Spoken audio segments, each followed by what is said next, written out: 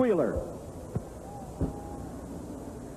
Ladies and gentlemen, I'm sure all of you are aware that the driver of this most famous car is about to race for the last time in the same community where he won his very first race 32 years ago.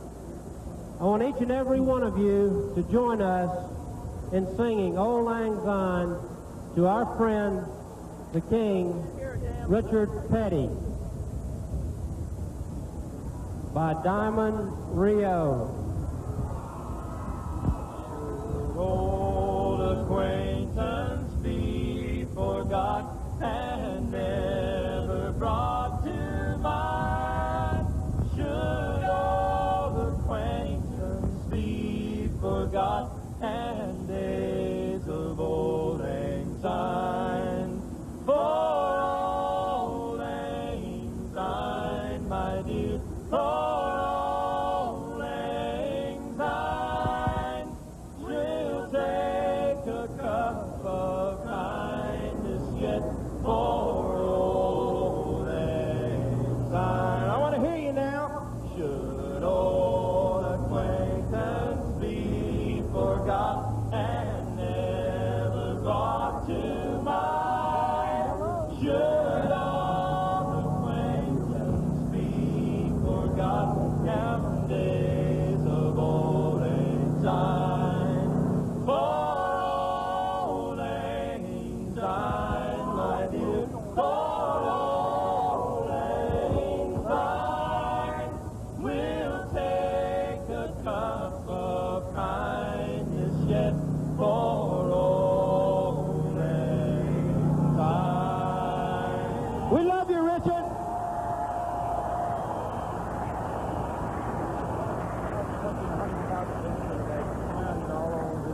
Thank you for being Richard Petty fans. The main thing is thank you for being racing fans and, buying all the tickets and all our products. And, it's been great.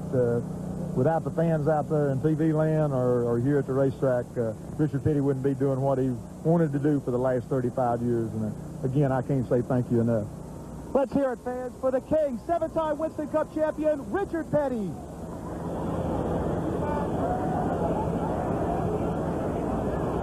A little touch of Charlotte, North Carolina, here to begin the Mello Yello 500.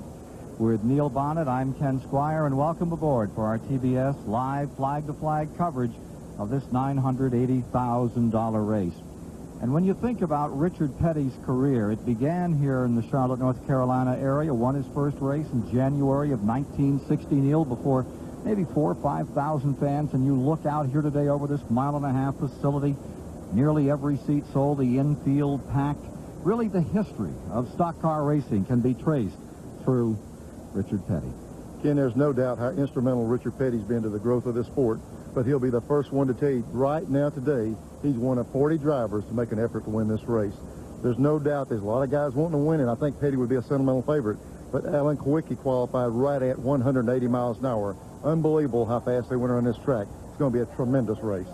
Now let's go for that command to get them underway for the 33rd annual Mello Yello 500, the chairman of the board of the Charlotte Motor Speedway, Bruton Smith. And now, ladies and gentlemen, as always, to say those four famous words, here is the chairman of the board of the Charlotte Motor Speedway, Mr. Bruton Smith. Gentlemen, start your engines.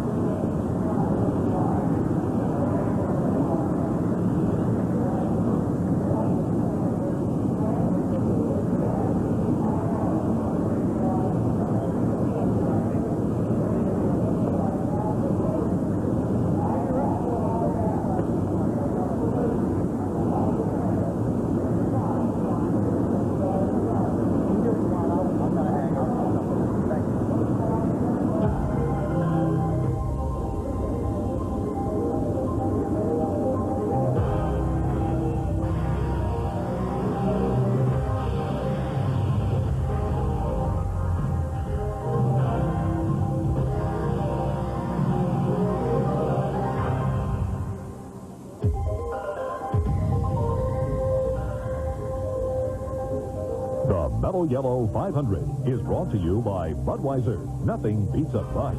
By Goodyear, #1 in tires.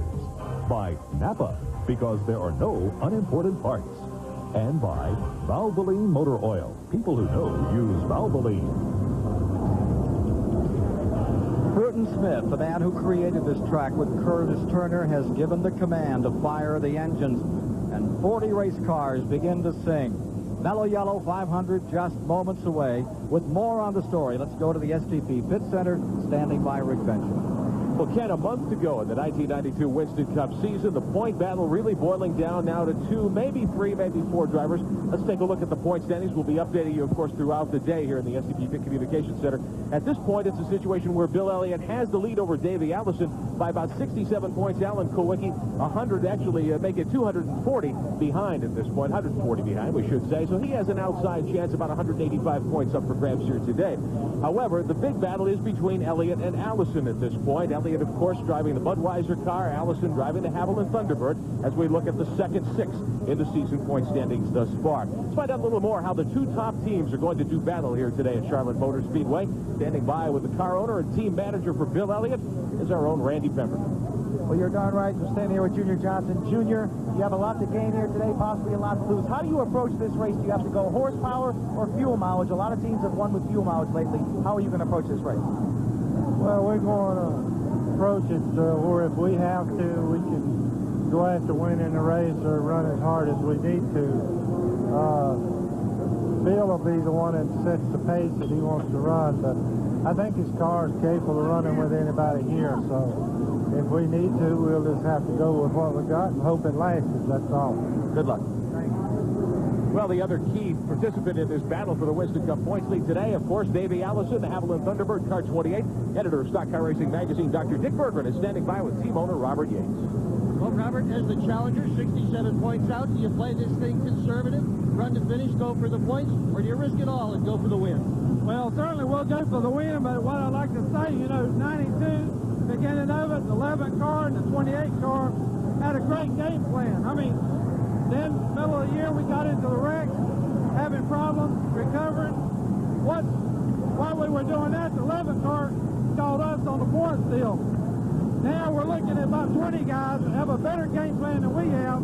So on Friday, we changed our game plan. We're not a strut, we're going for the win.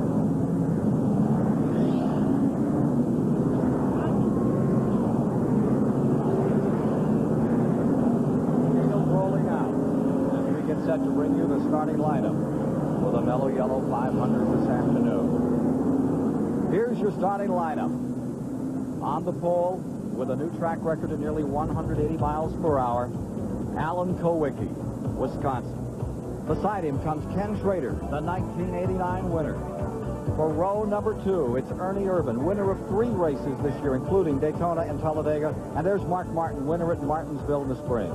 Row 3 today, there's Ricky Rudd, recent winner at Dover Downs, and Morgan Shepherd alongside. In row 4, it's Dale Jarrett in the Joe Gibbs Chevrolet and Brett Bodine. For row 5, Jimmy Hensley will be there. Top rookie and Darrell Waltrip won this race back in 1981. For row 6, Dale Earnhardt, the 80 and 86 champion, and Jeff Bodine, the defending champion. Row 7 is Terry Labonte and Derek Cope. In row 8 this afternoon, Lake Speed and the 84 and 87 500-mile champion here, Bill Elliott. Going to row number 9 is Dick Trickle from Wisconsin, and alongside is Harry Gant, the 1982 winner.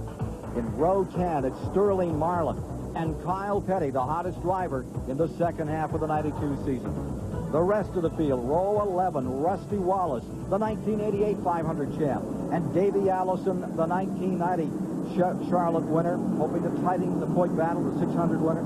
The veteran from Virginia, Rick Mass, starts 23rd. Jimmy Spencer will start in 24th. Row 13 is Chad Little and Bobby Hamilton. Row 14 today, Hutch Strickland and Bobby Hillen.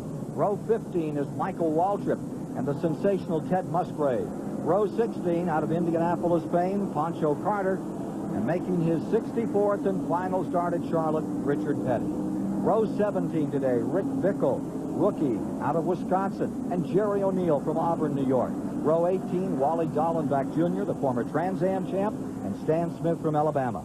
Row 19 is Bob Shadd, an ARCA graduate, and Jimmy Means making his 28th start here at the Charlotte Motor Speedway. Rounding out the field, Jim Sauter and Dave Marcus. The course, the 1.5 miles over which they're going to be running today, Neil. Big tri-oval in the front straightaway. Big, smooth racetrack. They've done a lot of work on this thing. 5 degrees on the banking on the straightaways. Very little degree there. You get down in the corner, and it's got 24 degrees. That's where these guys are flying. They're running right at 180 miles an hour average around this racetrack. It's because of that good degree of banking, a good exit off turn 4. Field progressing through the 3rd and 4th turn up on that 24-degree banking. Place that can really bite you, as Neil Bonnet can testify. Pace car is in. Crowd on their feet. Packed house. Ready to watch. Alan Kowicki and Ken Schrader. Ford against Chevrolet squaring off in row number 1. Ladies and gentlemen, we're underway with the Mello Yello 500.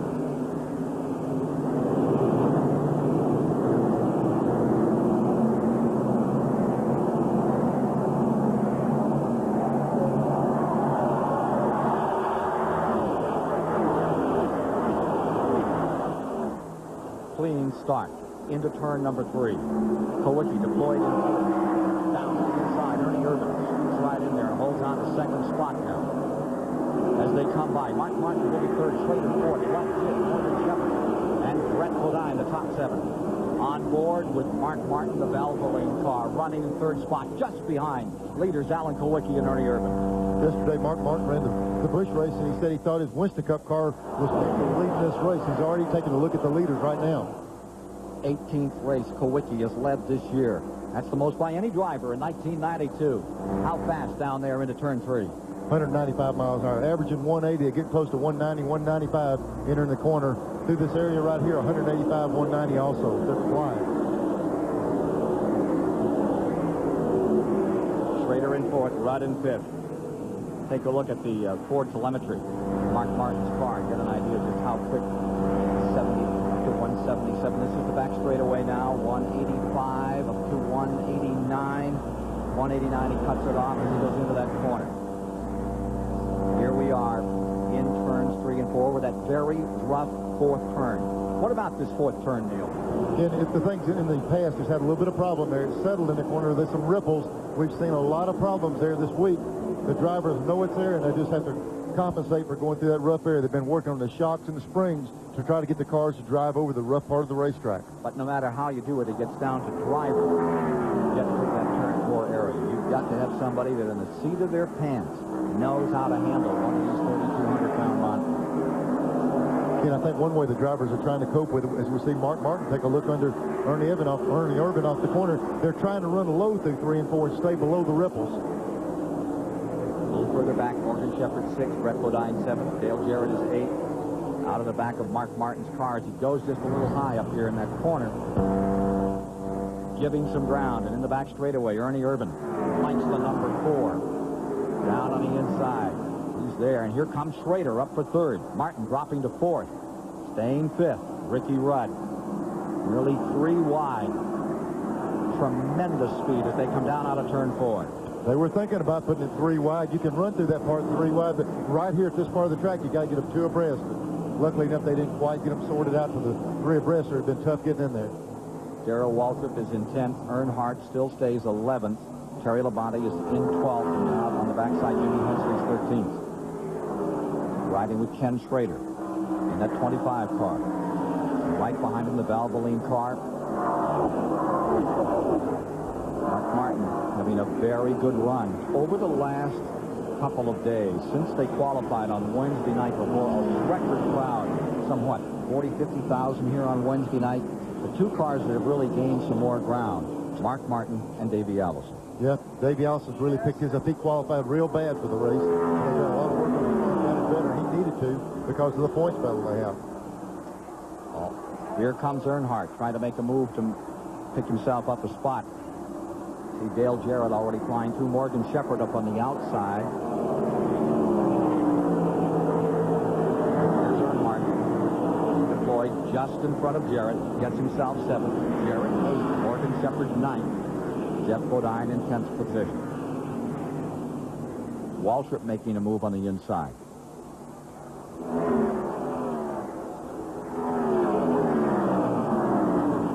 Earnhardt, who won here in May in the 600, the Coca-Cola 600, takes that good red Chevy right down through that third and fourth turn, now trailing by 4 seconds to the leader, Kulwicki. Now here's Davey Allison in the 28 car. It looks like that car is a little loose. Davey's struggling. He's fallen. He's fallen back to 32nd position now. We heard Robert Yates say they were going to go for the win and they were going to quit stroking. Not necessarily they have. They said they were really going to make an effort to win this race, and they changed a lot of stuff, and right now they're off the pace, and Davey's backing up a little bit. Back to the lead, and look at the lead that Alan Kulwicki out of Greenfield, Wisconsin, is putting on this field. Most observers believe the 92 Winston Cup champion will be either Bill Elliott or Davey Allison. Alan Kulwicki, though, is in the chase. Third spot. He's not conceding anything. Yeah, the way his race car's been running. The championship, mathematically, we're not out of it. Realistically, they would have to have a problem in at least one race for us to catch them. But we're not giving up yet. We're going to focus on trying to do the best we can and finish out the year on a strong note and win another race or two. And whether it's first, second, third, fifth in the points, whatever, focus on what we have accomplished this year. Alan Kulwicki, who destroyed the old record. The old mark was Mark Martin of 176-mile-an-hour lap. Alan Kulwicki toured this mile-and-a-half track at 179.027 miles per hour to wrest the pole from the rest of the field. And here are the guys trying to chase him down. Moving in second, the guy that set outside of the front row at 178. That's Ken Schrader running in third, and Mark Martin pulls up on Schrader as they come down the main straightaway, completing the 11th lap. Boy, they're moving around all over the racetrack. We saw Martin trying to get under Ken Schrader. Schrader moved inside, then moved outside. They're using up every bit of this track. Here's Mark working through the corner. You can see down there the brake pedal is virtually useless in this thing. They're running so fast around the racetrack now. You want you just barely touch the brakes. Just ease the brake down there. He's full throttle. Coming through turn 4 in just a moment, and watch him work that steering wheel in turn 4 to keep this thing balanced. Back into the main straightaway. Gets a handful there as he comes back into turn number 1. Schrader pulled up alongside, then backed off. There's Kulwicki and the advantage over Ernie Urban in the Kodak Chevrolet. The Hooters Ford out in front. To a degree, Kulwicki seemed to have given up on that point chase. And it surprised me. He went back and met with his team, and they were trying to get his car back in a race a couple ago. And he said, guys, I thank you. We've worked well as a team. I think he's got the bit in his mouth again and is really running hard. He senses at only 144 points out. But if anything happens among those leaders, Elliott and Allison, he's got a crack at taking the championship once again. Battle continues between Urban and Martin, and we'll have more of the story here from Charlotte in just a moment. A motor like what we run is usually costs around $50,000. From a dead stop, we'll go 285 miles an hour in a quarter mile. This top fuel class is the fastest class at the drag races. We need a motor oil like Pennzoil to protect our investment. It makes me feel good on race day to have Pennzoil in our car. We can't live without Pennzoil on our team. I wouldn't use anything else. I wouldn't run without it. Pennzoil, performance, protection, and quality, that says it all. This is a test.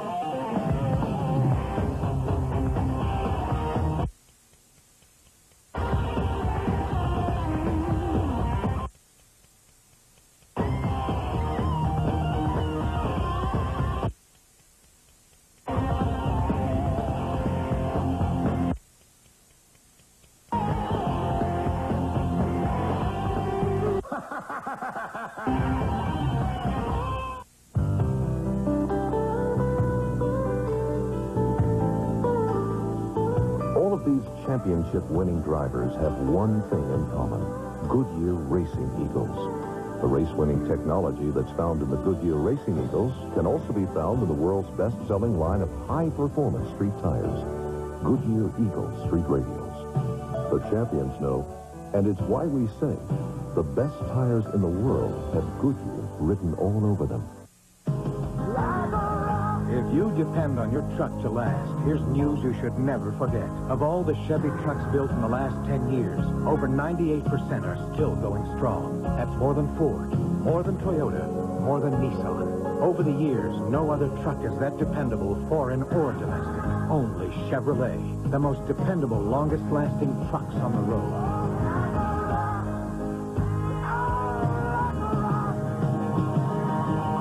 Mark and my relationship goes way past business. I'm sure in a previous life he and I were twin brothers. Throughout the race, the driver and crew chief communicate. The driver complains about the car or brags about the car. It's the crew chief's job on pit stops to make whatever fixes he can to help the driver's predicament. Everyone has about the same access to equipment and technology, but the people who rub on it the most and think the most of it and think about it the most will end up winning the race. Dane, you are a reckless man. A deadly game of hide and seek, where winning means living to tell about it. Chuck Norris, An Eye for an Eye. 7 Eastern, tonight on TBS. Welcome back to Charlotte Motor Speedway. The Mello Yello 500 underway this afternoon. We're in the early stages of the event today, and your leader continues to be Alan Kulwicki. Alan Kulwicki off the pole, doing a terrific job here so far this afternoon. One of the stories we're going to continue to follow for you today, the True Value Hard Charger Award. The driver who leads the most laps in each Winston Cup event is in for a nice payday, $1,500 per race. There's a $50,000 season-long prize. We track this each and every week of the Winston Cup season. Davey Allison, emblematic of his fine campaign so far, more than 21,000 hard charger points. A big lead over Bill Elliott with about 13,280. We'll watch this one for you all afternoon as well. That's an inversion of the way the Winston Cup point battle stacks up right now, but Davey has led more laps this season. The story with Davey Allison, a very interesting one. He's been backing up so far in the early going here. Let's check in on that situation pit side with Randy Pemberton. Well, the story is with Davey Allison. He came over the radio and said the car is bad loose. Now, what that means is the rear end wants to come around. The way they can fix that, this is what you call a rubber, and they have one in each of the right front and the right rear. What they will do is take the rubber out of the right rear, put a rounded wedge in the right side, hope to tighten the car up for Davey Allison. Hopefully he can go back to the front without going a lap down, but they need to do it under caution.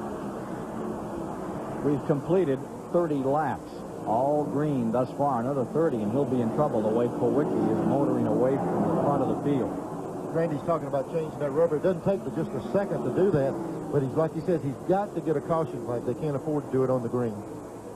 There you see the 28 closing in on Wally Dallenbach Jr., but not able to get by him. Back in front, there's your leader, Alan Kulwicki in the Ford. The Hooters car building up a tremendous advantage in this early going. It's a considerable distance back to second place, which is Mark Martin and then Ken Schrader. Now here is Bill Elliott. We're looking here actually at 7th, 8th, and 9th. Earnhardt is 7th. Dale Jarrett is 8th. Bill Elliott is running in 9th, and a changing of the guard as Jarrett. Dale Jarrett in the Joe Gibbs car goes to the inside and loses ground as he pinches it off on the bottom. You know, Dale's car, he really gets down in the corner. He drives it so far off in the corner, see him wiggle around a little bit. Looks like they beat him up off the corner, but he drove it in real hard and got back in front of the 18 car. Winner of the Coca-Cola 600 on this track, his only win this year, Dale Jarrett, trying to make up some room way back in the point standings as we continue to watch this contest. And here's Jarrett down on the inside again, out of turn number 2, trying to exploit that opportunity on the bottom of the racetrack, and he's there alongside Earnhardt on the outside. I tell you, Dale's the kind of guy, when you get it up beside him, you're not necessarily by it. He sails that thing off in the corner.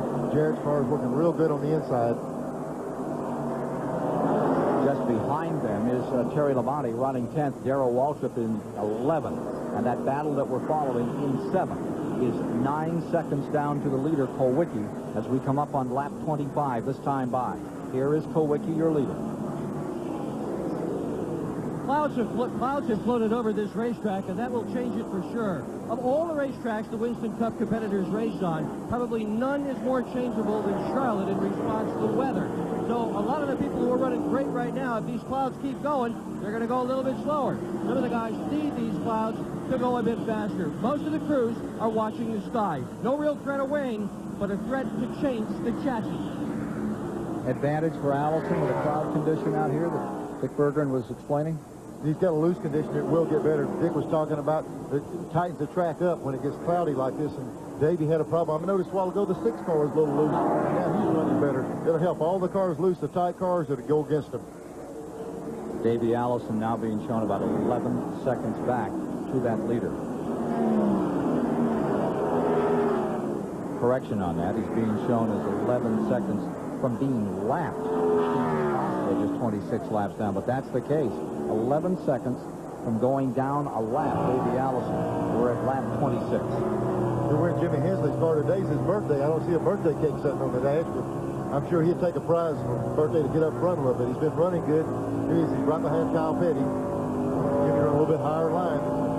Runs good on these big racetracks. Everybody was impressed with the short track performance, but he also runs good on these big racetracks. 47 years old, running in 15th with that Trop Octave car from Cale Yarborough, Jimmy Hensley. He much sewed up the rookie honors this year in Winston Cup racing. Jimmy Hensley, number 66. Bob Johnson, the crew chief on that car out of New England division. Bob Johnson, who had worked back in the Race Hill Farms days. Harry Gant when he first came on the scene. We were looking at Hensley's right there, and they had Kyle Petty directly in front of him. I think everybody was really expecting Kyle to make that run. We see Kyle directly in front of Jimmy here. Kyle's car has been one of the strongest on the circuit the last few months, and everybody thought he'd be real strong here in Charlotte. They might need to do a little bit of dialing in when they get a caution flag to work on. 67, the point interval between those top two contestants as this race started. And right now, Davey Allison praying for a caution flag, make some adjustments. Reynolds and Robert Yates would sure like to see something. And we had a little bit of rain this morning as we arrived at the track around 8 o'clock. Now cleared off. Looks to be a good day, and to stay that way all the way to the checkered flag this afternoon in the running of the Mello Yello 500. Well, when it's a cool day like this, Ken, it works on motors to deal. When I say that, what it does, it gives them more horsepower, and they just virtually tear themselves apart. One of the real veterans, Dave Marcus, and that Kellogg's number 41, getting lapped by Alan Kowicki, who is thrashing this field at the present time, setting an incredible pace. Davey Allison now 9 3/10 of a second from being lapped by Alan Kowicki. We are showing 30 laps complete on the board. That gets us to 45 miles. Let's go back down to the STP pit center, and here's Rick Bennett. These drivers are running for nearly $1 million in purse money today here at the Charlotte Motor Speedway. But before they get to the checkered flag at halfway, there's a $10,000 prize up for the leader. The way things are looking right now, Alan Kowicki certainly will be a contender for that. There's money. There's actually a nice prize in it for many of you at home, too. It's the Gillette Halfway Challenge sweepstakes. Besides the driver winning $10,000, if you can tell us who's leading at halfway and you're the person called from last week's drawing, you'll win a brand new Chevrolet Lumina Z34. Now, if you'd like to enter our contest in time for next week's running of the AC Delco 500 at Rockingham, here's where you can write to. It's Gillette Halfway Challenge sweepstakes. The address at box 2246, St. Petersburg, Florida, 33731. You have to have your entry in by next Saturday. You have to be 18 or older. We'll draw another name, and we'll make that call next week. And if you can name the winning driver, the leading driver at halfway, you'll win that automobile from Gillette.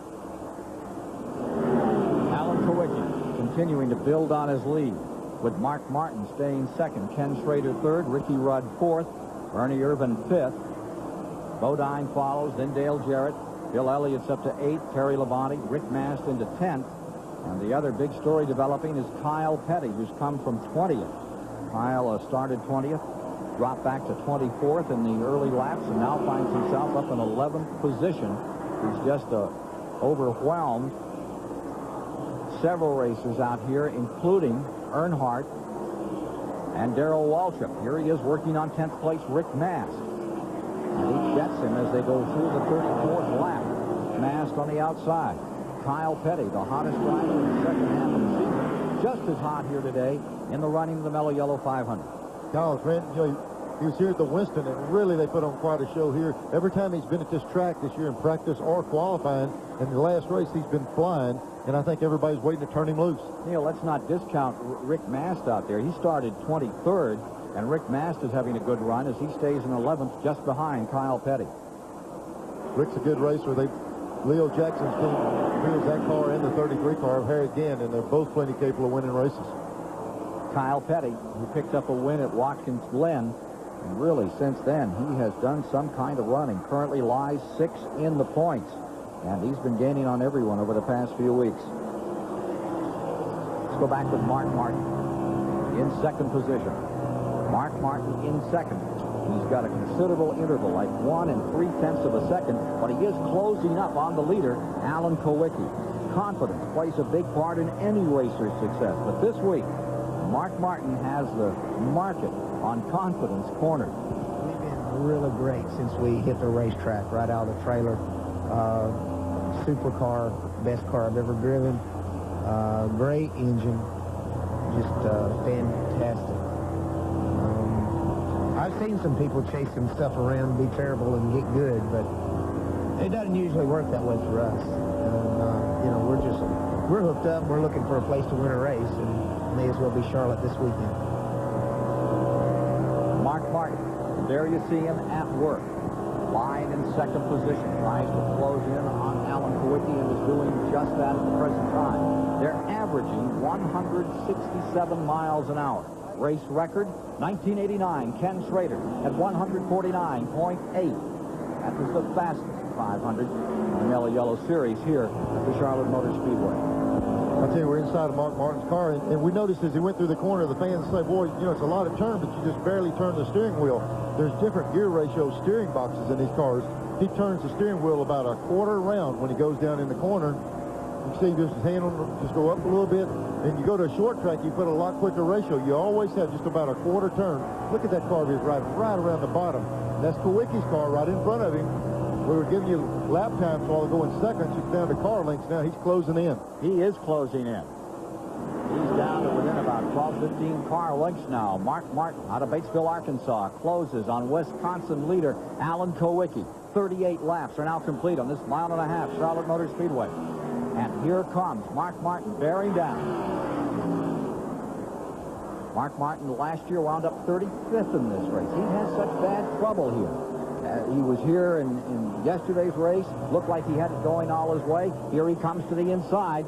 Ford against Ford. Bottom of the racetrack. That number 6 car is in there. Looked like Kowicki's car whenever Mark Martin got right behind him. Kowicki got a little bit loose, and Mark shot right up under him and took the lead. And draws away 5-6 car lengths. The concern must be for Davey Allison now. He does not want to go a lap down for sure in this field. He is up to 26th position. But these two attackers are just drawing away at a tremendous rate from the rest of the field. The 6 and the 7 up in front with the 3rd spot belonging to Schrader. 4th is to Ricky Rudd. 5th is to Ernie Irvin. And there from the Max Race Cards aerial platform, a look at the Charlotte Motor Speedway. We'll be back with more in a moment.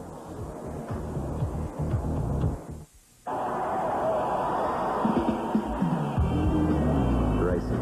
I can't explain it. You're kind of in a limbo zone. Time's different. The speed's different. Everything works different. That sounds totally cosmic. It's out there somewhere. Kyle Petty and Mello Yello. There's nothing mellow about him.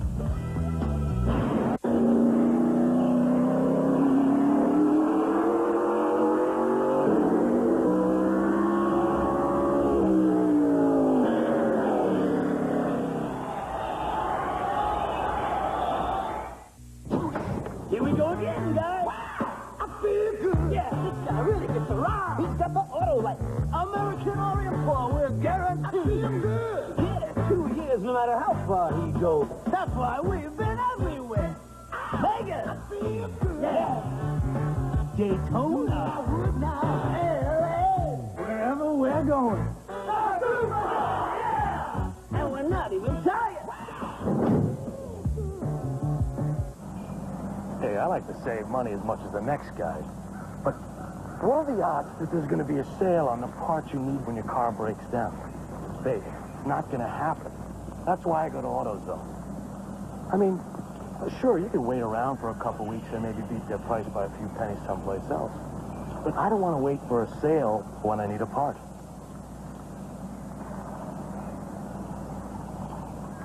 Now, what more could you ask for?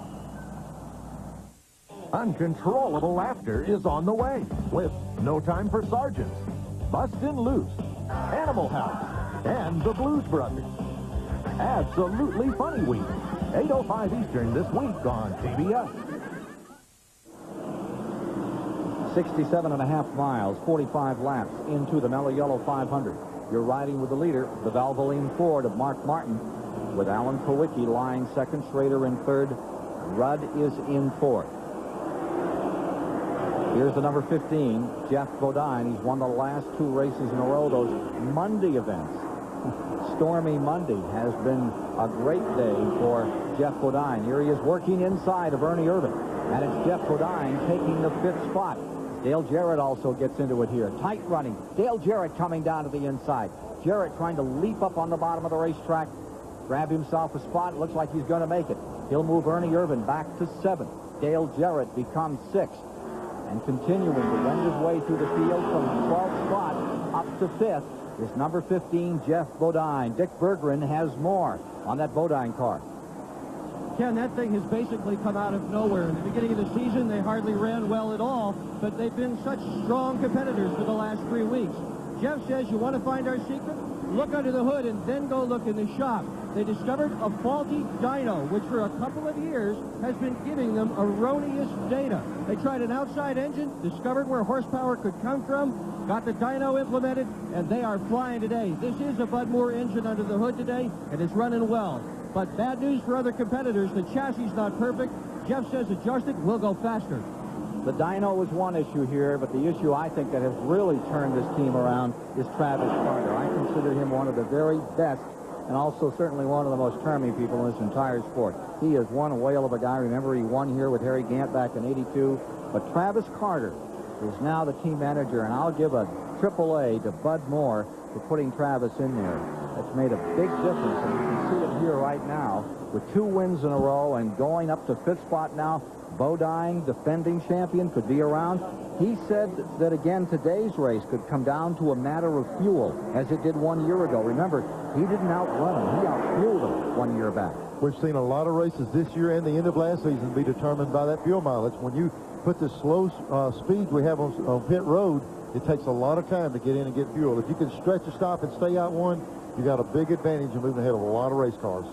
Travis Carter, whose last win had been back in '85 North Wilkesboro with Gant, getting 2 in a row and going for 3 today. And look at that move as Bodine comes up to 4th spot. Up to 4th is Bodine. Now let's watch all these cars as they come through. Let's watch for Davey Allison. We were telling how far behind. You see the people that you recognize on track. We'll see Davey Allison come through, and then we'll see how much he likes to be in the lap in just a few minutes. There goes, here comes the Bodine car. He's right here. You see Davey Allison just right behind there. The white car. And the leaders coming down. There's the leader right here. About 7 seconds. So now it's sustaining. It's staying about the same. They've run those tires down a little on those 2 leaders with that pace they were setting. What is the pace? Well, it's down about a mile an hour, 166 mile an hour average. They've just completed 50 laps. In the Mello Yello 500, 75 miles are down, all caution-free to date.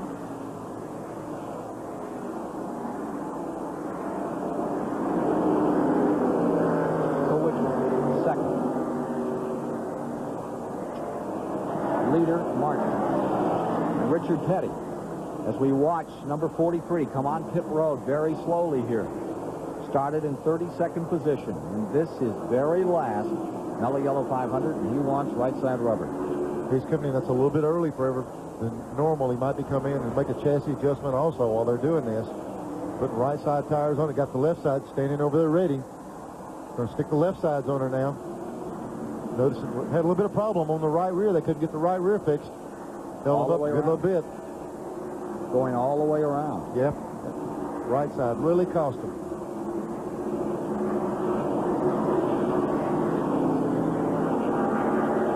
A little bit of slip on the right rear cost them about 8 or 9 extra seconds. Kyle Petty is on pit road. Bob Shadd had come in and gone back out. Randy Pemberton standing by, waiting for Kyle Petty on this pit stop. He had been running 8. Kyle is in. He brought the car to a halt. They said, Kyle came over the radio and said that the car was just a little bit tight. They want to crank around the wedge out of the car. They're on the right side. It's considered a 2-tire stop. Kyle's down and away. That was a fast tire stop. Yes, boy, that was quick. And we saw him also do that one round of wedge in the right rear that he requested. He should be better now. A race at Charlotte is always special to these teams, but Kyle Petty says winning here means even more because Charlotte is the hub of the sport. In a lot of ways, I think Charlotte winning either race at Charlotte, whether it's the May race or the fall race, is bigger than Daytona. And I think if for no other reason, it's just to have bragging rights around Charlotte. And I think that's what it all boils down to. There's so many race teams in Charlotte that when you go out and the crew goes out at night and they're messing around, and you want to say, hey, I won over here in May, or I won over here in October. And I think that's what it boils down to. It's a little bit more special for us since our sponsor sponsors both races, the Coca-Cola race and the Mello Yello race. But, you know, I think it's mainly a pride issue here. Kyle moving around Rick Dickel, lapping Rick. He's running 26 currently on the field after making that pit stop at lap 51. We're showing lap 54 on the board at the present time. As Martin Kowicki Schrader run 1, 2, 3. Ford, Chevy, and Jeff Bodine Ford up to fourth. Boy, this car right here, look at it. It's like it's on a rail. I'm sure Mark Martin's got to be thinking about yesterday. He had the bush field covered just like he's doing right now and had a little bit of problem. Hopefully this thing will run all day long. Here comes Kowicki. About 2 seconds back behind him. A little more than 2 seconds. Jimmy Means pulls onto pit road as we get this view from Derek Cope's Purolator car. We'll be back with more from Charlotte in just a moment.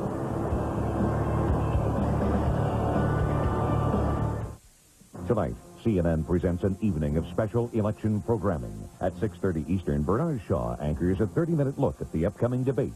Then at 7, George Bush and Bill Clinton meet for the first presidential debate live from St. Louis. At 8:30, Bernard Shaw hosts CNN's analysis of the candidate's performance. And at 9 p.m., a special edition of Larry King Live. King takes your calls and listens to viewer reaction to the debate.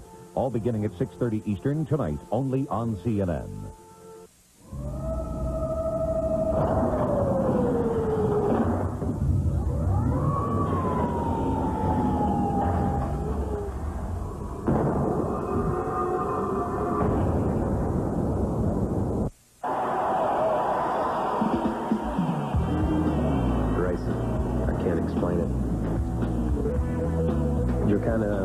In a limbo zone. Time's different, the speed's different, everything works different. It sounds totally cosmic. It's out there somewhere. Kyle Petty and Mello Yello. There's nothing mellow about them. Today, performance cars come in a variety of designs, sizes, and even prices. So do Goodyear Eagles, the world's most successful line of performance tires. There are all-season Goodyear Eagles, new ultra-performance Goodyear Eagles. There are Goodyear Eagles for the classic and for the contemporary.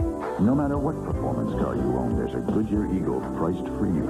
It's another reason we say the best tires in the world have Goodyear written all over them. With each new day, you find a way to be your best. Gillette Sensor for the closest, safest shave ever. You know you gotta be a little better than the rest. Only Gillette Sensor has spring-mounted twin blades that sense and adjust to every detail of every face. Gillette Sensor, when you're the best, there's no feeling like it. Gillette, the best of me.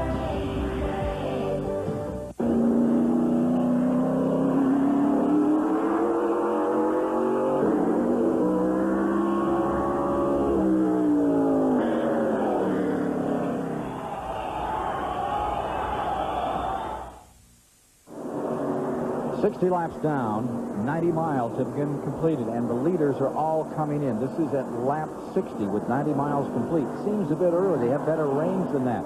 Let's check on pit road as to why with Randy Pemberton. Well, one thing for sure, Ken, is when you practice these cars on Friday and Saturday, you do check the gas mileage, but mostly you're checking the chassis.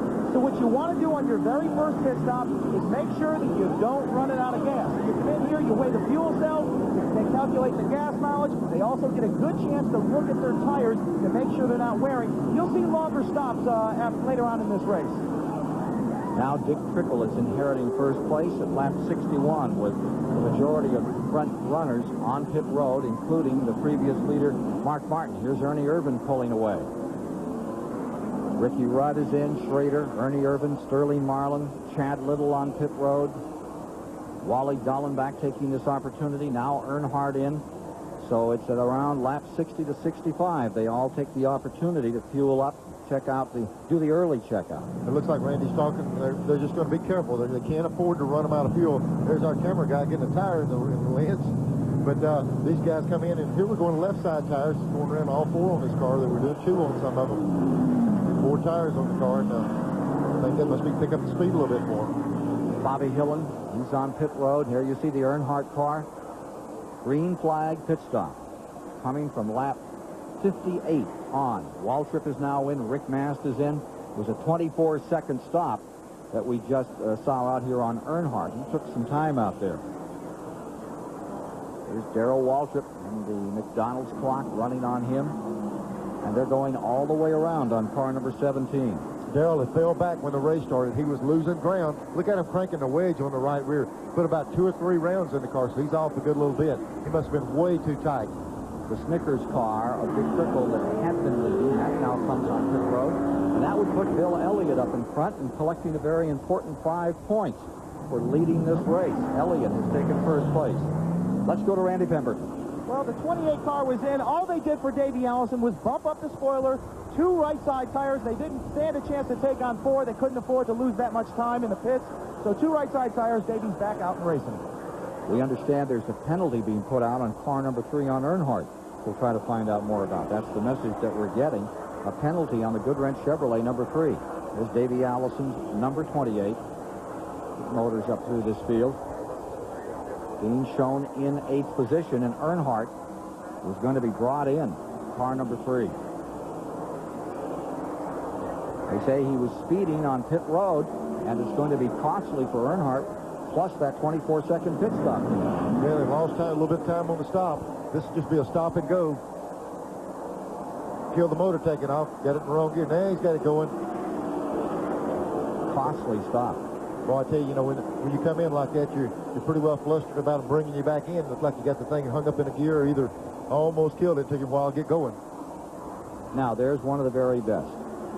It's happened to you. What happens when that motor dies out there? Well, that thing's made to turn 8,000 RPM. It's made to run fast.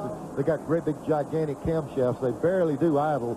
It takes a high RPM idle to keep them running, and it doesn't take very much to bog the thing down. And when they're hot like that, it's easy to kill them. Here comes Elliott coming in, the leader coming in now.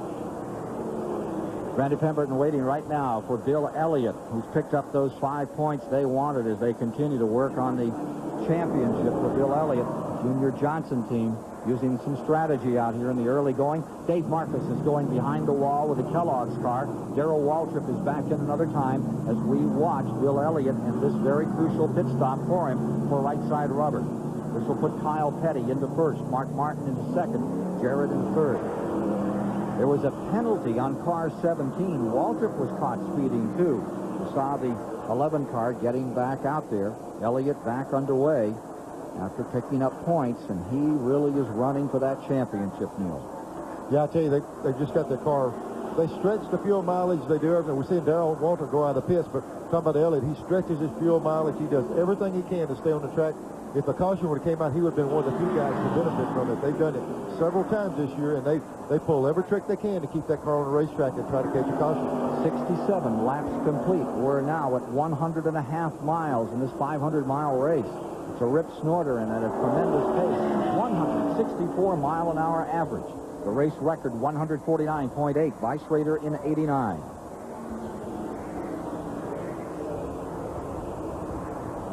Allison is getting lapped. Allison about to go a lap down by Kyle Petty, Bryant, and number 42 has put Davey Allison 1 back. There you see the 42, and there's the 28. Davey Allison just behind. The 2-tire change we saw with Kyle Petty was a smart call in the pits. He got 2 tires. He's out leading the race now by making just a 2-tire stop. So the advantage is Kyle Petty in the Pontiac over Mark Martin and Alan Kowicki. He leads by about 3 seconds. More from Charlotte in a moment. toss me Mello Yello. Oh, great. You're kidding. Hey, don't worry about it, guys. I'll go back. Yeah, we'll see you sometime next week. That's 60 miles back. When you've got a real thirst, nothing can keep you from the ice-cold citrus taste of Mello Yello. No mountains high enough, no ditch deep enough, no road rough enough. Mello Yello. There's nothing mellow about it. Hey, pal, how'd you get back so fast? Me and the Hummer took a little shortcut. Man, Joey, your mom should have turned on business. You luck out. Just you and your dad with the house all to yourself. I hate you. No bedtimes, no baths. Come on, guys. It's not like both my parents are gone. Joey, he's your dad. Dads aren't like parents. They're more like us. That's why Mom's always yelling at him. Take your lunch. I bet your dad packed your lunch your mom would have never thought of in a million years. Yeah. Open it, open it. So what'd you get? Nothing. Nothing? Yeah. I guess Dad forgot to pack my lunch. Wow. Mom definitely wouldn't have thought of that. Just you and your dad at home, huh? Bummer. Joey. Sorry, buddy. Guess I forgot something this morning, huh? So I brought you lunch from McDonald's. I hope that's okay. Okay, it's great, Dad. Great. Okay, I'll see you after school, all right? See ya. There goes a great man. Maybe you'll forget to make dinner tonight, too. Oil. It's the lifeblood of your engine. That makes your oil filter your engine's most vital organ. That's why Fram keeps going the extra mile to make the best protection even better. The Fram Extra Guard oil filter. Unique glass fiber paper stops more dirt than any other filter for the best protection ever. Fram Extra Guard. American or import, it's an extra lease on life. At lap 71, we're under caution for the driver who is synonymous with car 71, Dave Marcus. Of course, today he's driving the Kellogg's 41, and he put some debris down. Remember, we mentioned that he retired. Something broke on the car. They put yellow out just to make sure the track was safe. And as that yellow came out, remember how Kyle Petty had just motored by? This is the run back to the flag. Here comes Davey up on the outside, and he gets his lap back. An important key move for Davey Allison in his battle to stay up there with Bill Elliott. Well, in the course of today's race, we're going to briefly interview some very special people important to us as networks and as broadcasting companies, and to you viewers and fans because of the great tracks that they've created. Standing by with Rick Benjamin at the STP Pit Center is one of the pioneers of American motorsport, who has just renewed with us, and we're delighted to have the guy who has put together one of the very best, Paul Sawyer, with Rick Benjamin right now.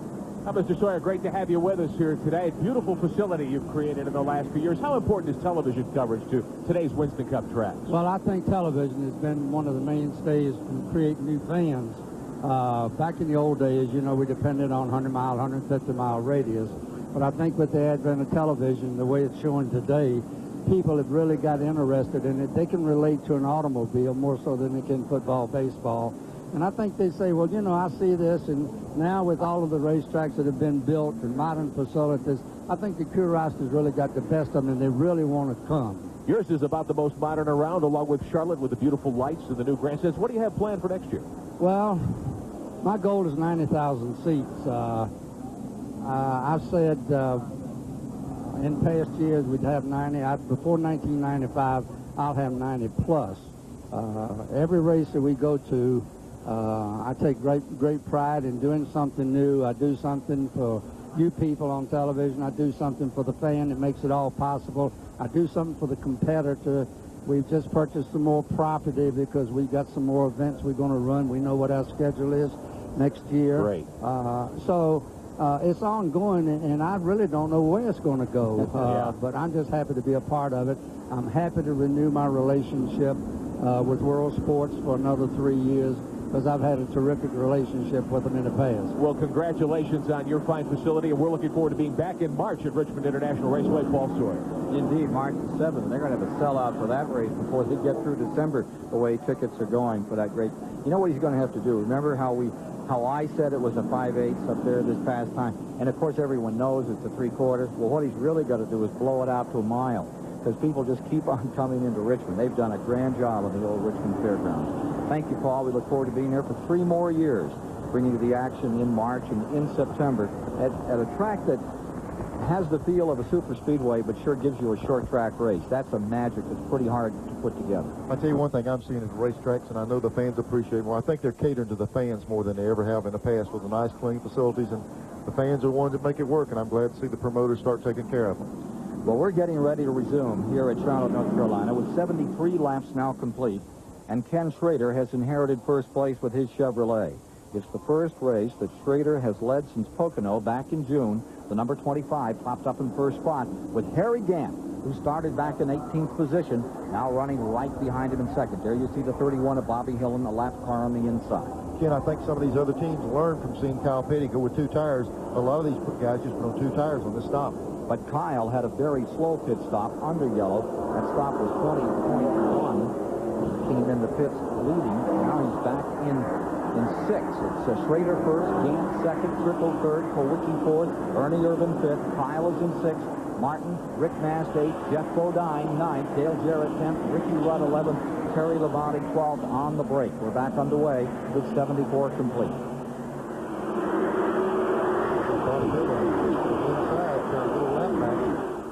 He's got out in front of Schrader. He's in position right now to get that lap back. He was also having a great race out here today. It was Dick Trickle. Dick Trickle is having a heck of a third. Remember, he started back in 17th from the outset. Lap car Bobby Hillin has jumped out in front for the moment. Martin Lorraine car, number 31, having a very good run. But Schrader stays in the lead. Gant second, Trickle third, Kowicki in fourth.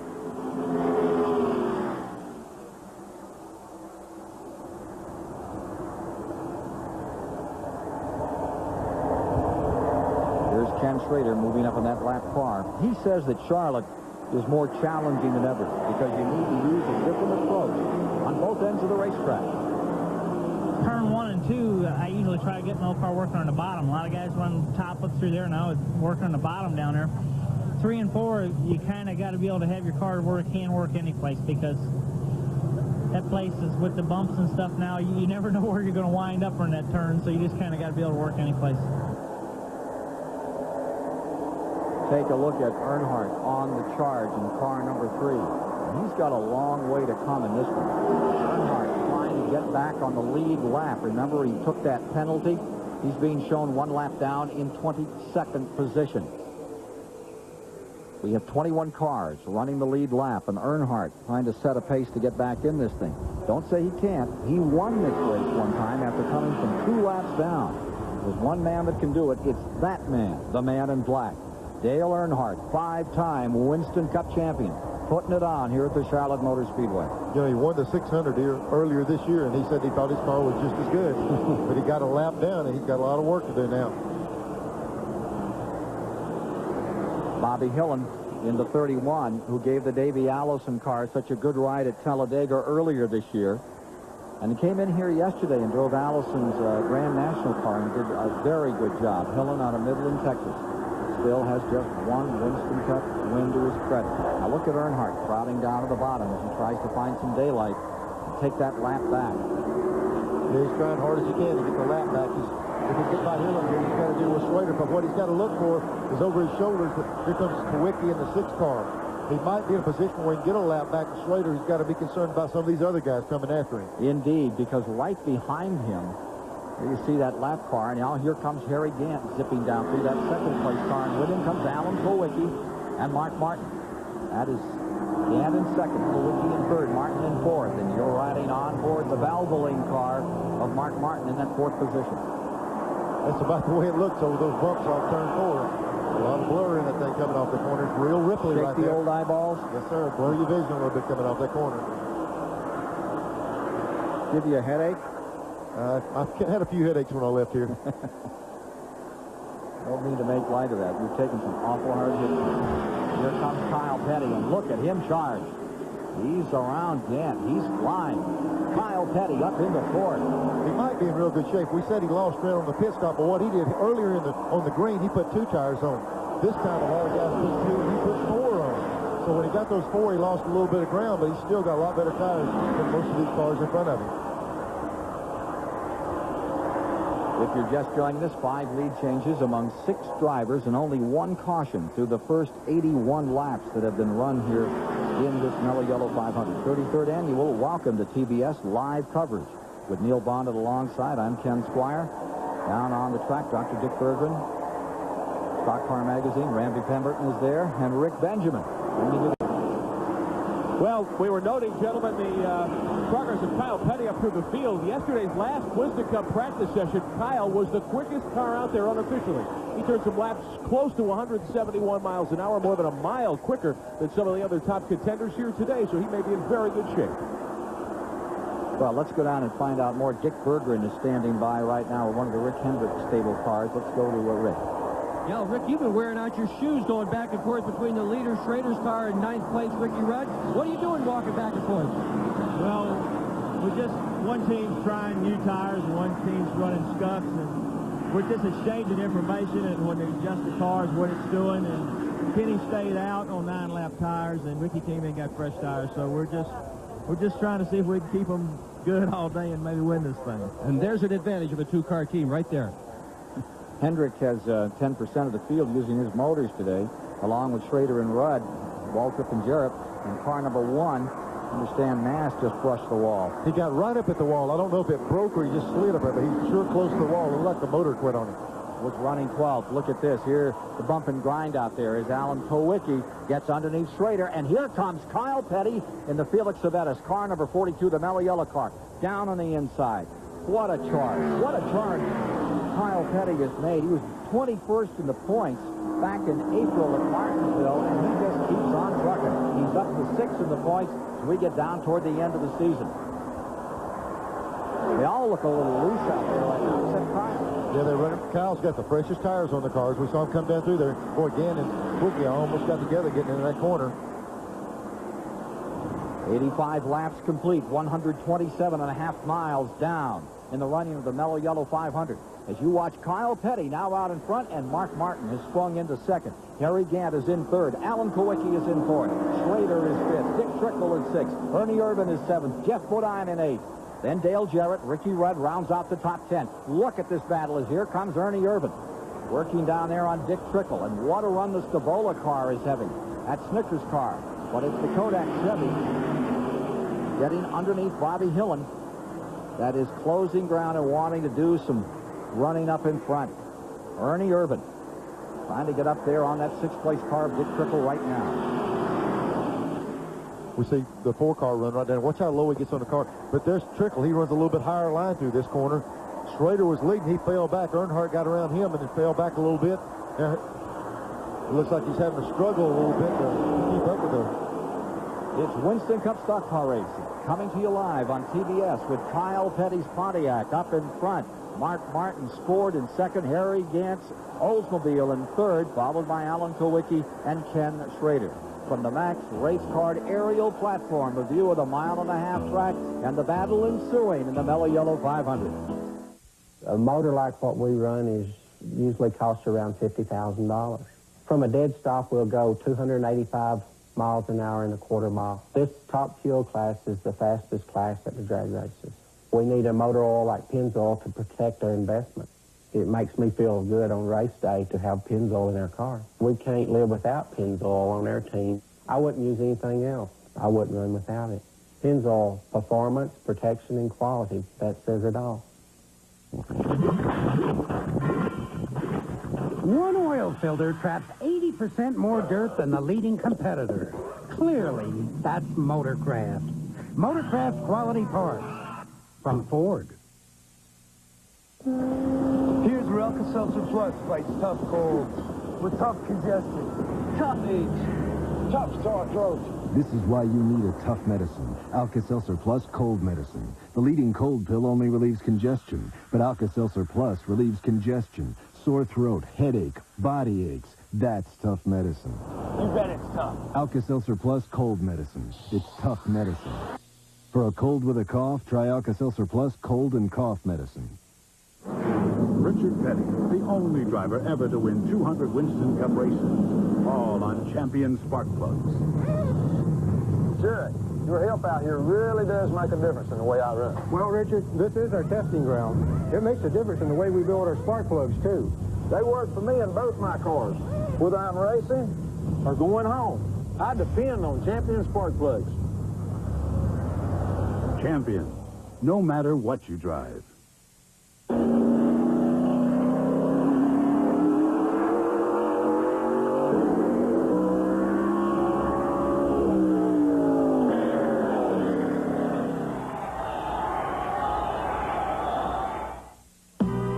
Sunday night, are the Rams ready for a march through the land of the linebackers? The Rams and the Saints tonight, 7 Eastern on TNT.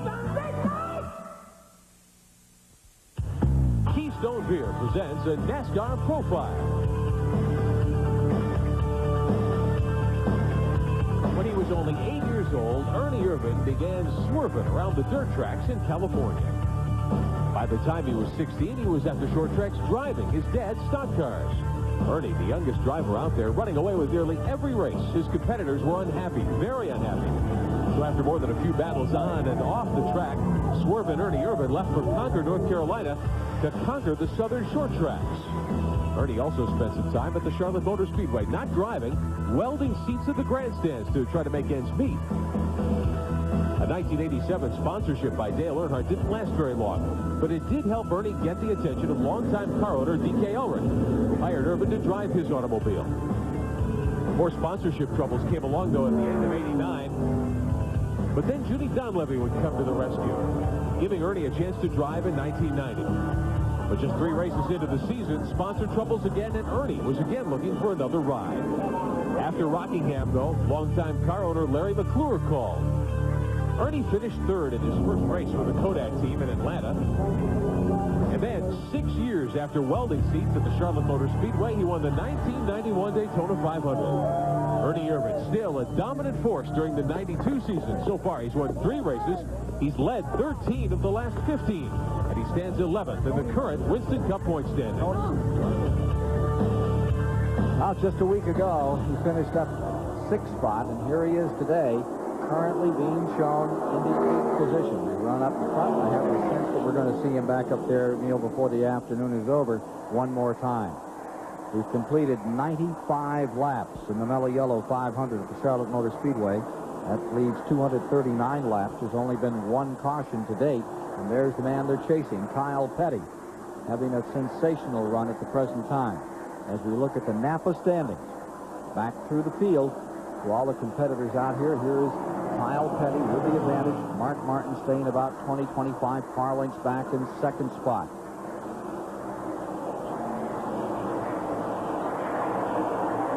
Alan Kowicki is maintaining 3rd. Harry Ganson 4th. Dick Trickle 5th. And Jeff Bodine, winner of the last 2 at North Wilkesboro, North Carolina, and Martinsville, Virginia, lies 3rd.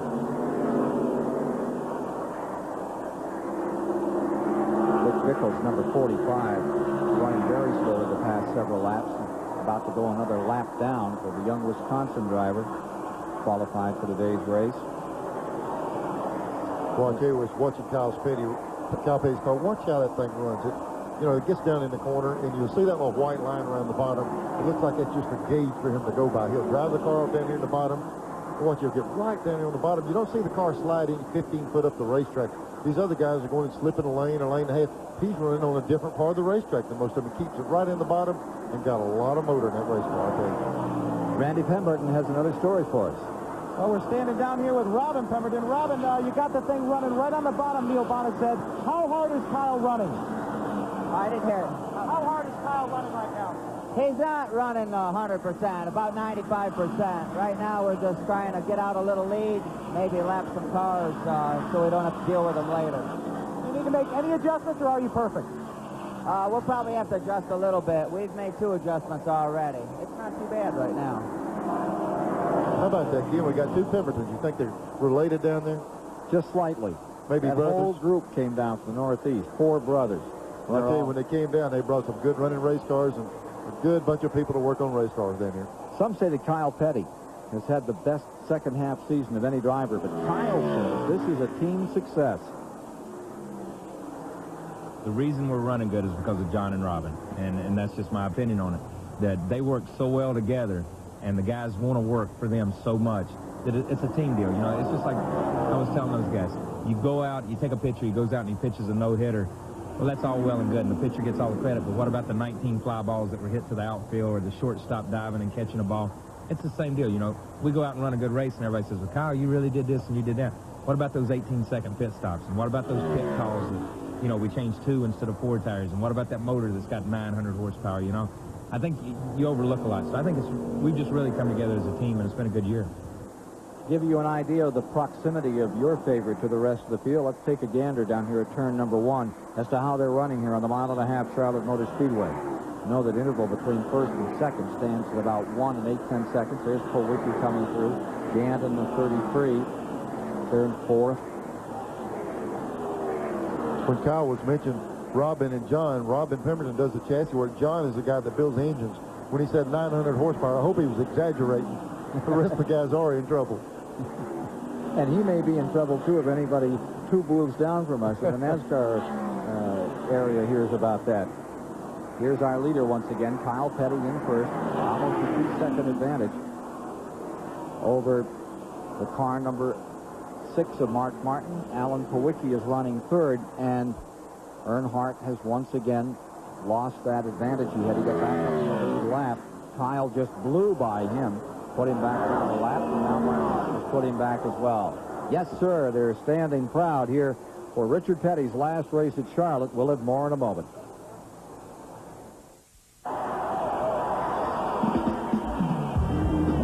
Racing. I can't explain it.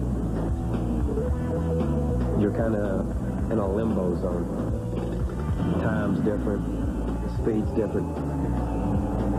Everything works different. That sounds totally cosmic.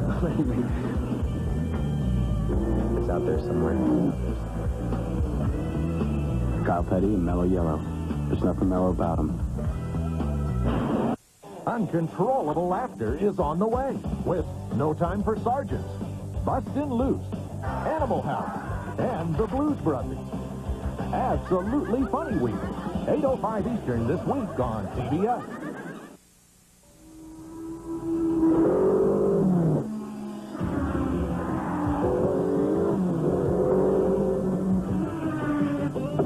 When it comes to making batteries that last, somebody's in high gear. Duracell. Today's Duracell batteries can even outperform the ones we made just a few years back. You can't top the Copper Top. This season, Bill Elliott's doing something he's never done before.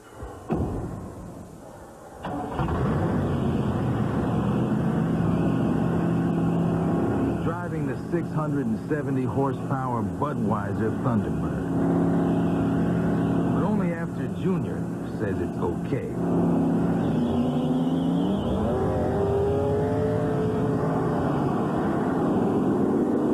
Alistair Jr. has the lead. One more turn to go. Here they come. The checkered flag is out. Little Al wins by just a few tenths of a second. Perhaps the closest finish in the history of the Indianapolis 500. A beautiful fall afternoon at Charlotte Motor Speedway. The Mello Yello 500 underway. The NASCAR Winston Cup Cars and Stars here on WTBS. Good to have you with us today. We're not that far from halfway. First 100 laps well into the books here today. Kyle Petty continues to lead. Got an address for you to write down. You might be able to win yourself a brand new Chevrolet Lumina Z34 if you participate in the Gillette Halfway Challenge. Send a card to Box 2246, St. Petersburg, Florida, 33731-2246. Have to be at least 18. Before next weekend's race at Rockingham, we'll pull a winning name. We'll call that person. That person can tell us who's the leader halfway next week and win that brand new Chevrolet Lumina. Today, of course, that prize is up for grabs again. Driver leading halfway may well be Kyle Petty. He's holding sway right now. The leading driver has up to $10,000, and you, if you can name that driver, might win a brand new automobile. 8 seconds away from lapping Davey Allison is Kyle Petty at 8 7/10 seconds for the moment. There's 19 cars left in that lead lap. There's only one car behind Davey in the lead lap. And that's the number 66, the Yarborough car with Jimmy Hensley. At 28, whatever the problem is, it's not remedied. It makes you wonder, earlier in the year, they just dominate this racetrack, and they're just struggling right now. Riding with Jimmy Hensley right now in that Trop Arctic car, staying up in the lead lap. About to take rookie honors. Let's take a look, if you're just joining us, at what has transpired here at the Charlotte Motor Speedway. Our Fram race story, there are the lap leaders. Alan Kowicki came out, dominated the early going, led by as much as 3 or 4 seconds. Then Mark Martin took over. Dick Trickle had a brief shot at it. Bill Elliott, Kyle Petty, Ken Schrader, they've all been up here out in front. And since lap 85, we're at 110. It's been back in the hands of Kyle Petty. And we've only had one caution to date. That was when the Kellogg car had some debris on the track, and from lap 71 to 74, the yellow flew.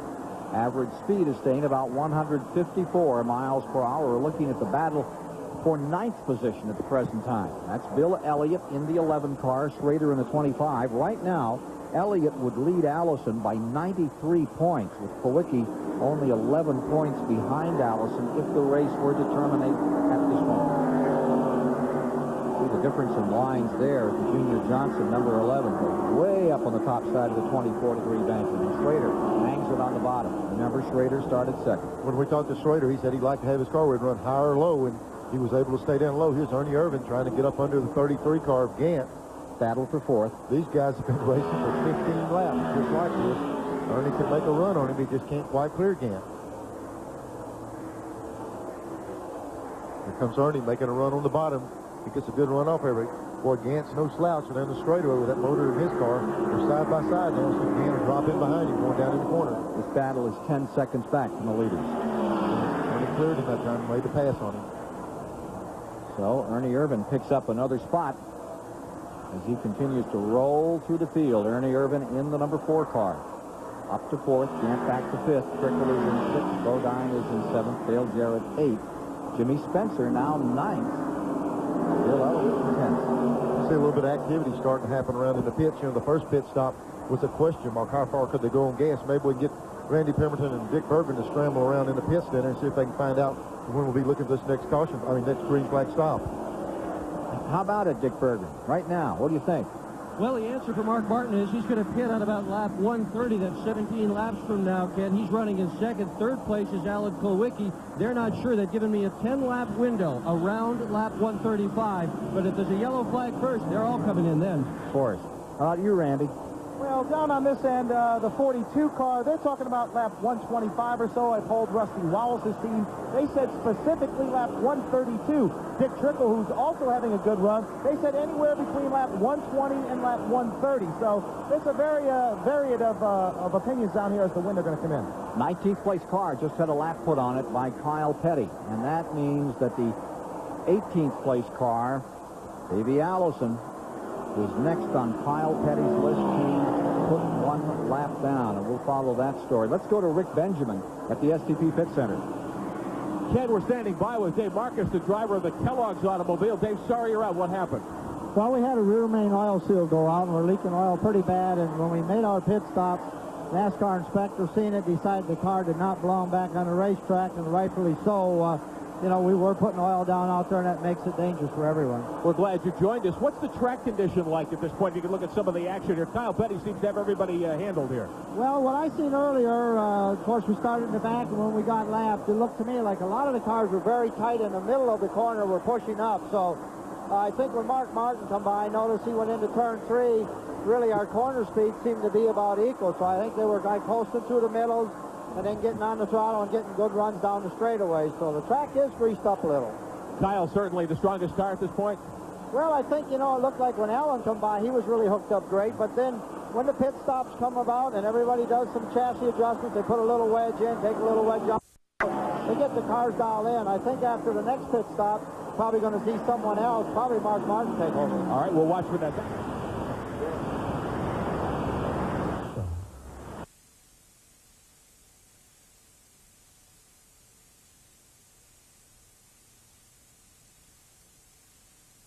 Got it quite sorted out. Well, there's the Davey Allison, car number 28. Remember, he's running on the tail end of the lead lap. being shown in the 18th position. And now watch for that 42 car. There it is. And the interval is down to 5 8/10 seconds. Davey Allison sure would like to have another caution flag right about now, Neil. His only other choice at lap 118, we heard Kyle say 120 was when he was going to pit. Kyle might pit, maybe can stretch it and keep him getting laps. There goes Kyle right on by Derek Cope.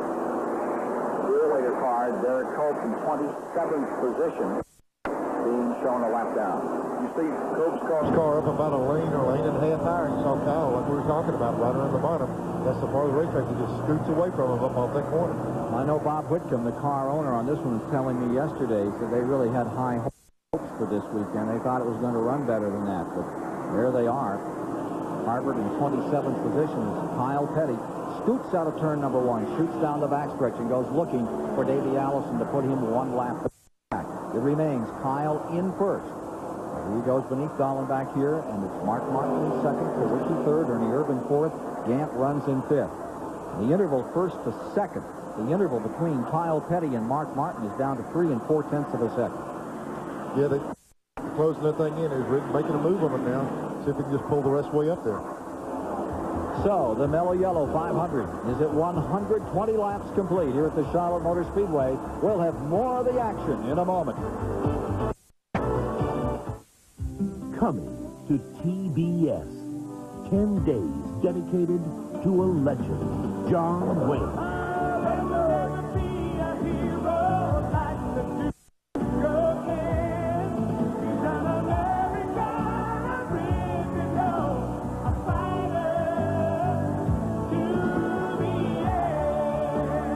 Days of the Duke. October 31st through November 9th, only on TBS. When Dave Thomas created Wendy's new spicy chicken filet sandwich, he said, if we're going to make it spicy, well, it's a start. Let's really make it spicy.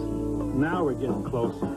So he seasoned a whole chicken breast filet by adding his own special blend of pepper and spices. And he kept on seasoning until it was perfect. Bingo. Come and try Wendy's new spicy chicken filet sandwich, because when you're hot, you're hot.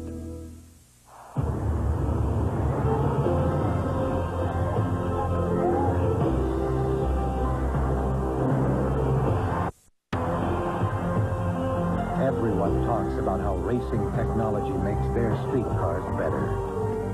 What they fail to say is whose race technology has won more than anyone else. Chevrolet. The cars more people depend on. Hey, Mark, what's it like? What? Driving one of those souped-up family cars. I don't think you could handle it, Al. Sometimes we bump into each other. Yeah, but it's always in slow motion. Are you going to take that from a guy who can't do anything for more than 5 seconds at a time?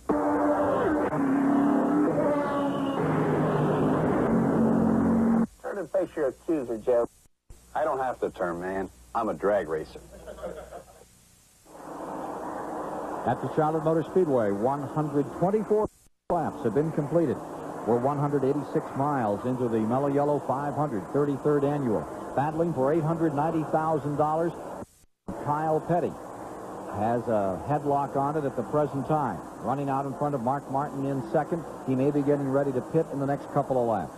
It's so hard to tell when Kyle's going to pit. He runs so low. He runs right at the part of the track where you normally come into the pits. And they've given us a call that he'll be in the next few laps.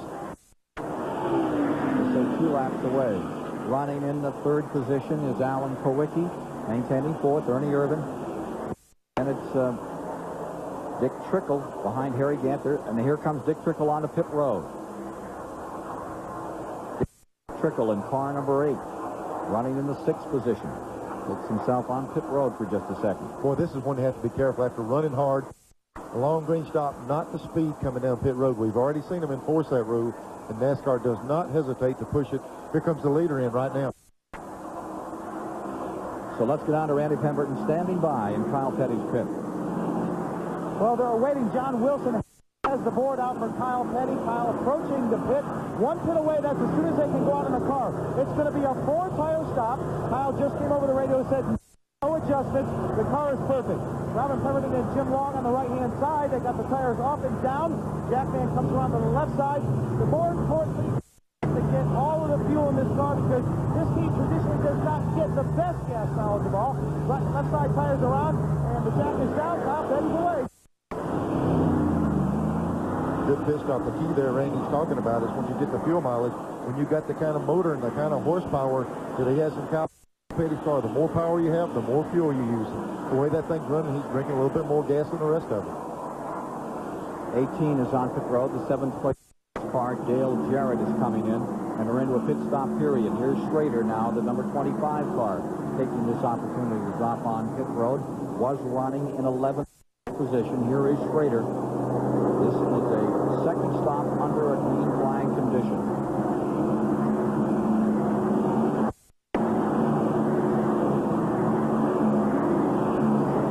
Four tires here on him. The left side's on him now. Regular four-tire stop. And away. 23 seconds. Here's car number 15, Bodine in, going for his third win in a row. Green flag pit stop. And they're going around for four-tire change here. Yeah, this crew here won the World Pit Crew race this year. They're the champions this year on the pit stop. So good service. Car number 2, Rusty Wallace, goes behind the wall. Rusty Wallace is retiring the Miller Pontiac. The Miller genuine draft car that's been running in 12th position has gone back to the garage area. We'll get a report on Rusty Wallace in just a moment. The leaders are Mark Martin first. There he is in the number 6. Alan Kowicki is in second. Ernie Urban is in third. Harry Gant is in fourth. And Bill Elliott is in fifth. Let's go to Rick Benjamin for a Goodyear Racing update. Well, Ken, things are starting to settle down a little on the racetrack after that flurry of pit stop activity. Every time we come to Charlotte, lots of racing news is made. Lots of events this week. Yesterday here at Charlotte Motor Speedway and on WTBS, the Busch National cars were in action for a 300-mile event. It was the All-Pro Auto Parts 300. Jeff Gordon, the quick qualifier for this event, he took the field away off of green. He had endured a tough summer. He'd been winless since the May event here in Charlotte, but Gordon would really put the field to shame yesterday afternoon. After qualifying on the pole early in the event while Gordon was holding sway, Todd and Dale Jarrett get together going into turn 2. Trouble right away. They slammed the outside concrete hard, collected some other cars. The 98 of Jim Bound getting involved. Bound lost a wheel down the backstretch. Now that wreck cost the third of the Racing Bodine brothers, Todd Bodine, the series points lead when he had to come in on the hook yesterday.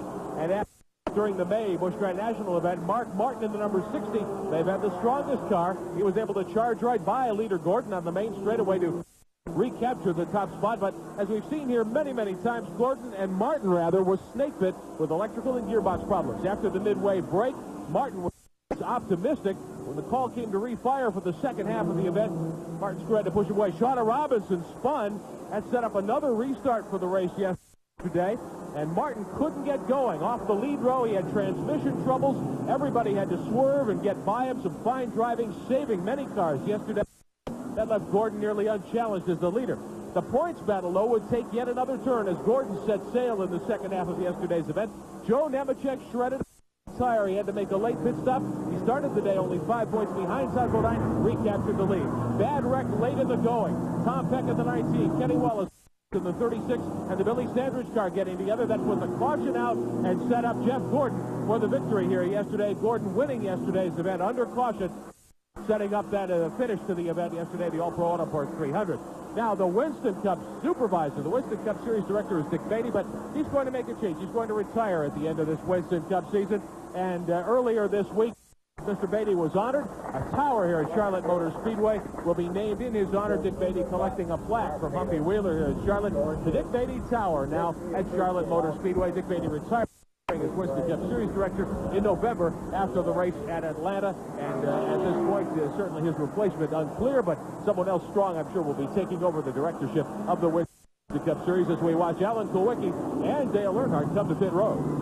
Indeed, Alan Kowicki coming in after briefly having an opportunity to run up in front. Let's go to Dick Berggren. This is a regular scheduled pit stop. Joey Covington's working the right front. Tony Gibson is on the gas. Rears are Shane Parslow and Tom Mountain. In only his 4th race doing it is jacking this car. They are having a good stop so far, Ken. Bad stops have plagued this team. This is not one of them. 20.12. Good stop for Kowicki. Kowicki coming back out directly in front of Dale Earnhardt, number 3. Here's Ernie Irvin's number 4, which has been the leader with these pit stops. Ernie Irvin had briefly inherited first place, so they sorted out in this period of green flag stops.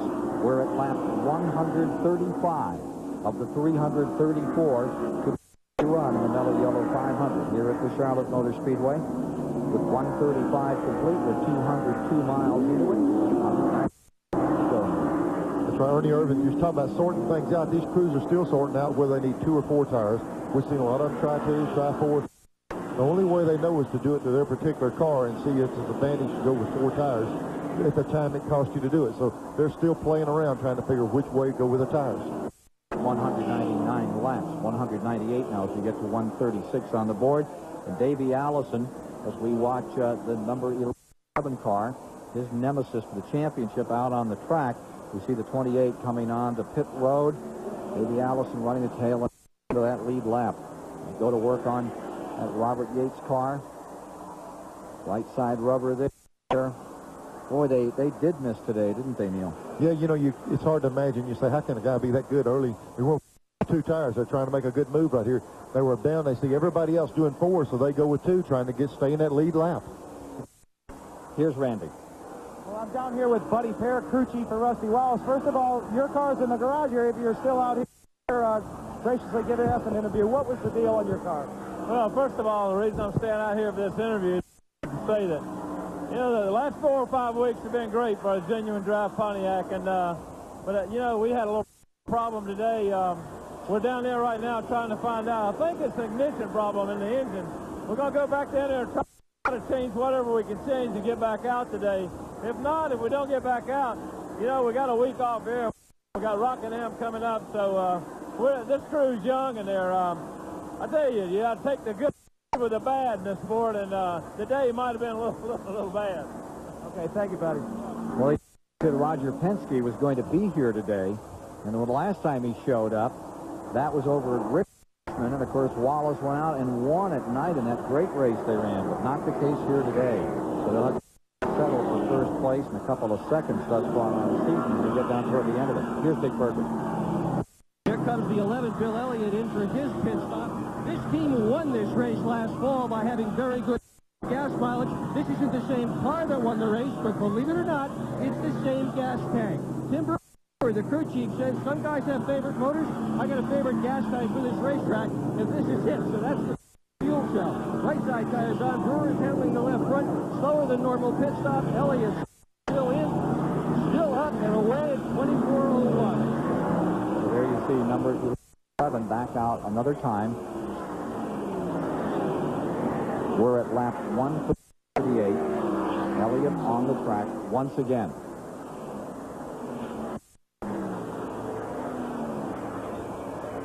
Ricky Rudd scooting by. Kyle Petty.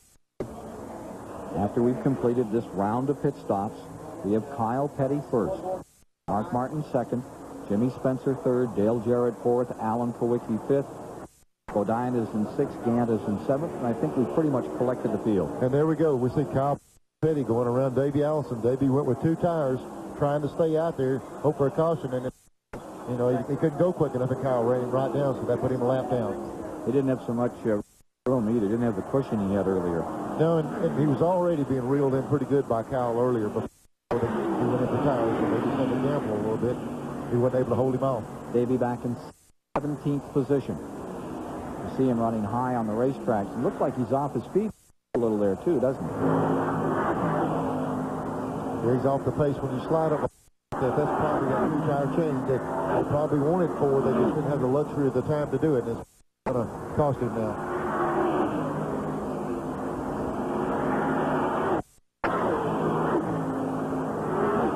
Shot back out of back straightaway into turn 2. Very critical area of this track.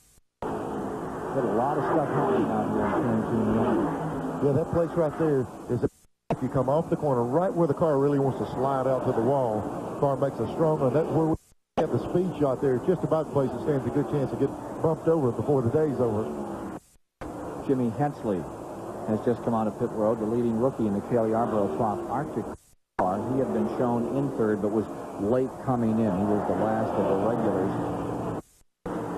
Get himself on pit road, make a stop. So it's Petty for first, Martin for second, Jimmy Spencer for third, Alan Kowicki for fourth, Dale Jarrett in fifth, Harry Gant sixth, and Bodine is seventh in the Mello Yello 500. Racing. I can't explain it. You're kind of in a limbo zone. Time's different. The speed's different. Everything works different. It sounds totally cosmic. It's out there somewhere. Kyle Petty and Mello Yello. There's nothing mellow about him. This Magnavox portable CD player with pure digital sound is the best thing to take on vacation. Unless you compare it with this clever Magnavox 5-inch TV. Great pictures anywhere. The best is this compact yet intelligent Magnavox camcorder with autofocus. Unless you take this Magnavox 3-inch LCD TV, which connects to my camcorder, so I can watch my vacation on the ride home. Looks as though I had a pretty good time. The ingenious products from Magnavox. Smart, very smart. I'm gonna love you forever. These days, more of us are planning long-term relationships with our cars. That's why millions are driving with Slick 50 engine formula. Slick 50 is guaranteed to help protect against wear, like no motor oil can. Especially at startup when engine wear is at its worst. Treat your engine with Slick 50 so your long-term relationship can last even longer. Forever and ever, amen.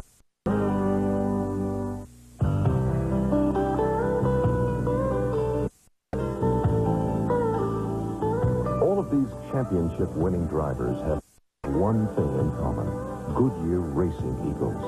The race-winning technology that's found in the Goodyear Racing Eagles can also be found in the world's best-selling line of high-performance street tires, Goodyear Eagle Street Radials.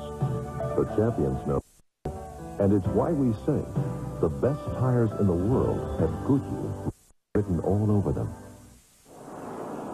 Join Ron Tolan, Julie Brown for an exhibition NBA game to benefit the victims of Hurricane Andrew.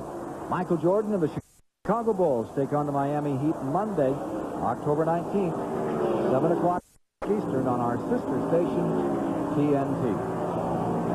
Riding with Derek Cope, back in the 25th position, Purelator car. Closing up here, on the number 12 of Jimmy Spencer, giving this shot of Jimmy, who's now in 5th position overall in the field. Remember, Jimmy started in 24th this afternoon.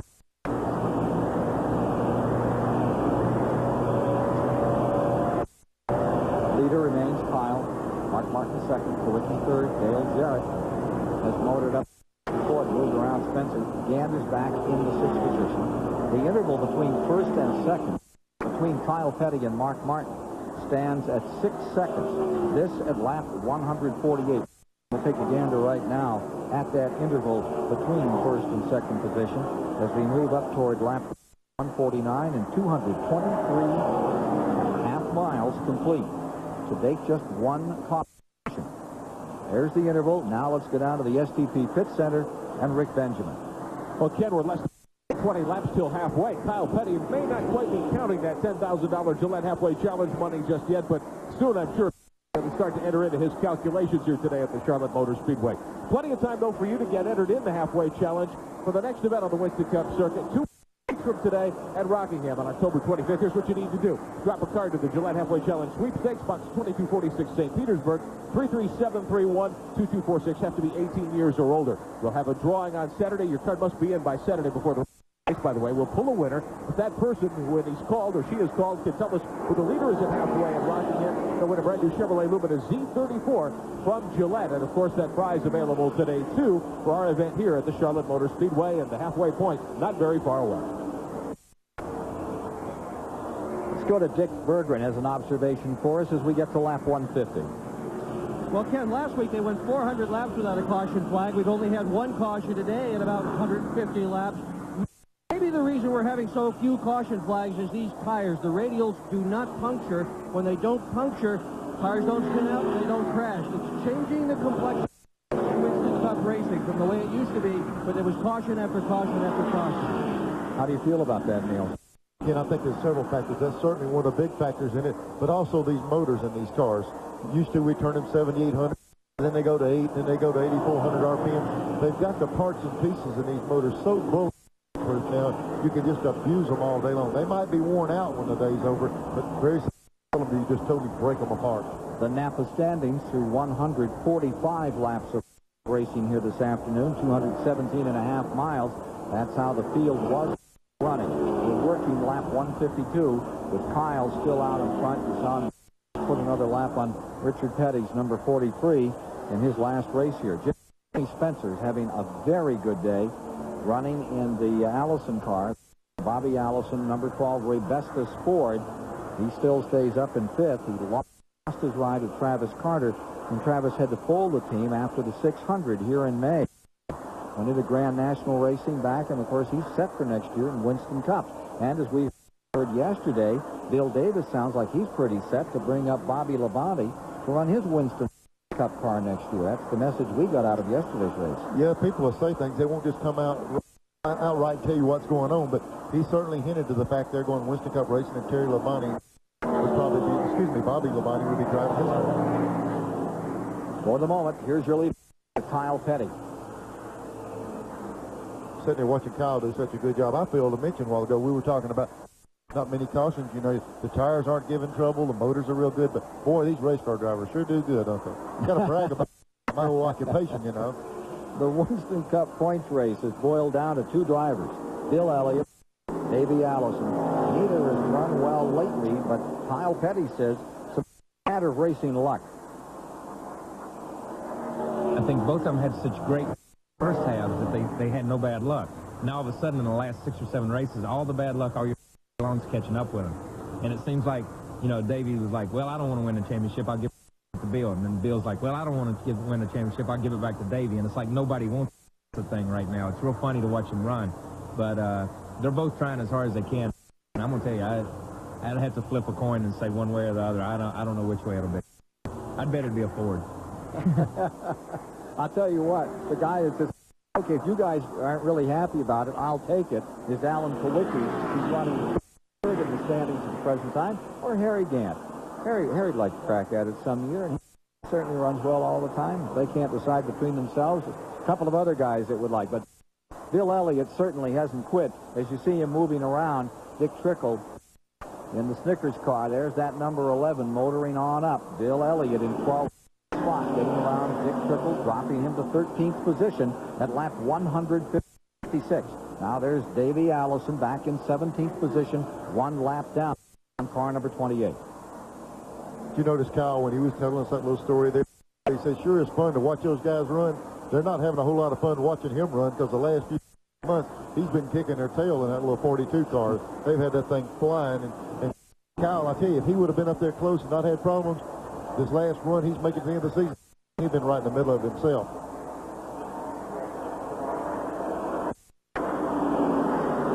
Poor Kyle is working on his field. He comes up on him, he just passes him where he comes to. Watch him right here. Guys, as low as you get on the racetrack, he'll just turn down under him. Even lower than they are, drive right up beside him. That's Musgrave, who's in 15th position, tail end of the lead lap. Ted Musgrave has had such a good year, was talked about to move into Richard Petty's car for next year. He elected to stay with his team with a Jasper car. There's Kyle putting a 15th place car a lap down. And here comes Darrell Walter directly in front of him. Darrell's fixing to go 2. He's already lost 1 lap. And Kyle's on the verge of putting his 2nd lap down. Talking about Richard selecting drivers, story is that Tom Kendall is not the choice after some testing done at North Wilkesboro, but he is no longer one of the favorites. I wonder why they don't look at a young driver like Steve Grissom. Good, strong driver, bright, does well in Grand Nationals. There's 2 or 3 of them, and of course Joe Nemechek, who put on such a fantastic show here yesterday in the 300. A lot of good talent back there in Grand National. There's a lot of young talent out there, yeah, but a lot of times just the performance of the driver doesn't dictate where you go. Sponsorship-wise, the sponsors have input on who they put in there and the different team members and all, so it's going to take a vote to see who gets in that race car. And then there's Robert Presley, who just gets better and better. Take a look at this battle. 7 and 18 down the back straightaway. Kowicki in third, Dale Jarrett in fourth. This coming into lap 160. Here comes Jarrett on the inside for third spot. Allen set on the pole. Just joining us, he had a 179-mile-an-hour qualifying lap around this mile-and-a-half track in this Hooters board. Well, I just talked to the crew of the 18 car, Dale Jarrett, and they're all smiles down here because Kowicki and Dale Jarrett are both gaining about a tenth of a second on Kyle Petty and Mark Martin. That doesn't seem like a lot, but anytime you can gain on a leader that's running like that, that's pretty good. So Dale Jarrett's getting very pretty down here. It's what, about 15 seconds back? 15 seconds back. Martin is in there. Kyle Petty. Martin is in second. Kyle Petty is up in front at 7 and 18. Freight train coming down across the start-finish line. Third and fourth. Gant stays fifth. Urban sixth. Spencer seventh. Just one caution to date in this race. How about it, Randy Pemberton? When are you going to bring him back in again? When are you going to see him down in your part of the country on pit road? Well, everybody down here so far is talking about it was lap 120 to lap 130 prior to that. They figure they can go 60 to 70 laps. But it's a guessing game, and a lot of times they don't tell you exactly when they're going to come in because they kind of like to keep it a secret. So we're at lap 162. Shoot for 200. See more action on pit road here in the Mello Yello 500. 33rd edition for $891,000 at the great Charlotte Motor Speedway.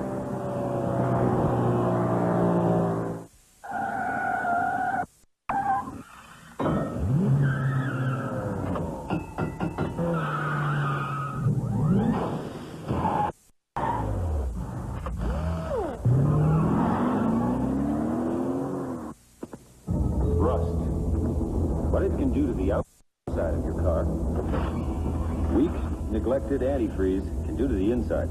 You need the tough anti-corrosion formula of Prestone. Use fresh Prestone every year to give your radiator and cooling system heavy-duty rust and corrosion protection. No matter what happens to the outside, Prestone protects the inside. Prestone stops the rust that stops your car. You've seen it before. The ones who run with the herd, and the one who always seems to run alone.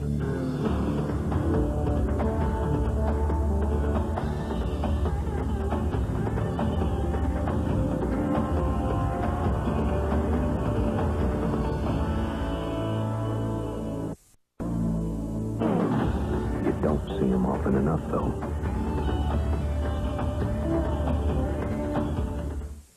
Are you guys having it your way? They're entranced. They're having it their way so much. I love this place. Look, all four of them are standing. No, you can't have any. If you want some breakfast, you have to go to Burger King. You can't have mine. It's breakfast at Burger King. No, get off. You see George Rich was like, give me that. Liquor sandwich for 99 cents? Does that sound like a good deal to you, Abe? Yeah, man, that sounds like a peachy deal to me. Abe's smart man. 99 cents per sandwich. Hey, you guys having it your way? Right away.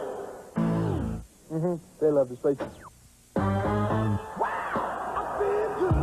When 280 seemed out of reach, it's Joe Amato and Autolite who punch it. The ball goes to 290. Connie Coletta and Autolite smash it. 300, the barrier. Kenny Bernstein and Autolite shatter it. Autolite and the record breakers. We feel pretty good about that. Halfway on the field. Halfway home. In the Mello Yello 500. 167 of 334 laps complete here today. 250 miles down with Kyle Petty continuing to command this event for Pontiac. In the second position is Mark Martin's Ford. Running in third is Dale Jarrett. Going fourth is Alan Kowicki. Running fifth at the present time is Bernie Urban. That's how they stand right now out here on the track. A little bit further back, Gant is 6th, Spencer 7th, Bodine is in the 8th position. Halfway in the race, and the money there belongs to Kyle Petty once again today. Take a look at a battle developing here for 8th place. There's Jeff Bodine in 8th, the number 15, the Motorcraft Ford, and right with him comes that Chevrolet of Ken Schrader. Schrader back in 9th. Just behind them is Michael Walton, who's having one of his best runs. He's in 10th place today. Pennzoil car. For the moment, let's follow this one. Take a look at Schrader dropping down, looking inside of Bodine. Defending champion in this race. He won it for Junior Johnson 1 year ago. Won it on fuel. Schrader makes a good move from the middle of the corner out. Seems like his car makes a good charge from the center of the corner out. Get up on the edge of the 15 car here to see if he can clear and get down in the corner. Kyle Petty, the Gillette halfway winner here today, but look at this struggle for the moment. It's a beauty. Schrader getting a nice handle on the inside. Makes one cut and eases that car right back into the 8th position. That drops Bodine to 9th.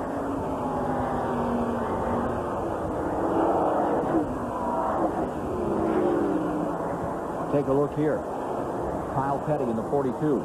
Up and around Ricky Rudd, lapping the 14th place car. On the track, Ricky Rudd's Chevy. Take a look at the Goodyear Eagle mid-race report after the 167 laps and cross flag indicator. 11 lead changes among 7 drivers, averaging a record 156.117 miles per hour. Note that the record is 149.863. Only one caution today for 4 laps. Early in the going, debris off the Kellogg car that Dave Marcus was driving.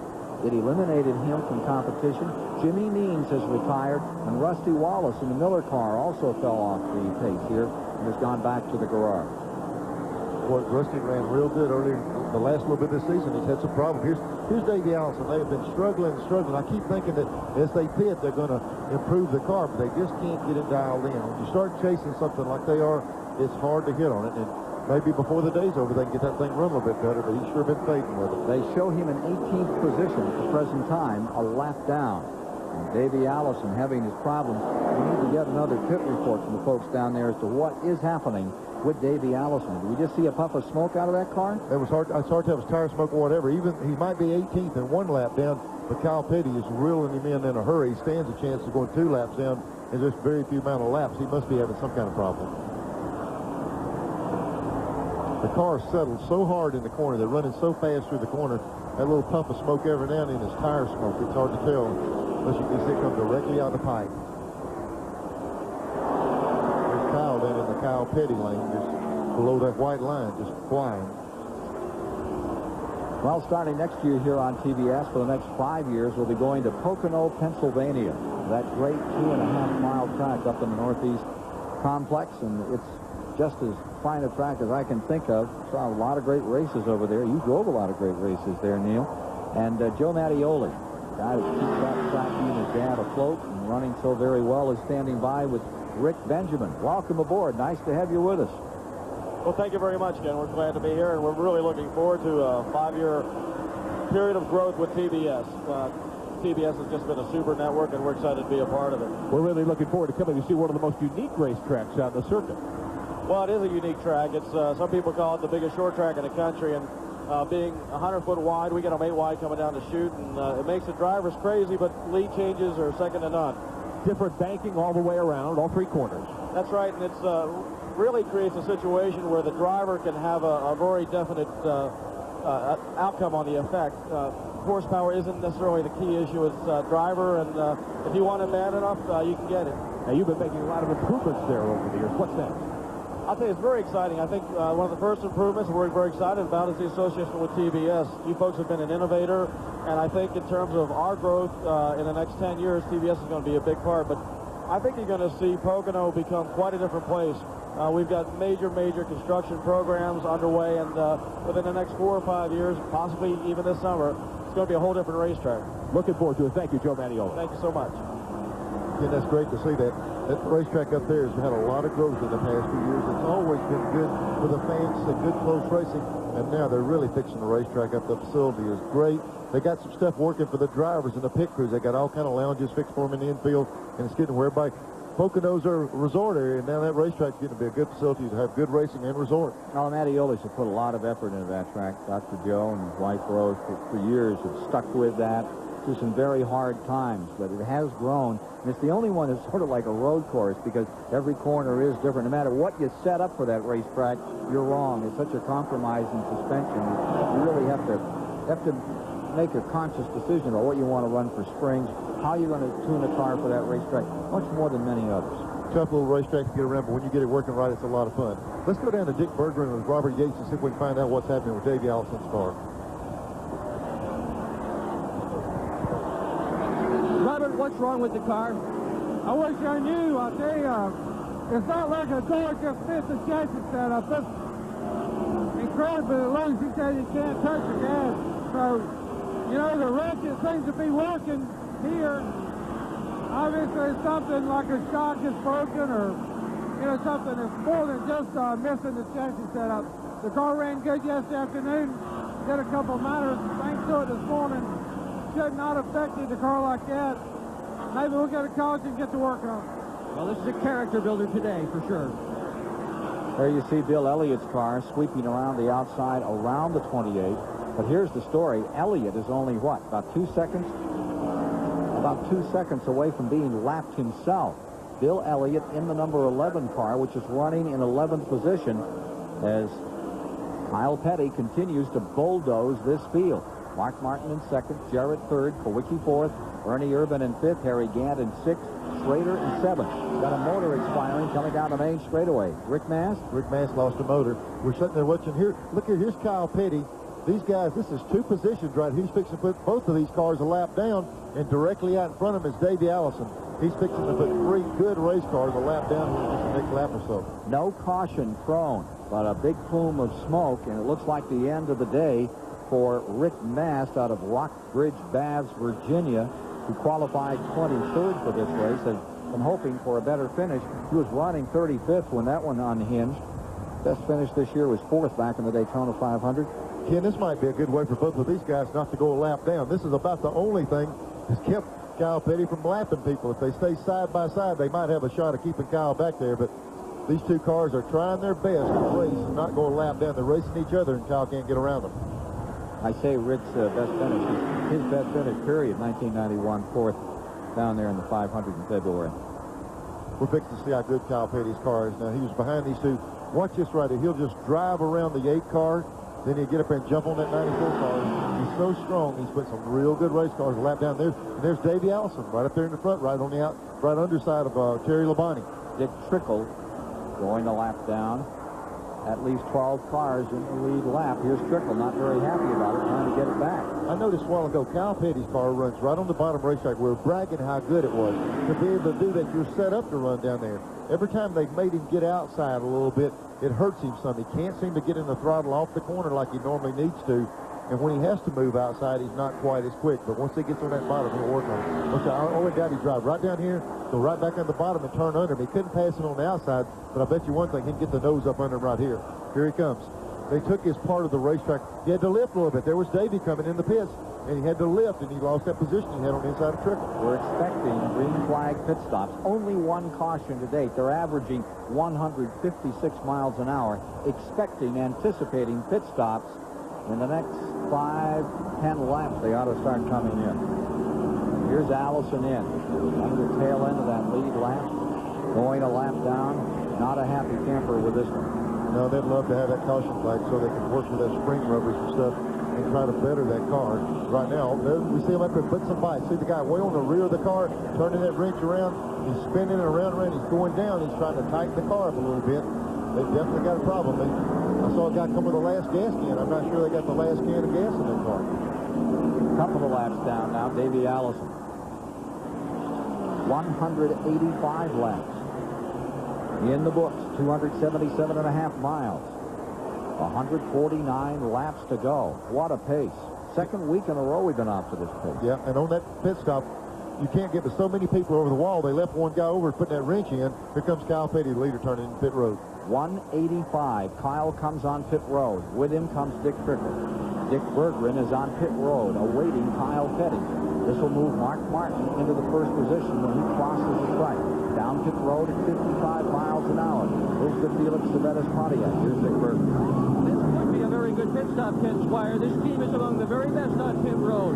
They not only practice, they look at the tapes of the practice. They're all on a nutrition program, and they're all lifting weights to try to do better than anybody else. And right now they've got a good pit stop going. The rights are off, left's on, tires are flying through the air. Kyle Petty has done several under 20 seconds. This will not be one of those. 21:51 for Kyle Petty. They did not adjust the car. Dick, it's hard to adjust one when it's running like that thing. They got it just like Kyle wants it, and all he wants to do is get new tires every time he comes in and just keep wearing them out the way he's doing it. The one thing you don't want to do is over a massage right here. Here's Ricky Rudd on pit road. Woo! He's got a lot of brake smoke.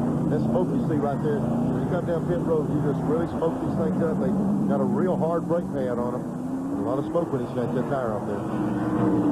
Running 13th. You talk about something hot. Those tire changers reach in and grab those rims on those tires, and they have to wear certain gloves or it just sticks their hands to the wheels.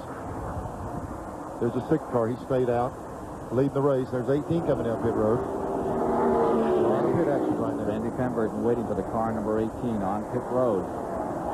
Well, gentlemen, it's going to be a 4-tire stop all the way on the right front. He is the engine builder for these automobiles, but he's also a fabulous pit stop guy on the right front and left front tires. Jack is around to the left-hand side of the car. Going up, it's pretty smooth pit stop. Oh, they dropped the left front tire. It is down, have a little trouble on the left front. A little bit of confusion down here on this pit stop. See if they can recover. They do. He's down and away. Oh, no, he's stalled on pit road. He lost the clutch, fellas. He's lost the clutch. The crew's pushing it. He's back in gear. Yeah, it jumped out of gear or something. Like you say, couldn't get the car going. Boy, it zinged the motor. The motor revs up when it does that. Hopefully it didn't hurt it. Jimmy Spencer pits number 12. Schrader's been in, comes back out again. Mark Martin coming in. He has been leading. The 15 car of Bo Dine, he's just pitted. Mark Martin inherited the lead. He's now easing the Valvoline car down onto pit road and almost got tagged by Hutch Strickland out there in that number 97, which is a Junior Johnson Ford. Well, I'll tell you, just as he turned in, the other car was coming out, and he almost hit him. There's Martin throwing his hands up. There's something going on he's not aware of. He was aware of Hutch Strickland, and that's what he got, I think, shaking his head. He'd still be upset about it. He's patting the gas, putting around the bike in the right rear. I'll tell you, fellas, it was not a good pit stop, at least for the first 2 tires. Somehow Mark Martin backed up the car and ran over the air hose. They finally got the left on and the right. He's down and away. That was close to a 30-second stop for Mark Martin. We had it as a little over 30. Just a trickle over 30 seconds. Here he comes, watching that Ford telemetry, giving us an idea into second, going up to third, picking up some RPMs and some speed as he gets out on the track. He's on the bottom of the first and second turn as you're watching him here. Here he is on the out pattern from turn 2, which gets him into the back straightaway below the white line for some time. Let's take a look at the entry into the pits again on car number 6. 55 miles an hour. There's the 97. This could very well be what upset the pit stop. That little bit of mistake right there, a little bit of problem, created an entry problem. They said he got on an air hose. See, they're backing him up. The guy with the left front tire, his air hose got ran over and he couldn't work. One guy takes the lefts off while they're doing the right. The car is actually sitting there with no lug nuts on the left side, and that's what happened. Harry Gant at number 33 for the moment has the lead. Michael Waltrip for second, Bill Elliott for third, and Terry Labonte for fourth. 192 of 334 laps are complete. You say your eyes are red, irritated, dry? Don't hide them. Help them with Clear Eyes. It gets rid of the redness and has an extra moisturizing ingredient, too. Clear Eyes. And for allergies and colds, Clear Eyes ACR. When your engine is working hardest and needs protection most, Castrol GTX is the only leading motor oil that meets the world's toughest requirements for viscosity breakdown in every grade. Fact is, the only way you can get that kind of performance from any other leading brand of oil is like this. Castrol GTX, engineered for today's smaller cars. Try Castrol Super Clean for tough, greasy jobs. If it won't come clean with Super Clean, it won't come clean. Mark and my relationship goes way past business. I'm sure in a previous life he and I were twin brothers. Throughout the race, the driver and crew chief communicate. The driver complains about the car or brags about the car. It's the crew chief's job on pit stops to make whatever fixes he can to help the driver's predicament. Everyone has about the same access to equipment and technology, but the people who rub on it the most and think the most of it and think about it the most will end up winning the race. Hey, man, where you going? It's a drive-thru. What would you do if I, offered you a sandwich for, 99 cents? I could hook you up with that deal right now. You can make it in 3 33-cent payments. 99 cents. It's your way, right away. We love this place. Oil. It's the lifeblood of your engine. That makes your oil filter your engine's most vital organ. That's why Fram keeps going the extra mile to make the best protection even better. The Fram Extra Guard oil filter. Unique glass fiber paper stops more dirt than any other filter for the best protection ever. Fram Extra Guard. American or import, it's an extra lease on life. The Mello Yello 500 is brought to you by Burger King, your way, right away, and by Fram Oil Filters. You can pay a little now or a lot later. Harry Gantz, number 33, has the advantage for the moment. Once again, he's stretching out the old fuel. Boy, is he good at that. Or are they good at that? Well, I'm going to tell you what, Tim Brewer said he had a favorite gas tank for this track. Harry Gantz got a favorite gas tank for every racetrack. No matter where you go, he'll go just as far or further than anybody in the race. Andy Petrie and company, they do such a good job on those motors, and that number 33 of Gant is showing its colors. I think he's ready to come on pit road right now. Now, this pit stop by Gant is coming at lap 197. 197, keeping track. And here's Randy Pemberton waiting for him as he comes down. Harry Gant, former winner back in 1982 of the 500, easing on in for a green flag pit stop. Goes to work. It's going to be 4 tires. You just about have to change 4 tires at this point. You cannot afford to give up the time on the racetrack. 4 tires are down on the right-hand side. As far as the jack is concerned, he's all right around the left. Lug nuts are off tires. This looks like a very coordinated pit stop. So far, no problem. They're pulling down on the rear spoiler a little bit. Evidently, he was tight, so they're trying to loosen him up just a little bit. Randy, could you tell if they use a 55-gallon drum to fill that thing up, or what they use? Good point, Neil. I tell you, you joke about that, but Leo Jackson and his guys really concentrate on getting fuel mileage. The car's plenty fast, but they get as good a mileage as anyone at the racetrack. They fill the whole trunk. Well, nobody looks to see where it goes. Might be a little tanker that's dragging along behind that thing. We better look behind it. Qualified in 18th position. He had an opportunity to lead. If you watch Bill Elliott now in car number 11, he is the leader for the moment in this period of green flag pit stops, but he's now on pit road. This will move Kyle Petty back into the lead and push the Wood brothers, Morgan Shepherd and company, up to second spot. Well, not for very long. Morgan's going to pit right now as well. So first and second are back in. Here's Dick Berger. Bill Elliott is in. They were specifically waiting for Harry Gant. They're playing a gas game down here. No surprise. Look at this. We're going to get left sides only, not a 4-tire change. They're going to spend as little time in the pits as they possibly can. A little bit over 10 seconds. Good stop for Elliott. They're going to try to stretch the fuel as long as they can. Well, I tell you what, that was a good stop right there. Good call in their pit. They're trying to work themselves back into the lead lap and stay in that lead lap if at all possible. And just one can't. They put the gas in that thing and 2 left sides. They do the left strictly because that's the quickest ones to do.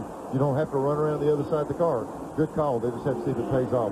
14 lead changes among 10 drivers. Darrell Waltrip is now on pit road. The 17 car. Not a good day for him, running in 15th position, a lap down. See Sterling Marlins, number 22, back on the track another time. He's not having much fun out here today either. No, they had the hood up on his car earlier in the race. I'm not sure what was going. A couple laps down. They've been working on it all day long. 22nd position when he pitted. Waltrip comes back out. Kyle is still the class of the day. And car number 30, it looks like Michael Waltrip may have unhinged one.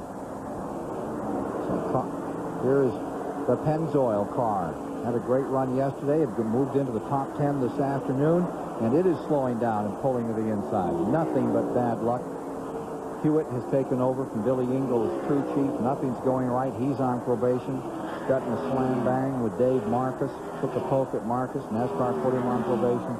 Hard year for Chuck Ryder and for Michael Waltrip.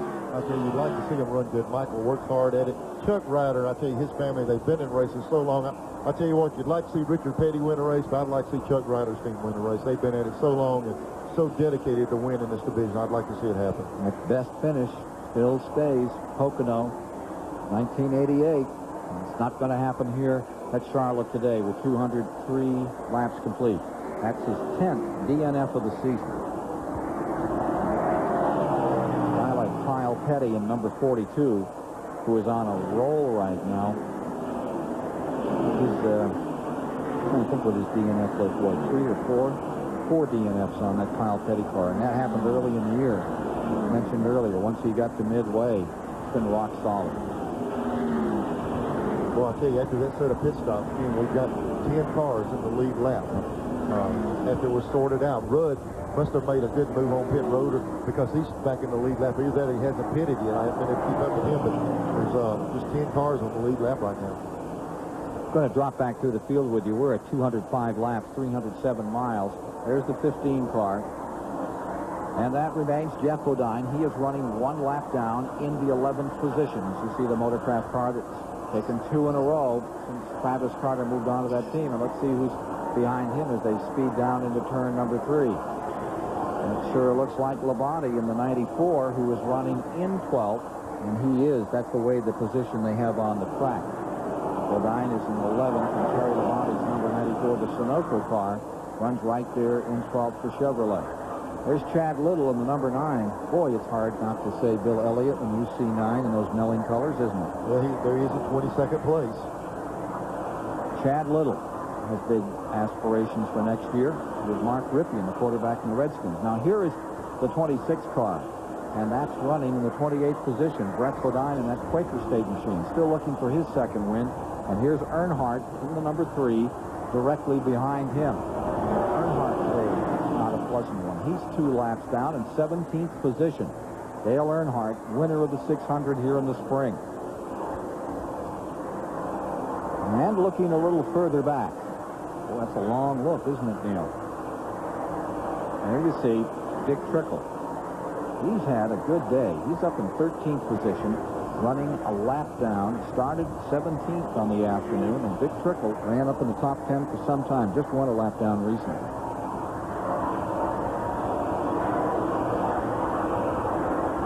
Checking a little further back on the field. They have the 65 car. That's that Jerry O'Neill out of Auburn, New York. Chevrolet car.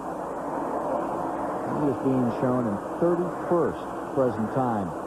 And the 57 stays right in the hunt out here. Bob Schatt, the Acura star out of Lombard, Illinois. His Oldsmobile, the Pronto Auto Parts car.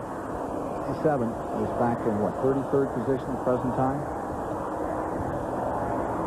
Here you see Mark Martin's number 6, which is up in 2nd spot and is running 10 seconds behind the leader, Kyle Petty. 10 seconds down as you ride in Valvoline Ford of Mark Martin from the Roush Racing Stable.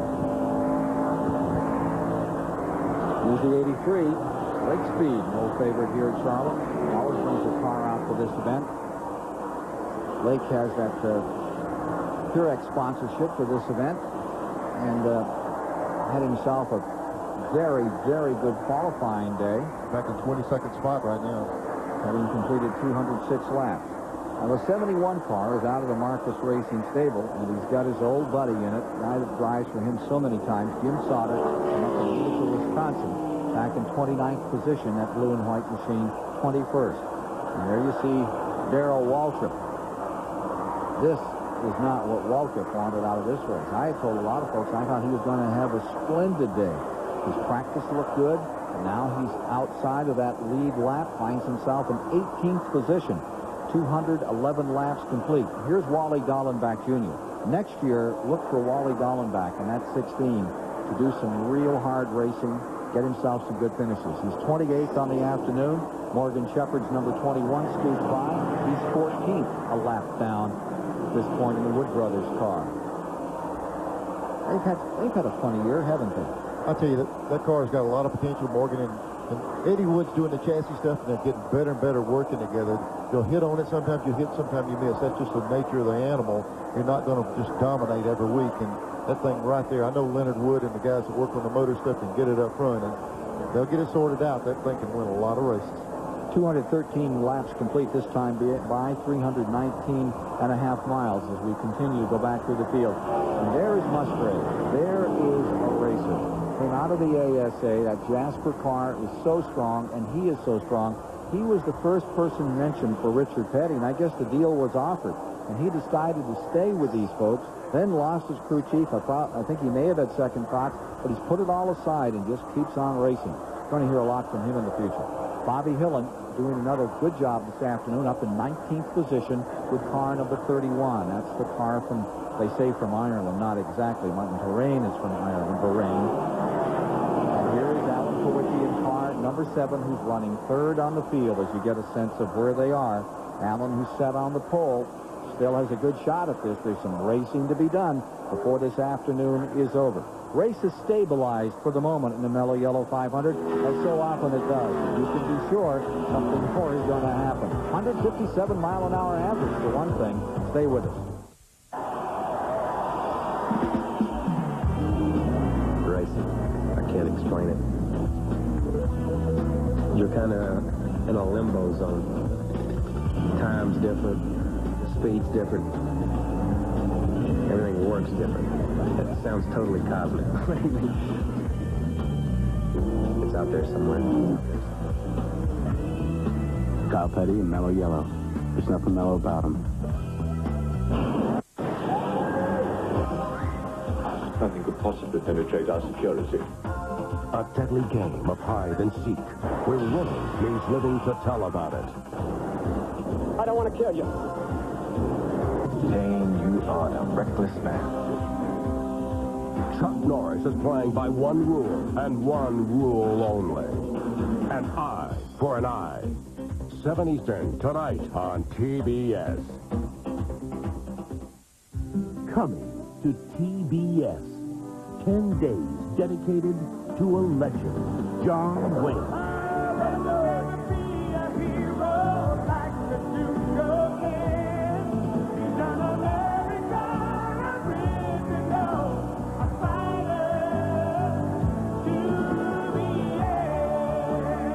Days of the Duke, October 31st through November 9th, only on TBS. Today, performance cars come in a variety of designs, sizes, and even prices. So do Goodyear Eagles, the world's most successful line of performance tires. There are all-season Goodyear Eagles, new ultra-performance Goodyear Eagles. There are Goodyear Eagles for the classic and for the contemporary. No matter what performance car you own, there's a Goodyear Eagle priced for you. It's another reason we say the best tires in the world have Goodyear written all over them. Middle third of the event this afternoon on TBS Sports. We're live at Charlotte Motor Speedway in Concord, North Carolina for the running of the Mello Yello 500, 216 laps into the books. And Kyle Petty still showing the way today. Mark Martin runs second. And we'd like to congratulate Marlon Smith of Odessa, Texas, the winner of the Gillette Halfway Challenge today. Marlon watching our broadcast today here on TBS. One of the drivers we were hoping to see up front at this point, Rusty Wallace, driver of the Miller Genuine Draft Pontiac. Sorry you're out today. What happened? Well, it's had a lost ignition system. The car ran great the first 10 laps of the race, and all of a sudden it developed a miss. And it stayed missing horribly bad in the straightaways. And finally it started missing so bad it detonated. We lost the bearing. He came in and checked everything, and it burned up so bad it burned all the tips of the spark plugs off. So it was a major malfunction in the engine. Sorry to hear that. You've had a great second half of the season. Your winner, Richmond, here on TBS. Yeah, it was a great second half so far. I mean, we've had 4 races and one from 17th to, I believe, 9th in the points. The car's running great. We just had an electrical problem. Unfortunately, we found out what the problem is after the event was over and after we had our problem out there a little while ago. And so hopefully we can have that fixed for the next upcoming race at Rockingham. Wish you the best there. Let's take a look at some of the action today. We're watching as Mark Martin moves around the speedway. Is he the toughest competitor today? I'd say, well, it looks like Kyle Petty's Pontiac's the toughest right now. Mark qualified well. Kyle's really got his car handling well. He's right on the bottom white line in turn through turn 1 and 2. And if you can hold the car down that close to 1 and 2, I think you've got a good handling car. Not only is he doing it there, he's doing it also in turn 3 and 4. I think he's got the car to beat. Track conditions a problem at all today? It's awful rough up in turn 3 and 4. We were getting a lot of tire buildup, air pressure, because of the rough conditions and stuff, but I think it'll be okay. All right. We just got a call. You're watching Darren Cope through the front windshield of his automobile. He's kind of struggled today. He's been off the pace. Well, I'll tell you what, he's taking a low line through the corner right now that said his camera's had to start showing it good. Now we're getting ready to come off turn 4. Right there is where all the bumps are. Really upsets the car real bad. Real simple straightaway right here, down by the grass, past the start-finish line. Get up as high as you can against the wall right now. Stay out late, make a late turn. Now we're heading towards the bottom of the white line and hold the left front tire right there. That's the optimum line. It looks like it's got the proper line, but just not the speed. Drifting up high in the back straightaway, coming on down. First thing I'm looking for now, I'm glancing across the racetrack, make sure there's no accidents, nothing happening. Then I'm picking a white line up again, getting way down low. It's real rough up high right now. You want to stay down low. He's too high right now for my liking. There's the roughness of the racetrack again, and it continues again. The low line is the optimal line today, no doubt about it. All right, thank you so much for being with us, Rusty. Well, best of luck the rest of this season. Thank you very much. Well, there's Kyle Petty. You talk about the optimal line. He is running it all day long. Rusty hit the nail on the head. Sometimes you run the proper line and you just don't go fast. This car is running the right line. He's got so much motor in it that he's flying. Darrell Waltrip has retired from the race. Hood is up. Looks like they're trying to get back out here, as has Michael Waltrip. He's back in the race, now running 34th, 9 laps behind. I think the smoke was there. I think the full valve covers off. They've either dropped the cylinder. They're concerned, is it a rock arm or something internally? They're just looking for something not to win the race, but just get it where to finish the race right now. There's Mark Martin's number 6. They're saying he may be developing an alternator problem. They said he's lost the alternator. If he has, it's not going to affect him right now. Where it's going to hurt him is 40 to 50 to 70 laps from right now. As that thing starts getting weaker, the battery gets weak, he'll start losing power, and he's just not going to be able to run the speed he was running before. Kyle stays first, and Martin stays second, and for the moment, he's trimming that lead. Here we are at telemetry. We can see if he's lost very much RPM. Be a little indicator of his power with the thing, but he's up at 69.7. See, we just saw 73, 7,400 right here, 78. Earlier, they went up right at 8,100 right there. We were seeing some 83 and 84, but he's also got a lot of wear on the tires. Doesn't seem to be hurting real bad right now. Second place car, Mark Martin, Valvoline Ford. And he continues to close up. Now it's 6 and 8/10 seconds between first and second. Alternator or no, he's on the go. Randy Pemberton has more. We're down here next to Darrell Waltrip. Darrell, short day for you. What happened? Well, we haven't been running very good. The motor was really down on power today, and then it broke, so I don't know what happened. Something internally let go in it. Okay, but you'll be back next week. Well, we plan on it. You know, that's the schedule, so we'll be in Rockingham, you know, but the Western Auto car was getting better and better. We got that penalty on pit road, which was kind of a cheap shot, but anyway, we'll be back. Darrell Waltrip, out of the 300, 227. Out of the 500, 227 laps complete. More in a moment.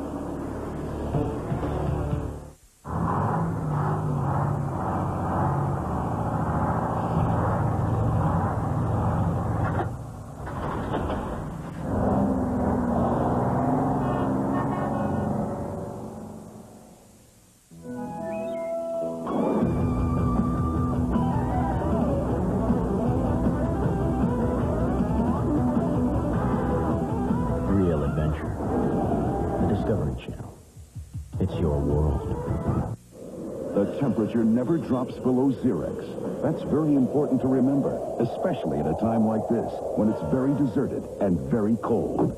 Ah, you did remember Xerex Antifreeze. The temperature never drops below Xerex. It's never fun to eat and run, to rush and eat too fast, cause you know it's gonna catch up with you at last. For acid indigestion or heartburn with headache, nothing's faster than Alka-Seltzer. Get yourself some Alka-Seltzer and you'll feel better fast. You know, working at AutoZone is more than looking up parts or ringing up sales. Most of all, it's listening. Because my customers know more about their cars than I'll ever know. They know every rattle by heart. I mean, that car is their baby. So when they've got a problem they're going to fix for themselves, I'm going to do my best to help them get whatever they need, no matter what it takes. Because people like that, they don't deserve anything less than the best I can give them.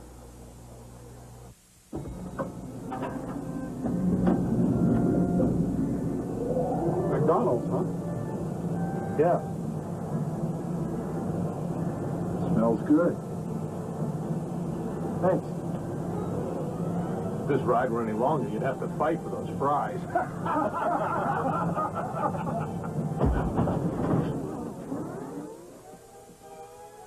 We're stuck. Promotional fees and consideration have been paid by the following: Goodyear, #1 in racing and makers of Goodyear Eagles, the most successful line of high-performance tires in the world. And by Valvoline. People who know use Valvoline. And by the U.S. Air Force Reserve.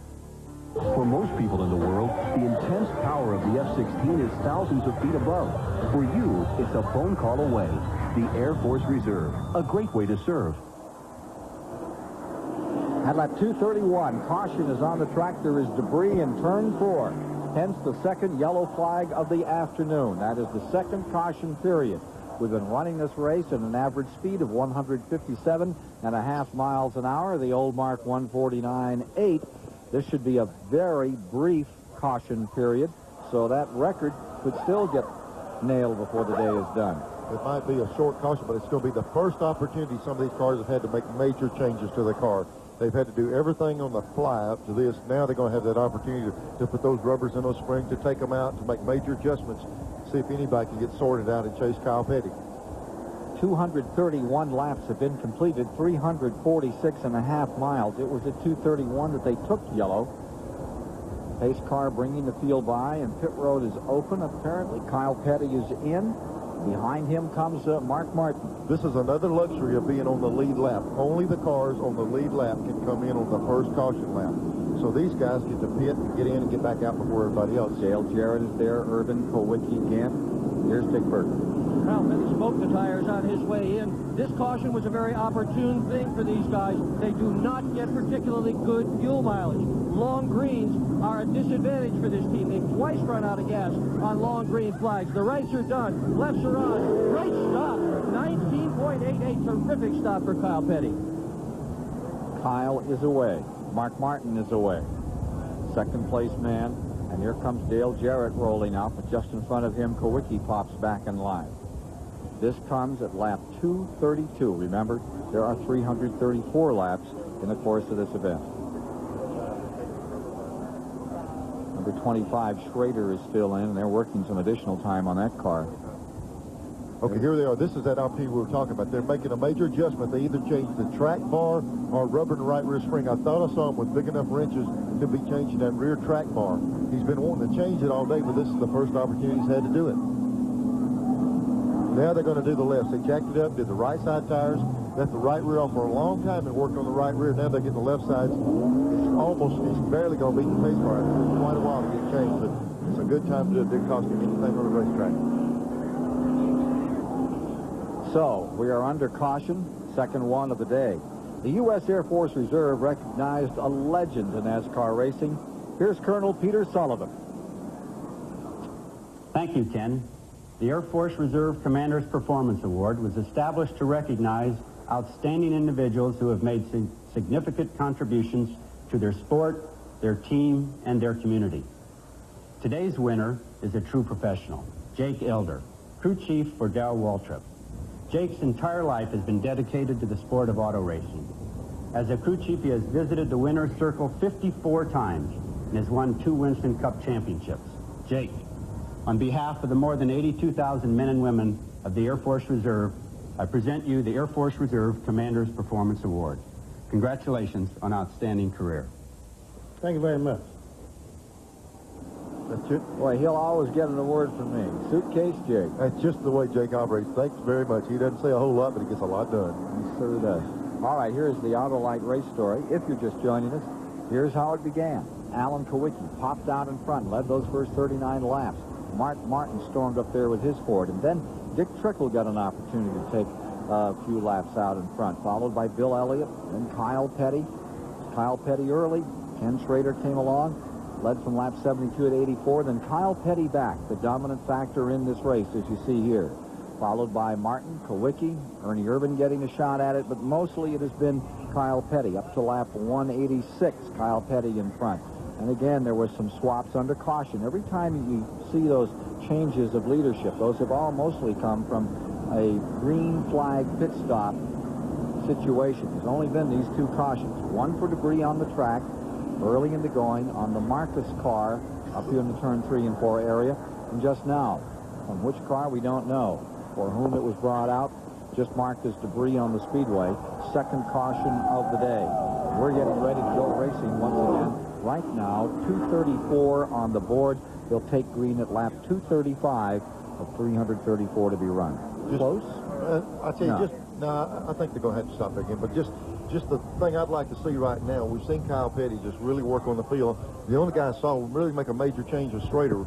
Early in the race, he was strong. We'll have to see if he's really helped himself when they start again. Now let's take a look at who's up front. There you see Kyle Petty in first. Right behind him on the outside, lap car number 3, Earnhardt on the inside, is the number 6. And that is Mark Martin, followed by Alan Kowicki lining up third.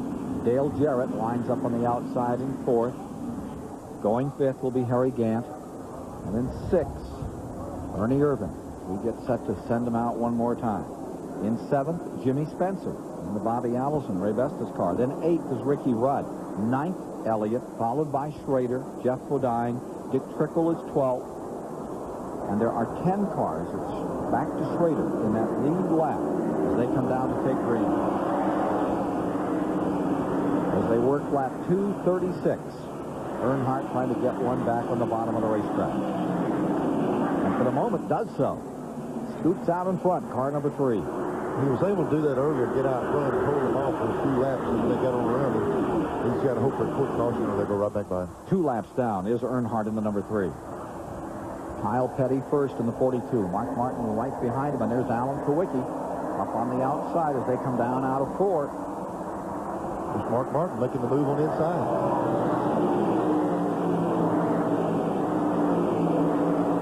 Taking a look at the standings through 234. Mark Martin. Alan Kowicki also passed Kyle Petty. Kyle's got a problem. He's fading back on the outside. Something seemed to happen to his car. Let's see if we can get a pit report. Here he is in the middle of the 3rd and 4th turn area, and they're taking him inside and outside. Jimmy Hensley down low, and up on the outside, see Jarrett moving around. Something didn't feel right to him as he went down in the first turn. He could be a tire or whatever. He tried to work his way around and see what kind of problem he's got with the car. But he sure faded on that restart. Dramatic turn of events. Kyle Petty, who's had the entire field covered, now in big trouble and backing up. Here's Kyle dropping back through the field. Bodine in the 15 car, running in 11th position, taking a shot to get around him here. Ernie Irvan in that group. It might have just been the first few laps on those tires because he seems to be able to come right on back up there now. He's moved back and seems to be picking up speed again. We'll be back with more on the Kyle Petty story in just a moment. 238 laps of 334 are complete here in the Mello Yellow 500. Hey, racing fans, Budweiser asks, who won it? Riverside, California, November 8th of 1987. Jeff Bodine had the pole for this 119-lap road race. He led from the green up through the 8th lap when an accident on pit road brought out the first yellow flag of the day. Bill Elliott's car was up on the jack. Michael Waltrip was slammed in the rear by Jim Robinson. That sent Michael's car into the Elliott pit and seriously injured 3 crewmen. Racing got back underway and continued with Bodine capturing the lead from Ricky Rudd on lap 22, run in the red automobile. Dale Earnhardt then went around Bodine with a through-the-dirt pass 46 laps of the checkered flag. But who won it? Here's a list of top drivers to jog your memory.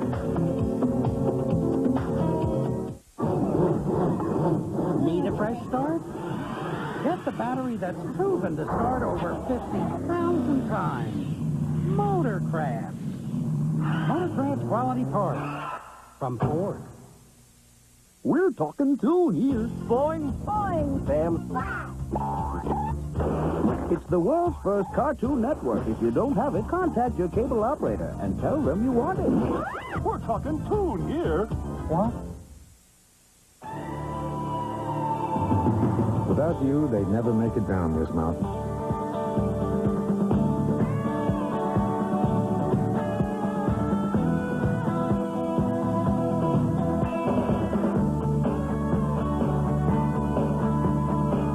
Horses don't show much appreciation, but a job well done still has its rewards.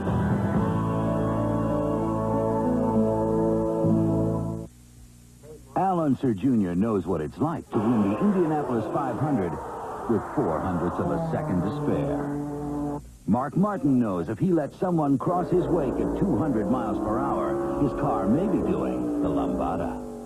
And Joe Amato knows that at 296 miles per hour, he must pull his chute at precisely the right moment to keep from becoming an astronaut. Apparently, it is what you know. Two teams of rival explorers set out to make history by reaching the North Pole by foot. Experience this feat of endurance and stamina. Poles apart on National Geographic Explorer. Tonight at 9 Eastern on PBS. If you guessed Rusty Wallace, you're right. Here's how the whole thing unfolded. Rusty was sitting back in third position, watching Earnhardt and Bodine go at it in this fierce battle for the lead. Dale, though, finally went home with a blown engine on lap 93. That left Bodine 18 laps from victory, but a flat tire 7 laps later put him back to 10th spot. And Rusty Wallace went on to the victory stand, his second straight win on a Winston Cup road course. Who Won It is brought to you by Budweiser, the king of beers, with that clean, crisp, cold taste. Nothing beats a Bud. 244 laps, 366 miles have been completed, and just 3 laps ago, a change of leadership. Mark Martin sprung back in first place. He tries to win his second race of the 1992 season, and here's how he pulled it off just moments ago. Alan Kowicki there in front of him in the number 7.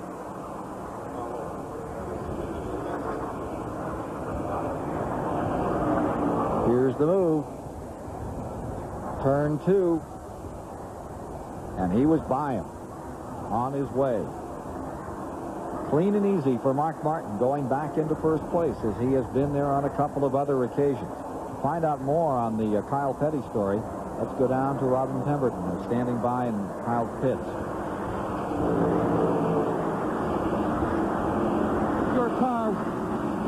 Well, what's happening with your car, Robin? Well, we got on the outside where we didn't want to be on the restart. We lost 2-3 spots. He's just trying to take care of it right now, get his rhythm back. You know, it's not good for us to run off like that. There's nothing really wrong with the car. Right now we're running about the same, maybe half a 10 off of what Mark is.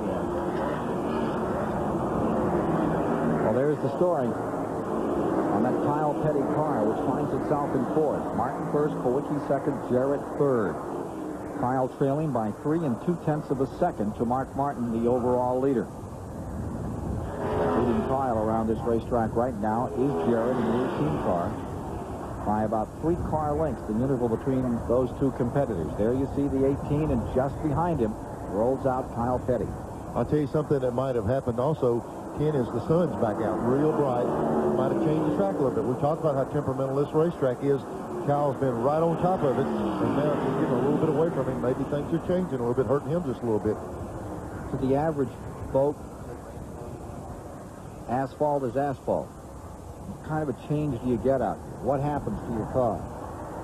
You get into temperature problems, and when that sun pops out, that sun gets to pulling a little bit of that moisture out of the racetrack, and it makes it a little bit slippery or whatever. And then when it gets cool like that, it just really makes the track so tight you can't go.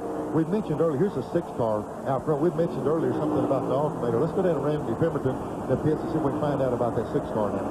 Well, Neil, he certainly is flying out there, but believe it or not, I just talked to crew chief Steve Neal, and he said the battery will go dead in that car. They broke a wire on the alternator, so they're just going to wait till they lose some power and then come in, and hopefully maybe it'll be during a caution so they can change the battery. They have quick hookups to these batteries in Winston Cup cars. They can change it in a matter of seconds. Now, on the Kenny Schrader car, we talked about that track bar that they changed. They definitely changed the track bar, and Kenny Schrader said the car was just a little bit tight. They changed it. We'll have to keep an eye on Schrader and see if that helps him go to the front.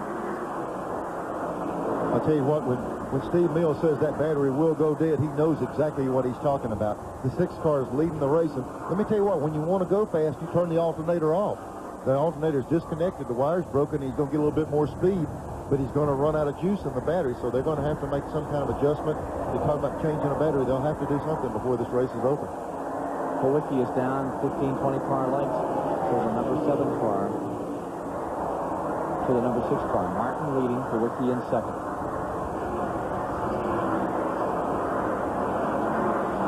Further back, 10th position is that Ken Schrader car, 10th place. Underneath, Jimmy Hensley, 66. He said the bar was making him real tight. When the bar's down low, it tightens the car. We saw him run a lot lower line right there through 1 and 2 than he normally does. If they've raised that bar a little bit, they've helped his push condition. He might be better. Schrader ducking underneath Hensley. 66 Pop Arctic car is in 23rd.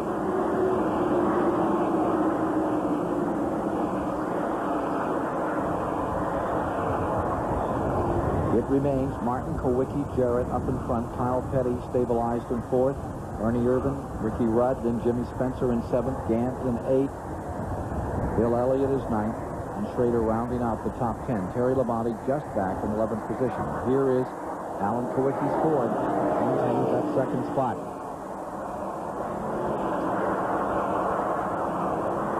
Mark Martin started this race just leading the field, driving away from him. Looks like it's coming back his way. It's just getting a little bit overcast again now. Again, you know, I hate to over-mention that, but I'm just telling you, this is one of the most effective tracks on the circuit. To the sun and the shade. We've got shade in 3 and 4 and sun in 1 and 2, and it actually makes a difference on each end of the track. So just have to see who can work it out best. One of the strongest Winston Cup drivers this year, Alan Kowicki, says his improving fortunes this year are due to the strong efforts of an entire team. I wouldn't be where I am in the point standings without him. You know, the car's a lot more dependable than it used to be. Doing a great job preparing it. Our pit stops have improved, and our engines have run good. They've been pretty reliable. So all in all, I think we've made a lot of progress with this team. Indeed, they have. Paul Andrews and everyone. He said after his qualifying run that it was just real smooth. They didn't go anything too big. They just went out there to run well, and they did that. They didn't over-massage. He even made the statement he didn't have any earthly idea they could go close to 180 miles an hour. They shocked everybody sitting in the grandstand and themselves. The 26 car, Bodine, right here, Brett Bodine, coming off 4 the last time, virtually quit coming off the corner, and he drove to the inside. He's had some kind of major problem. 255 laps are complete as Brett Bodine, sailing 25th out here in this race, pulls on to pit road. The Quaker State car, Kenny Bernstein, ambles back onto the pit road, and we're beginning to see Kyle Petty make some moves like he might want to take another run up there. Right, Dale Jarrett. See right with him.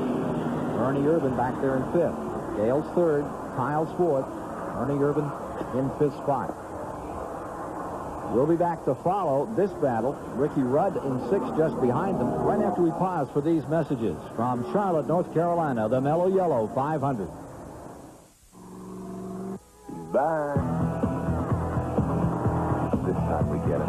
STP gas treatment. Cleans intake valves and fuel injectors to help engines run better. STP, the edge.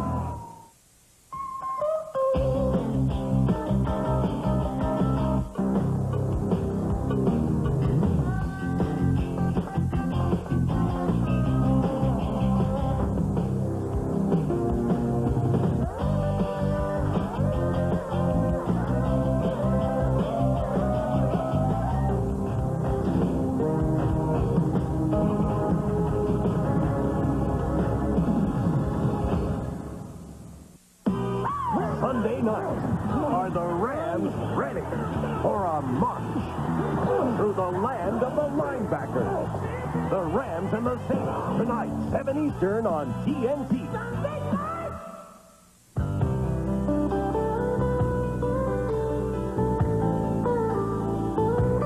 All of these championship-winning drivers have one thing in common: Goodyear tires. The championship-winning technology that's found in the Eagle and Wrangler tires that Goodyear races can also be found in the Eagle and Wrangler tires that Goodyear sells. The champions know, and it's why we say the best tires in the world have Goodyear written all over them. When your engine is working hardest and needs protection most, Castrol GTX is the only leading motor oil that meets the world's toughest requirements for viscosity breakdown in every grade. Fact is, the only way you can get that kind of performance from any other leading brand of oil is like this. Castrol GTX, engineered for today's smaller cars. Try Castrol Super Clean for tough, greasy jobs. If it won't come clean with Super Clean, it won't come clean. 260 laps, 390 miles complete in the Mello Yellow 500. Here on the mile-and-a-half Charlotte Motor Speedway. And from the Max Race Cars aerial platform. Folks celebrating their 5th anniversary with a big 300-card selection. View of this facility and a look at the way our field is running right now. Martin first, Kowicki second, Dale Jarrett third, Kyle Petty fourth, Ernie Irvin fifth, Ricky Rudd in sixth. At issue is Mark Martin's Ford. There is a problem on that car. It could lose power at any time. It could cost him everything. He's gambling to stay out here, stay in this lead. Doesn't want to give the time up right now to go in and change that battery. The interval between first and second lies at 1/18 seconds between Mark Martin and Alan Kowicki. Second place. Now here's Kowicki chasing Mark Martin. Alan having just a phenomenal run. If the battle ended right now, point battle, Elliott would lead by 112 points, Neil, but it would be Kowicki moving up. Allison would fall to third, 126 behind. It would be Kowicki 112 down in second place. And, of course, there's 3 races left, Rockingham, Phoenix, Atlanta. Rockingham coming up October the 25th, and the big Atlanta showdown November the 15th. Gives you a good indication where this points battle rocks back and forth. 2 or 3 races ago, everybody had Kowicki out of the picture. So, well, he's fell back too far. He can't make it up. The way he's running, anybody can. You know, one guy had a little bit of trouble, and that thing really switches around in a hurry. Alan Kowicki, very much a factor. Talking about those 2 guys kind of passing back and forth. Not any longer the case. The number 11 car of Bill Elliott is 8 on the field at the present time. There he is.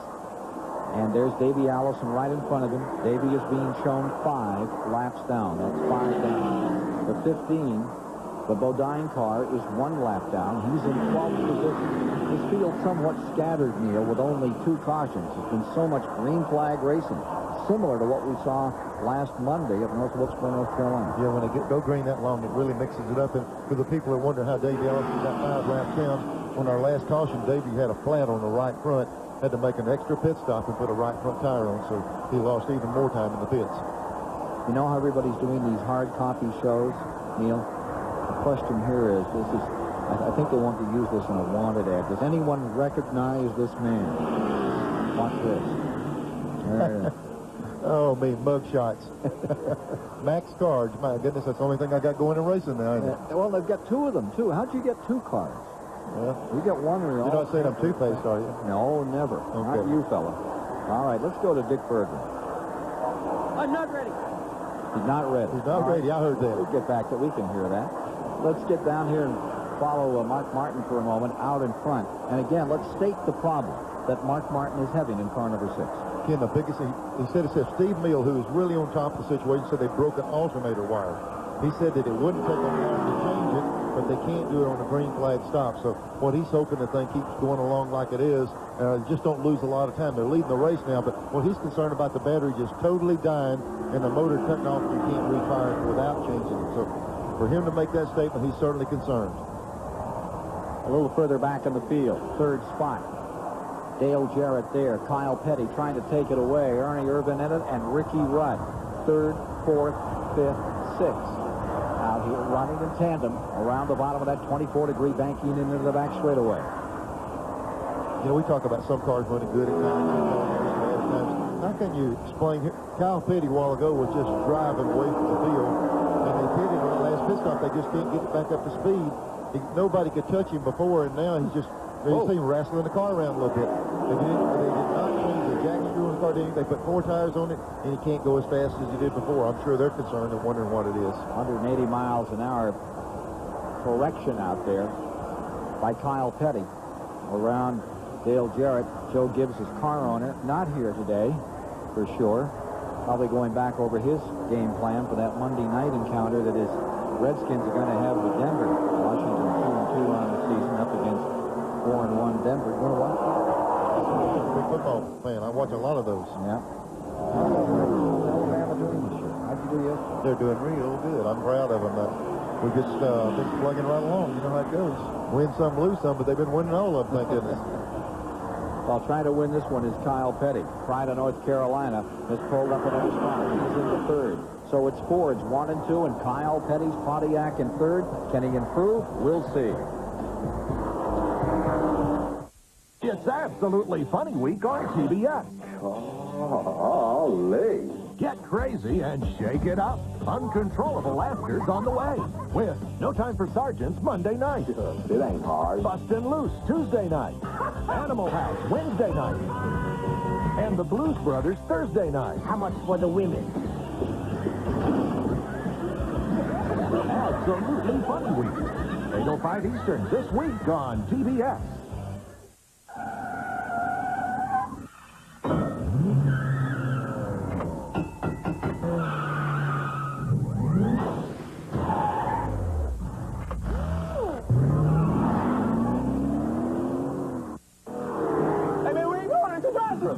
What would you do if I, offered you a sandwich for, 99 cents? I could hook you up with that deal right now. You can make it in 3 33-cent payments. 99 cents. It's your way, right away. We love this place. Hey, use a spark plug that's tested to fire clean for 30,000 miles. Motorcraft. Motorcraft quality parts. From Ford.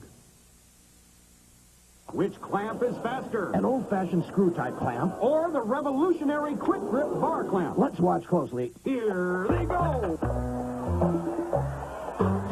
And it's over. Amazing. Oh. Now for the instant replay. Hey, look at that. One finger on the quick-release trigger and the bar slides right into position. And there, he's tightening the clamp by merely squeezing the quick grip handle. And it's done.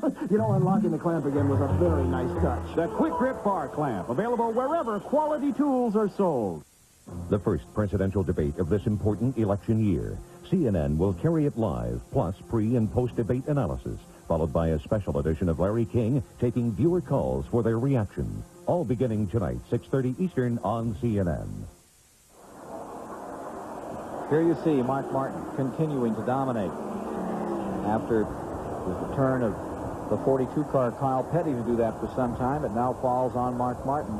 And here you see the 12-car Jimmy Spencer in Bobby Allison's machine, the Berwick, Pennsylvania, former national modified stock car champion. Jimmy Spencer is whaling this number 12. It's tough days for Bobby Allison, three-time winner of this 500. But Jimmy Spencer is doing a whale of a job in that car. They're out of a sponsor for next year. They're really digging. Now, that's one thing about Bobby Allison that he's always done well. You think when things get rough, he just gets tougher. Ken, this is just what Bobby Allison's race team needs. Jimmy Spencer is going to another race car next year. What Bobby Allison was wanting to do was run this car and show people that they've got a race team that's capable of run up front so they can hook up some sponsorship for that car next year so they can continue to run on the Winston Cup circuit. And this is just what they need, a good shot in the arm. He put another Alabama lad, Jeff Purvis, in the car. That didn't seem to work out. Now he's gone with Mr. Excitement, and Spencer is creating some for Bobby this afternoon. Your reaction to all of that? Well, I'm glad to see the car run good because what you got to do is sell your product. And they just want the car to run up front to show people they've got a team capable of running up there. Ray Bestis we see on this car is moving over to another team. Hut Strickland's leaving. So what they're looking for is a driver and a sponsor because Spencer's tied up for next year. So a good finish today will go a long way for this race team. And a good battle beginning to develop between Ernie Irvin in fourth and Jimmy Spencer. We'll watch that one. And as we do, let's also get another Goodyear Racing update. Standing by is Rick Benjamin. Again, just as Jimmy Spencer is having a great run here this afternoon, a gentleman by the name of Robbie Baggert has had a terrific week here at the Charlotte Motor Speedway. 2 NASCAR Sportsman races on Wednesday and again yesterday. Baggert's won both of them. Let's show you how he did it here yesterday. Baggert taking the lead off the pole early on in the 89 car. but it took him a couple of laps to get back to the front. He was passed off the green flag. Many crashes in yesterday's event. This one off turn 2 early on. Chuck Hebbing in the 45 car. A couple of other cars ending up against the Armco here at Charlotte, and a tire rolling loose as well. A little later on, lots of trouble off of turn 4. Tom Sherrill in the 7. Again, Hebbing in the 45 getting involved. There's Hebbing slamming into Sherrill. Hebbing winding up in the inside retaining wall there. It began also the 95 car of Steve Clark. This is a little later on in the event, sliding down low through turn 3. While he was gathering his car back up, Tim Bender in the 36 was running third, lost control. He gets popped not once, not twice. The blue car, they're getting up in the air briefly. All told, a total of 12 cars getting involved. We'll see another car, the 43 automobile of Paul Schaefer, slamming into the hydro barriers there, water going up. This one blocked the track. They had to bring out the red flag for about 13 minutes. Finally, the race back under green. Robbie Faggart managing to stay clear of trouble in the white automobile, the number 89. He scores his second win of the week here over the 20 of Ronnie Sewell and the very familiar-looking black number 3 of Kirk Shelverdine. Dale Earnhardt's Winston Cup crew chief, who drives a lookalike car in the sportsman division here at Charlotte and across the country. Shelverdine finishing third. As we mentioned, very busy week here at the Charlotte Motor Speedway. A big announcement made on Wednesday night here. The Driver of the Quarter Century Award. There's a Driver of the Year award given annually. On Wednesday night at Champions for Life banquet, Ty Kyler is the patron of this award. He was the man who opened the envelope to make the announcement of the winner of Driver of the Quarter Century. Quarter Century is Mario Andretti.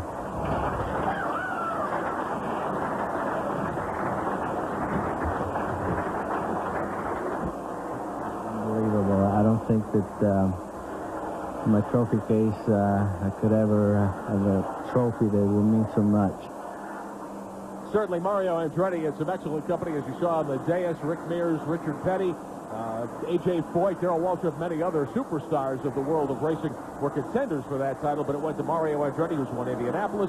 He's the Formula One world champion back in 1978. He's been the IndyCar champ many times. Certainly a deserving winner. Our own Ken Squire handed that award, emceed that banquet on Wednesday night, and Ken, certainly a big night for Mario and many other stars of our sport. Yeah, great night with A.J. there. Made it special for me. 421 miles are now complete here. 281 laps are down. As you watch Ernie Irvin trying to hold on to third. And again, Jimmy Spencer is on a roar, and that's Bobby Allison, number 12, up in fourth. And speaking of Bobby Allison, we've got Dick Berger down in the pits with Bobby Allison. Let's see what Bobby thinks about this. Well, he's smiling. How much more is in that car, Bobby? Well, I really believe Jimmy is getting about all that's in there out of that Ray Bestis Ford. And he's doing a nice job. The guys are working hard. Jimmy's trying to figure, what would be the best move to make. I think all the guys are working hard, and I'm real pleased with it. This crew is absolutely electric. They are jumping around here like crazy. They are We've got a spinner in the main straightaway. Wally Dallenbach looping it out of turn number 4. Caution is out on the track for the third time today. Caution is on the speedway as Wally Dallenbach got loose coming out of 4. He just gathered it back up. This at lap 283. Bobby Allison's last win as a car owner, Neil. How about it? What do you think it was? I don't remember. It's been too long for me. Richmond, Virginia, back in 1974. Of course, he was the driver, too. The 94 car coming back to the stripe. Here's Terry Labonte coming on there, and just a lap. He was trying to get a lap back from car number 6 as they came to the line. Mark Martin wasn't able to do it. When you asked me what was the last win Bobby Allison had, I won 42 one year for him. I wanted to think back to those. Bobby Allison, who won 84 races, won 3 times here, former national champion. Hope you're standing up and cheering for Bobby Allison. We hope that he has some good luck and this car number 12 finds everything that it needs for the 1993 season. Jimmy Spencer certainly contributing everything he's got to make it a good day for the great leader of the Alabama gang. Back with more in the Mello Yello 500 in a moment.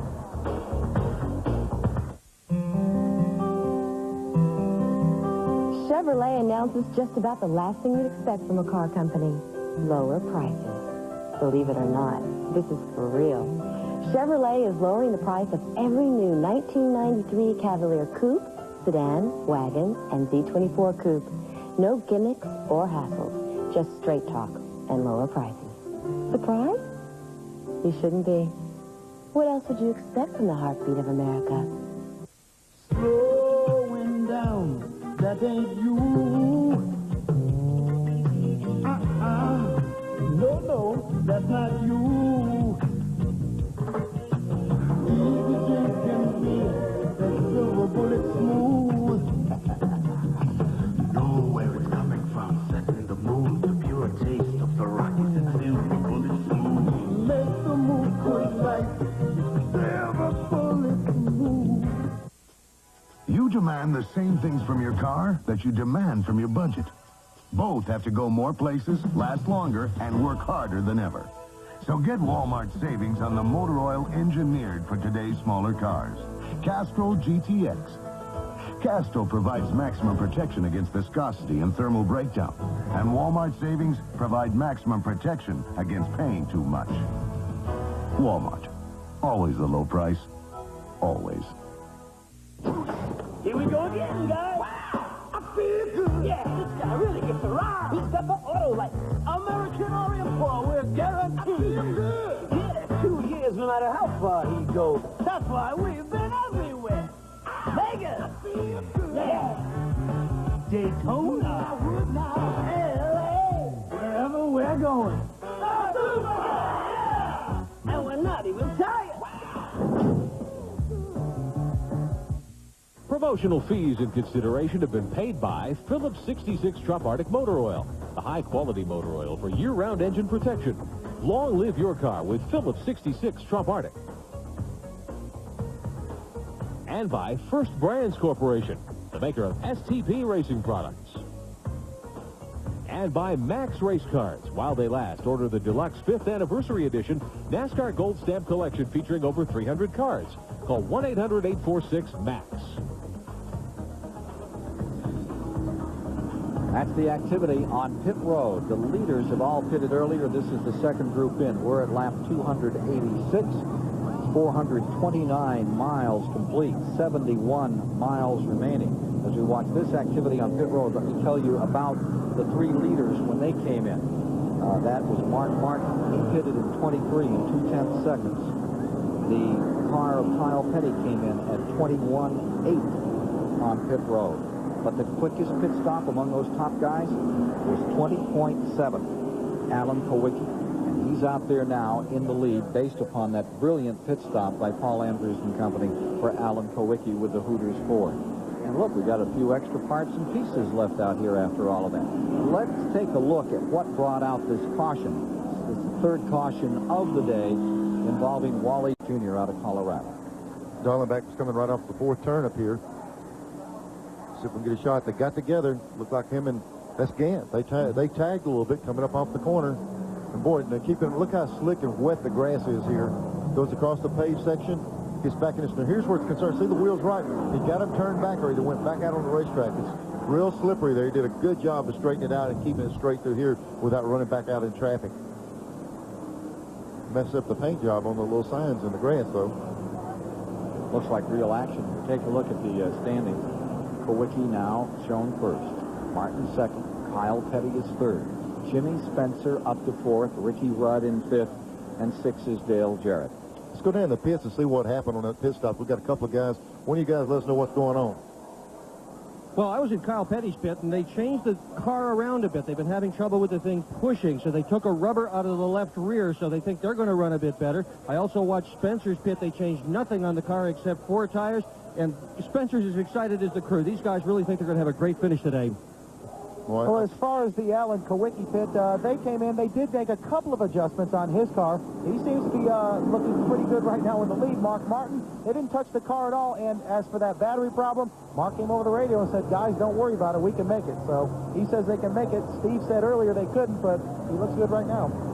Randy, the way he was leading that race, I doubt seriously he wants to do anything. He wants to keep riding.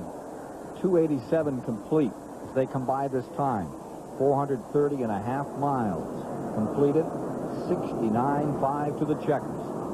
Pace car is in, ready to go once again as they line up. Kowicki first, Martin second, Petty, Spencer fourth, Ricky Rudd, Dale Jarrett sixth, Elliott, Bernie Irvin eighth, Ken Schrader rounding out the top 10. Harry Gant. Those are the 10 cars in the lead lap. 11th, 1 lap down is Terry Lamotti as they dive into turn number 1. be watching to see if they help Kyle Petty's car. He'll take a change this time before he was off so he can get it back like he had it earlier.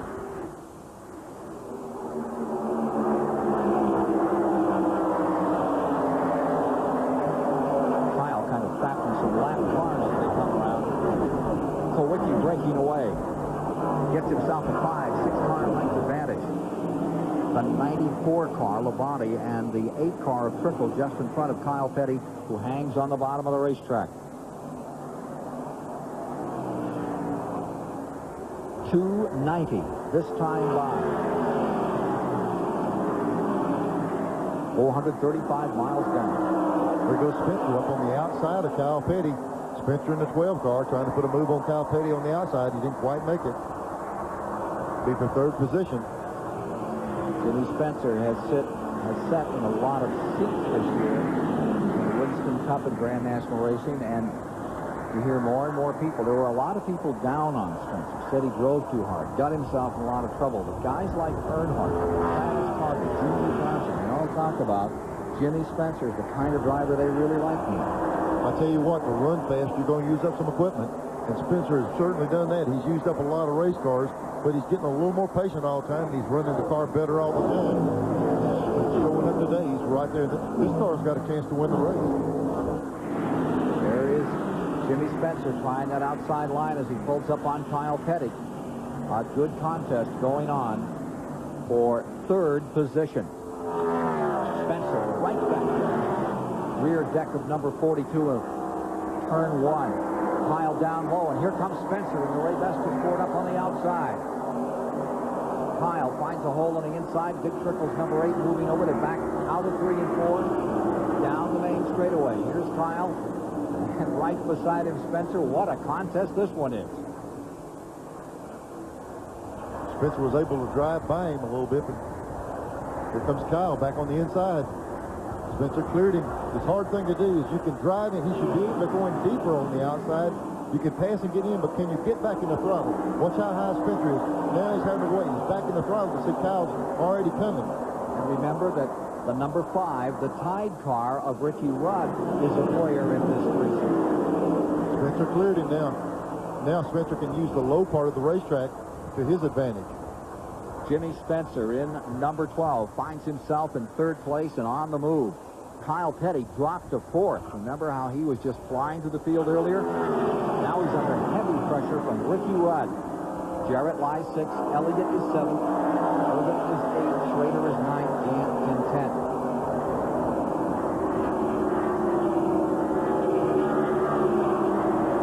Spencer picking off some of the lap traffic. He's going under Terry Labonte.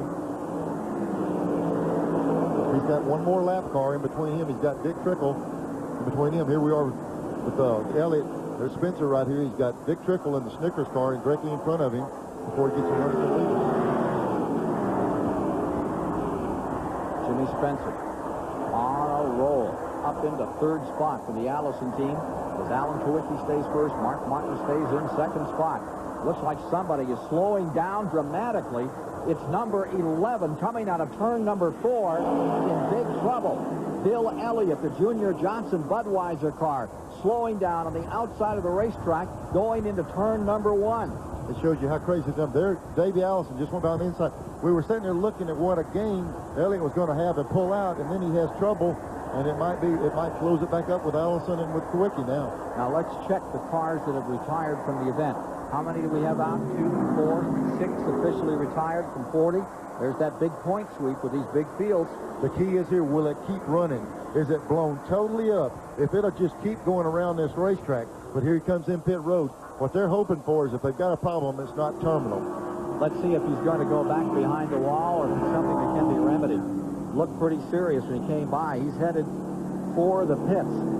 Bill Elliott's car number 11. Dick Berggren is standing by with the Winston Cup point leader. Well, Ken, Junior just said they have a flat tire. They think they have a flat tire. They're going to do 4 tires, and hopefully they'll find the one that's making this car handle not as well as it should. The engine on pit road sounds just fine. Everything else looks all right as well. No, they're going to look at the right rear. Several crew members now looking at the right rear. That's where the track bar attaches. They're shaking their heads. This does not look good. He's been in here a long while. Right side still up. Elliott with a serious problem in the right rear corner of the car. Junior Johnson walking around the car in the red sweater. NASCAR officials standing beside him. Winston Cup point lead in jeopardy right here. There's Tim Brewer. I wouldn't doubt, I'd go out on a limb and say it might have broke a rear end housing or something, because if it's anything else, they get wrenches and fix it. That big puff of smoke might possibly be grease coming out of the rear end. Meanwhile, Alan Kowicki leading. Mark Martin in second. That's how close it is for the lead. In the $891,000 Mello Yello 500, Jimmy Spencer lies in third spot. The two leaders sliding out of turn number 4. Down they come. And then it's an interval of, 3.5 seconds back to number 12. Jimmy Spencer just behind Dick Trickle in third spot. It's going to be a wild finish to this one. 300 laps complete when they come by this time. Bill Elliott still in the pits.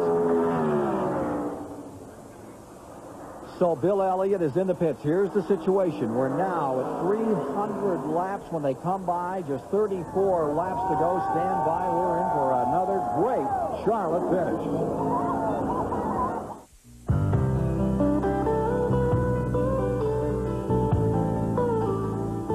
All of these championship-winning drivers have one thing in common: Goodyear Racing Eagles. The race-winning technology that's found in the Goodyear Racing Eagles can also be found in the world's best-selling line of high-performance street tires, Goodyear Eagle Street Radials. The champions know, and it's why we say the best tires in the world have Goodyear written all over them. When 280 seemed out of reach, it's Joe Amato and Autolite who punch it. Goes to 290. Connie Coletta and Autolite smash it. 300, the barrier. Kenny Bernstein and Autolite shatter it.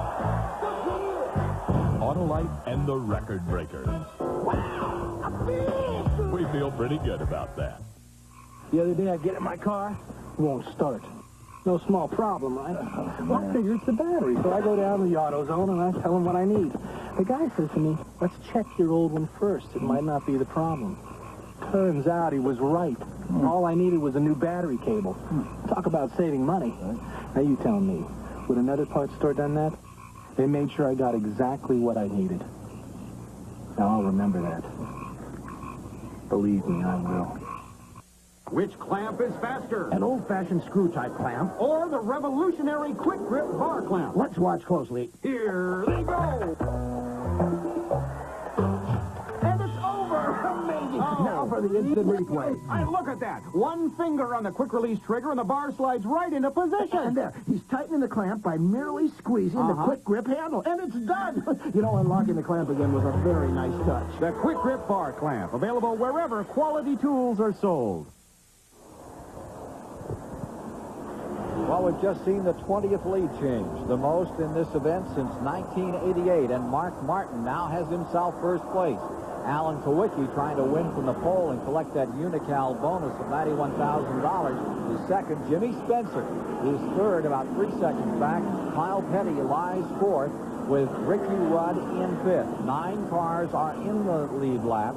Jarrett sixth, Irvin, Schrader, Harry Gant running 9th. 1 lap down in 10th is Dick Trickle with Terry Labonte running in 11th. Let's take a look at the pass that put Mark Martin into first place. Mark Martin has been all over Kowicki for a couple of laps. And watch this, he goes down in the corner, he gets the nose up beside him, and they come up, he gets just up there, and Kowicki don't know if he's there. Now watch him move over. He's going to move over and see if Alan, and they touch just a little bit right through the tri-oval. They separate again. Mark Martin makes the pass going down in the first turn. And since he's made this pass in just 2 laps, he's pulled out to about 6 or 8 car lengths. Qualified well, did Mark Martin. Then came out here and ran stronger in those final practice sessions, and for the moment is running away. And we're also watching behind Kowicki, the number 12, the Allison car with Jimmy Spencer in third spot. Last time by, that interval was about 2 5/10 of a second between second and third. We're sitting here watching Mark Martin lead this race, and he's probably hoping that thing does like that little bitty bunny does. Just keeps on going. The battery in that thing better keep clicking, or he's going to be in trouble. He hopes it'll make it the rest of the way. And he told him he didn't want to change it. He knows how good a race car he's got under him. Take a look at this interval with 27 laps to go this time by. There you see Kowicki's number 7. There's Jimmy Spencer. And right after him comes Kyle Petty in 4th. Ricky Rudd follows in 5th position. Spencer, number 12, 3rd. Kyle Petty's 42, 4th. And Rudd in 5th with car number 5. And here comes Kyle mounting an assault. The Pontiac moves back in. Kyle Petty closing ground on the Ford of Jimmy Spencer. Spencer takes a wide line. Spencer has really given a good performance here today, Neil. Sure has. He's running the car hard. He's run down in the corner so hard he slides up and still Kyle couldn't get up under it. You know what? As this is going on, Ken, the 11 car still, Bill Elliott's still sitting up pit road. Dick Bergman's down there, and he has more on the story what happened to the car.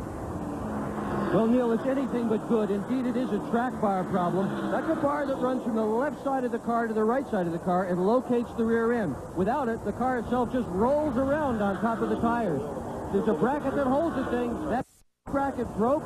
They went out and got themselves a welder. They're working on it now. They're going to have to weld the pieces back on and hope they're going to stay. A lot of laps been lost already for Bill Elliott. 6 minutes and 32 seconds on pit road for Elliott. That little blue deal sitting there is a welding machine. They got to repair it. They usually you take the car behind pit wall to do that much work on it. What's the story? I always thought you couldn't use jack stands out on pit road. They've got them out there, and they're welding the rear end housing up on the car. You see the sparks and the fire falling under there. One of the guys is re-welding that bracket for him. And he's fallen back to 30th position. That's the story on the Winston Cup leader, Bill Elliott, in the Junior Johnson car. The story up in front, Martin first, Kowicki second, Petty third, Spencer fourth. More in a moment. Game, you are a reckless man.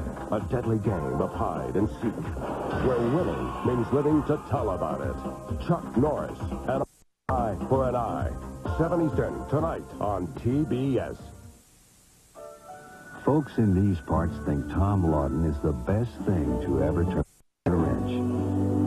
But back east, they'll put their money down on the guys at McClellan's. It seems in every town there's always one place that does a little bit better job fixing your car. And it seems the things they all have in common are great mechanics, great service, and Napa parts. Look for the sign of quality car repair. Napa.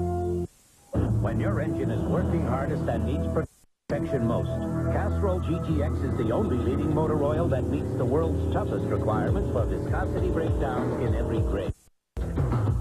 Fact is, the only way you can get that kind of performance from any other leading brand of oil is like this. Castrol GTX, engineered for today's smaller cars. Try Castrol Super Clean for tough, greasy jobs. If it won't come clean with Super Clean, it won't come clean. A noble warrior advised. The art of protection springs from within. One must stay vigilant against one's unflagrant perspiration, lest one provoke a hostile response. Thus, a Norris ritual is Right Guard Sports Stick. An aromatic array of the precious scents and maximum protection against disarming wetness. Confirming the wisdom, the best defense is not to offend. Right Guard Sports Stick.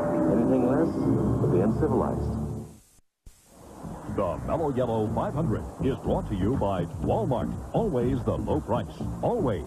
And by Auto Light Spark Plugs. At Charlotte, North Carolina, 314 laps complete, 471 miles down, 20 laps to go, 29 miles left to be run here today, with Mark Martin out in front, Alan Kowicki in that second position, Kyle Petty third, Rudd is fourth, and Jimmy Spencer has dropped into the fifth position as time runs out in this race. The story on car number 11, Bill Elliott. He is back on the track running in 31st position. Martin out in front. While a win here at Charlotte can make a driver's season, Mark Martin says the important thing is simply to win. It's great to win a race at Charlotte because this is the hotbed of NASCAR racing. It's great for the fans. It's great for all of us. But it's great to win, period. And it doesn't really matter where they come as long as they come. Tremendous crowd has turned out here today. Look at this battle. Here's Ricky Rudd, the number 5 car. Closing in that Tide Chevrolet. pulling up on number 12. Jimmy Spencer is into fourth for the moment. Around Ricky Rudd. Rudd's trying to take it back another time, but Spencer seems to be drawing away for the moment. They swapped the lead 2 different times in the last 3 laps. Rudd passed him, Spencer comes back, Rudd passes him. This time, when he passed him, he pulled away a little bit. Randy Pembroke. We're down here with crew chief Steve Neal for Mark Martin. Steve, you're running great, but are you concerned about the battery still? Yeah, not bad. You know, we're about to die over here. We've got a real good set of tires that last stop. It took a while for them to come in. We're in good shape now. Haven't got a long way to go. But, you know, when you're worried, you're worried. We're worrying a lot right now. We're not sure we're going to make it. Well, he's had the stopwatches going. He's checking the scoreboard. Back to the stopwatches. Believe me, folks, he's nervous.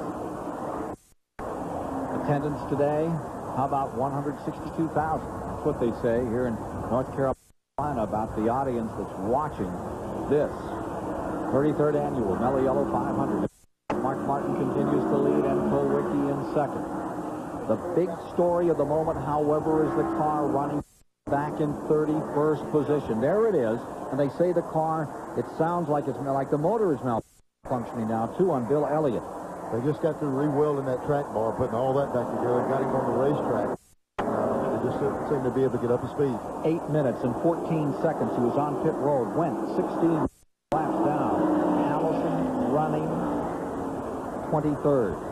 Elliott in 31st. Kulwicki running second. If the race ended right now, Elliott would lead 44 points over Alan Kulwicki in second, and Allison drops to third at 48. Again, people would say, why is he doing this? But right now, he's completed 301 laps. Hut Strickland completed 305, and he fell out a few laps ago. Bill runs 4 more laps. He moves up another position. He's got 4 or 5 cars there that have fell out of the race in front of him. If he just makes some laps, he'll pick up a few more positions.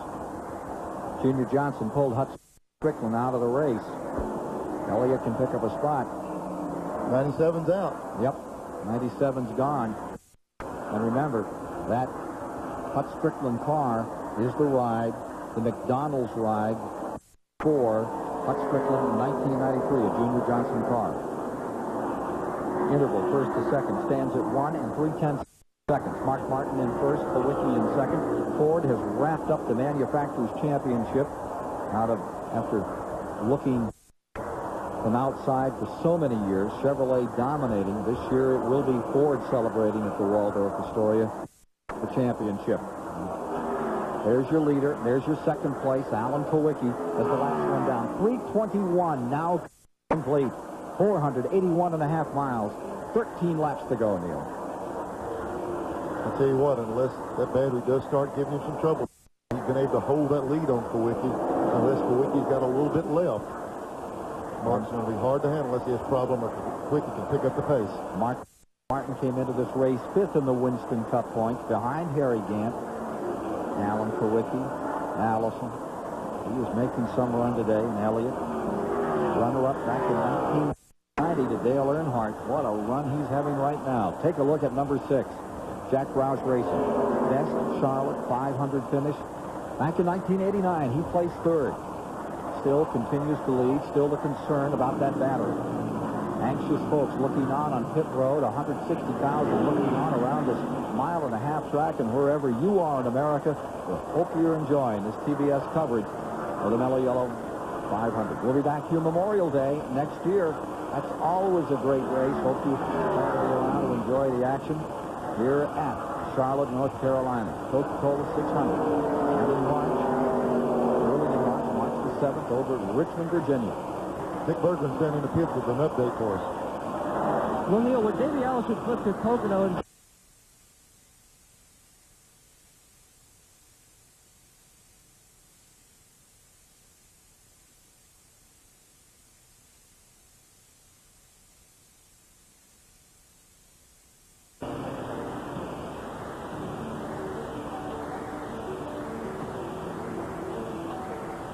This month, most of America will be turning its clock back 1 hour to end daylight savings time. But Encore will keep turning back the clock all the way to the 1960s.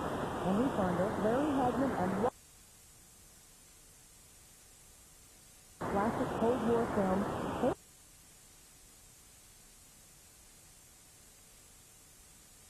57 5-speed Casino Royale.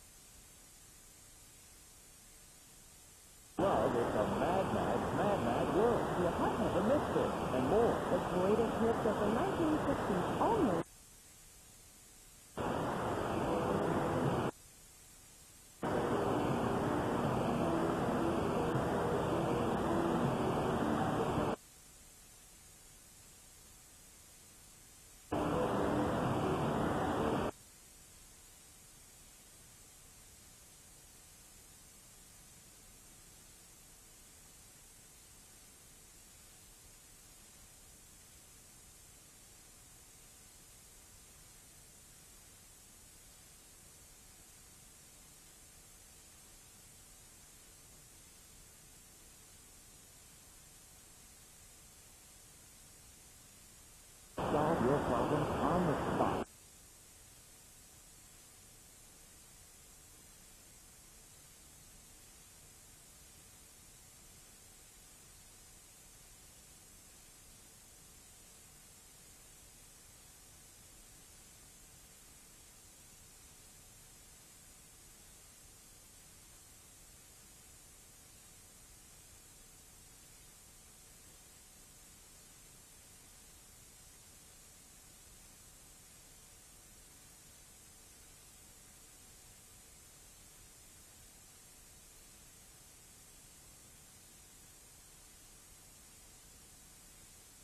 Baseball season with the exclusive coverage on ESPN. Show Baseball Tonight. ESPN represents 2 World Series specials in October, and as baseball.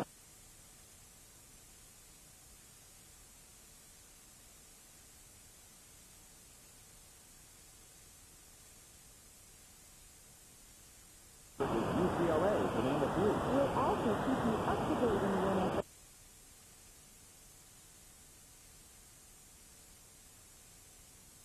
We're your total sports network.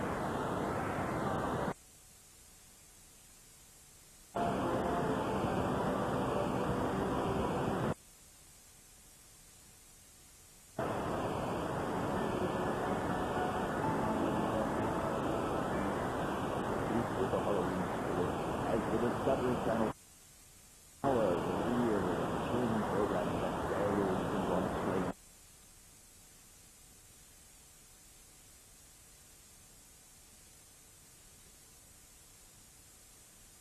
more, all on Halloween, and only on the Discovery Channel.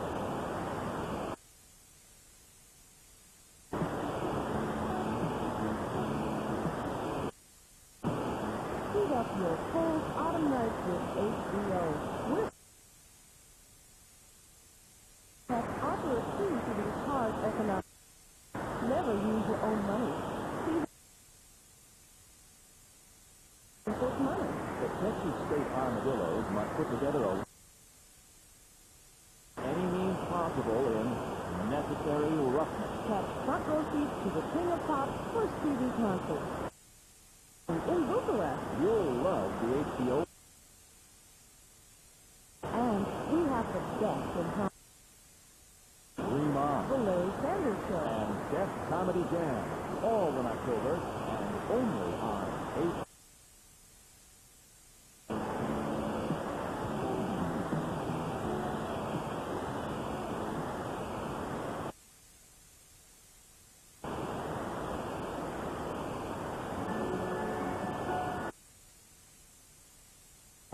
At its spooky best.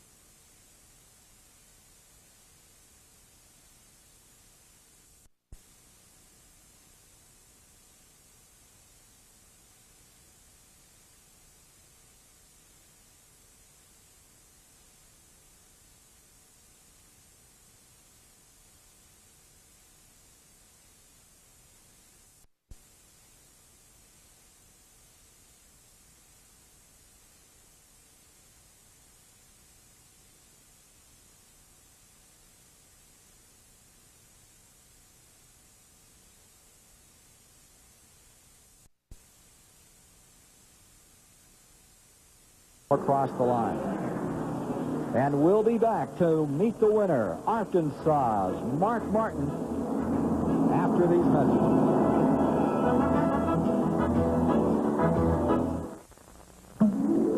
This high-performance drink cleans your fuel system to help maintain peak performance. STP Gas Treatment, the high-performance drink for your car.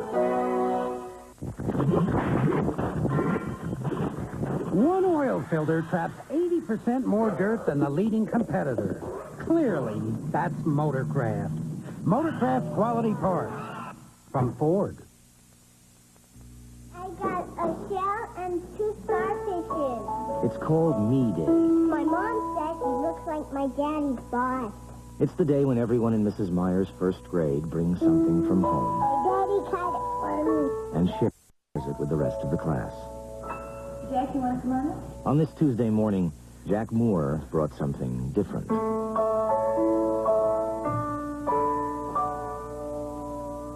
This is my dad. His name is Jack, like me. Last Saturday, we built a doghouse. Maybe someday I'll get a dog. Every Saturday morning, we let Mom sleep and we go to McDonald's together. That's where we tell each other things we'd never tell anybody else. At McDonald's, we never planned on being part of Jack Moore's Me Day, but we're glad we were. This is my dad. He's my best friend. Wouldn't it be great if your neighbor was Wally Dallenbach, the Keystone Beer Winston Cup driver? Wally, great car. Want to take the first spin, Dave? A spin? And keep her under 170, Dave. 170? Be Wally Dallenbach, or possibly his neighbor Dave, race the Keystone Beer stock car in the Winston Cup Series. Well, how'd you drive, Dave? Well, she drifts a little in 3. No problem. But we need to bleed the brakes. Wouldn't that be great? We'll join Gary Bender and Pat Hayden for Sunday Night NFL on TNT. Those Rams, 2-2. Travel to the Superdome. Take on the division rivals. New Orleans Saints, 3-2. Hard-hitting action starts tonight, 7:30 Eastern on TNT. Mello Yello 500 is over, and let's meet the man who was the crew chief, outsmarted them today, outfoxed them. Steve Neal standing by with Dick Berger.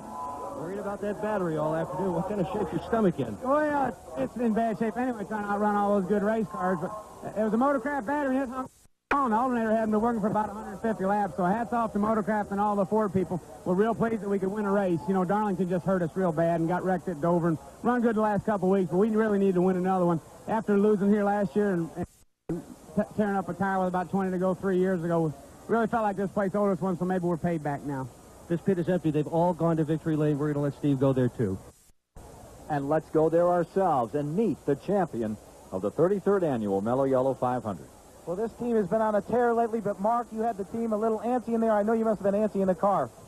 Well, you know, we just hadn't had any luck to win any races. This Valvoline car's been, it's been this good for the last 6 races, but we just hadn't won.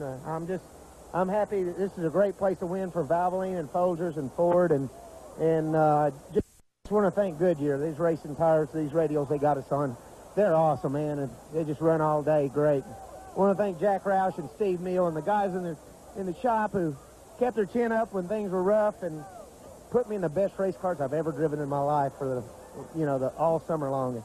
I'm just thankful for it. Jack, how about it? You had batteries slung around the pits, an alternator sitting there. You were ready to do anything you had to do. Well, we had a little battery problem with Mark's Busch Grand National car yesterday, so we were sensitized to that. But Mark did a great job. We have had a rough summer. We've had great cars. The guys have hung together to a man, and nobody's give up on us, and boy, it came through today. Well, from what we understand, about 100 points out of the lead for the Winston Cup Championship. How about that? How about that? That's a big surprise. You know, I guess you never know what's going to happen. Realistically, third looks pretty good, but 11 and 28 aren't doing much right now. I'm sure that they're going to hit a hot streak any time, but they need to hurry up or they're going to lose it. Well, let me tell you, folks, these guys are definitely not out of it. They have been on a tear over the last 6 or 8 races. Mark Martin, the winner of the Mello Yello 500. Top 5 within 95 points of each other. 3 races to go, Rockingham, Phoenix, and Atlanta. Let's talk to the man who came in second place here this afternoon, Alan Kowicki. Such a good run. Where's the smile? Oh, I'm happy. The team did a great job. The engine ran good, and we had good pit stops. They picked me up a couple of seconds, you know, under the green a couple times and got me out in the lead another time. They're doing a great job, and you know, the Goodyear tires worked today. The fourth turn was a little bit bumpy, but we really didn't have any problems, and our car started getting a little bit better at the end. We're real good on new tires, probably the best car, and just a tick off when the tires got old and hot, but I did my best. We gave them a good run. We're coming on to the points, and it's not over yet. Team is running strong, real strong. And he's in third place, 44 points behind Elliott. As we get down to the end of the 1992 season. What a grand finale it's going to be with Rockingham, Phoenix, and Atlanta upcoming.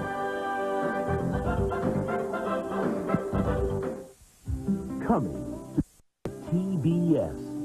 10 days dedicated to a legend, John Wayne.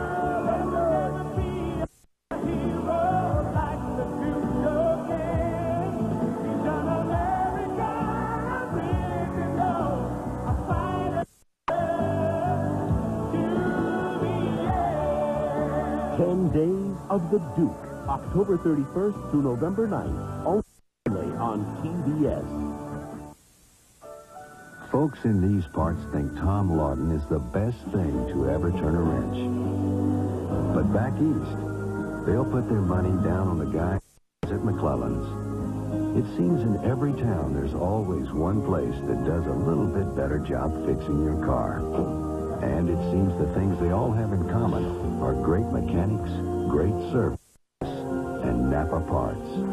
Look for the sign of quality car repair. Napa. One of these engines was filled with Castrol Syntec, a new synthetic oil. The rest with conventional oils. They were then drained and started without oil to prove a point. You see, Syntec's unique molecular structure bonds to engine parts. Lab tests show it leaves a layer of protection far stronger than conventional oil. And if Syntec protects this well now, imagine if you leave it in. Castrol Syntec. Protects in ways other oils can't. Promotional fees and consideration have been paid by Goodyear, #1 in racing, and makers of Goodyear Eagles, the most successful line of high-performance tires in the world. And by True Value. True Value Hardware Stores, your place for service and selection, where you'll find their exclusive True Test Easy Care interior paint in 3 spatter-resistant finishes. And by Purolator Filters. You can't buy better engine protection than Purolator Filters. Welcome back to Charlotte Motor Speedway. The day's action completed here, and what a great battle it was. Mark Martin triumphing over Alan Kulwicki by a whisker. A lot of drivers had great runs here today. Let's take you through the True Value Hard Charger standings at the end of the day. As you know, $5,000 in True Value money is up at each of the 29 Winston Cup events all year. The lap leaders score 5 points, and then it's paid off through the top 5. Mark Martin gets an extra $1,500 in his victory purse today for scoring nearly 2,000 Hard Charger points over Alan Kulwicki. Kyle Petty, who many of us thought had this race sewn up in the middle stages, didn't turn out quite that well, but Kyle finishes third over Ernie Irvin and Dale Jarrett. Of course, there's $50,000 on the line for the True Value Hard Charger Award at the end of the Winston Cup season, following the Atlanta race coming up in just a few weeks. Only 3 events left in 1992. So that's the way the True Value Hard Charger situation stacked up today. One of the teams that had the strongest day of all, and I think a lot of us were really pulling for him, the Bobby Allison team. Jimmy Spencer, Mr. Excitement in the chair today. Our Dick Berggren is with those two gentlemen. Well, it's supposed to take a year or two for new teams to gel. This is your first ride. How'd you do this? Well, you know, Bobby Allison gave me the opportunity Tuesday afternoon to come on and put a seat in his car, and Larry Bestis Ford, Meineke Muffler, Tic Tac Ford ran excellent. You know, Jimmy Finning won the Western Auto Mechanic of the Race Award. All weekend, you know, we've had a good weekend. You know, all the crew worked extra hard. The pit stops were fantastic. We were off a little bit, but I'll tell you what, from a top 5 finish, I always knew that team could run good, and it's been a pleasure to drive for Bobby Allison. Well, let's ask Bobby Allison. How about this guy? How much of it was him? Well, he did a mighty nice job. Jimmy Spencer really, really applied himself. The guys worked hard. You know, everything went together. I was really pleased that we were able to run that good for Ray Bestis. They are leaving us, but they've been a real big help to us, and we really appreciate them, and Meineke and Tic Tac also. But Jimmy Spencer stepped into this thing and just did a really, really super job for us, and I really appreciate that. Racing is never giving up. Well, Humpy Wheeler, you had a record crowd. You had a record pace. 153 miles an hour breaks that mark of Schrader in '89. What a great day the Charlotte Motor Speedway has observed Richard Petty's last race. And he ran all the way to the checkers. Yeah, Richard did a great job for the last ride at Charlotte, but I'm real proud of Mark Martin. You know, Mark's been knocking on the door here for a number of years, and he got down. He had to go back to ASA racing, and he's come back now, and he's been so close. But, gee, he did a terrific job today, and he beat, really, the fastest car on the racetrack, and that's Alan Kowicki. Qualified on the pole at nearly 180. We're excited about the fact that for the next 3 years here on TBS, you're going to be seeing the 600 and the 500 each year. Yeah, we look forward to working with TBS. Ken, you, and Neil, and all the folks down in Atlanta. Going to bring a lot of excitement. We've got a lot of things we're going to be doing to the track to improve it, to improve the racing on it, and we're really looking forward to it. Like what? Well, we got to work on that fourth turn. You know, that got rough. It got me out here last night about 12 o'clock when I wanted to be home in bed. We ended up with a 1-inch gash in it from yesterday that went up about 150 feet. We're worried about it today, but it held up pretty good. So we got to do something on that fourth turn. It's like having a beautiful golf course and having one lousy green. The green's right in the middle of the groove there. Yeah. Yeah, I mean, we're not putting out there on the fourth turn. Nobody was putting out there today, that's for sure. We'll be back with more here from the Charlotte Motor Speedway, where Mark Martin reigns supreme in just a moment. Stay with us.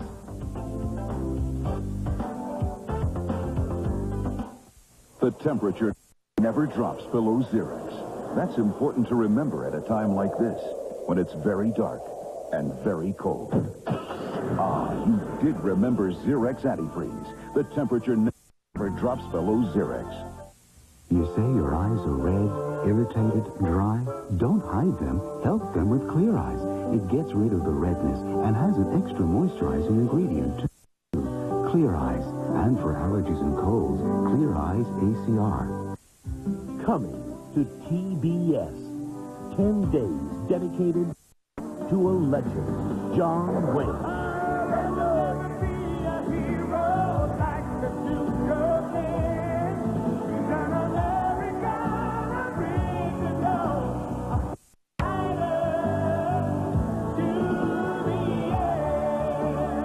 Days of the Duke, October 31st through November 9th, only on TBS.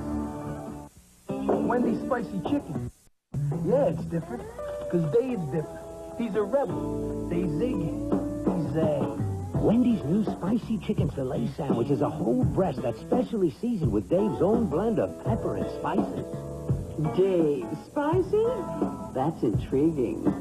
What can I say? You're hot, you're hot. Wendy's spicy chicken filet sandwich. It's caused quite a stir. A man his age shouldn't be making spicy food. Amen. You demand the same things from your car that you demand from your budget. Both have to go more places, last longer, and work harder than ever. So get Walmart savings on the motor oil engineered for today's smaller cars. Castrol GTX. Castrol provides maximum protection against viscosity and thermal breakdown. And Walmart savings provide maximum protection against paying too much. Walmart. Always the low price. Always. The Mello Yello 500 is brought to you by cold-filtered Keystone, Keystone Light, and Keystone Dry. By Goodyear, #1 in tires. By Castrol, engineered for today's smaller cars. And by AutoZone, the right parts at the right price. Kyle Petty had a great day, wound up in third spot, and let's go down and chat with the man who drove that car so beautifully out here on this mile-and-a-half track. Kyle Petty staying along. Kyle, you were a bullet at the beginning, and then it just wasn't quite the same afterwards. No, I tell you, we run really good first, come up through there, and then made a good call. Robin made a great call, and we changed 2 tires. And we got up and got in the lead, and then we're able to get back and pass them and go back and lead a lot of the race. And with green for so long that we were pretty good. But I guess the same thing happened to us in May. For some reason, when the racetrack got a little cooler, the car got tight at the end, and we kept adjusting, but just couldn't get it loose enough, I guess, to get it up off the corner. So ended up third. Mark and those guys were really fast all day, and so was Kowicki off and on. But, we felt like we ran a little bit better than that, but we're pleased with it. What they always say is if you run in the top 5, enough wins will come. Do you believe that? Yeah, I believe it. I've been running in the top 20 and win every now and then. So, hopefully we'll run in the top 5, then we'll get a few more wins. What about your dad? Last race here, Charlotte. I know you've been coming here since you were a little boy with your father. What about his last run here today? Well, I think it was kind of special. You know, I think all week long the guys at the Speedway here, at Charlotte Motor Speedway, had done a lot of special things for him with the qualifying night, with the tickets, with those type things, and you know, the day they gave him a nice gift and some stuff. So I think you know, this has been one of the most special places to run his last race at. Thank you, Kyle. And meantime, one of the drivers who generated some late excitement today, Wally Dallenbach Jr., driver of the Keystone Ford. Your teammate wins. You got everybody awakened there toward the end, sliding through the grass. What happened? That's kind of excitement I don't really like. I don't know. I thought I had Harry clean, and then next thing I know it, I was saving the race car. So he got us a little bit out of shape, and we're just lucky we didn't hit anything and tear anything up. Learning curve is well underway for you now. How does next year look? We're looking forward to it. You know, the Roush team is coming along well. It's a great win for the team, and, you know, we're getting better and better every week we get out there. We need to work on our qualifying a little bit, but, you know, the race car was really good. We had a set of tires that last pit stop that really weren't handling too well, but we had a real good car today. You've turned a lot of heads this season, former Trans Am champ. We look forward to seeing you at the top of the Winston Cup point standings here within a year or two. So do I. All right. Thank you, Wally Dallenbach Jr. 3 caution periods for 10 laps in this race, Neil. And last week, caution-free last Monday up at North Wilkesboro. Is this a trend? I'll tell you what, they're getting these cars pretty bulletproof. They're able to run the entire distance without motor problems and stuff, and the drivers doing a good job. 2 of those were debris today, so we really just had one legitimate caution. It was a problem, and looks like these races, they better learn how to go green to keep up front now. Now, what do you think about this finish with now 5 competitors so tight together in this point battle? We get down here to Rockingham, the old tough monster mile, and you go out to Phoenix, that great track that Buddy Jove has, and then, of course, to Atlanta to decide it all. The last few weeks, or even the last month, they've been trying to narrow it down to 2 people. That's not the way it works in this sport. It takes care of itself, and the guys, the 2 we were talking about, are in trouble now. They've got other people crawling all over them. The points battle is still up in the air with just a few races to go. Well, we'll be back with more here from the Charlotte Motor Speedway as we celebrate Mark Martin's victory and Richard Petty's position 28 finish in his final 500.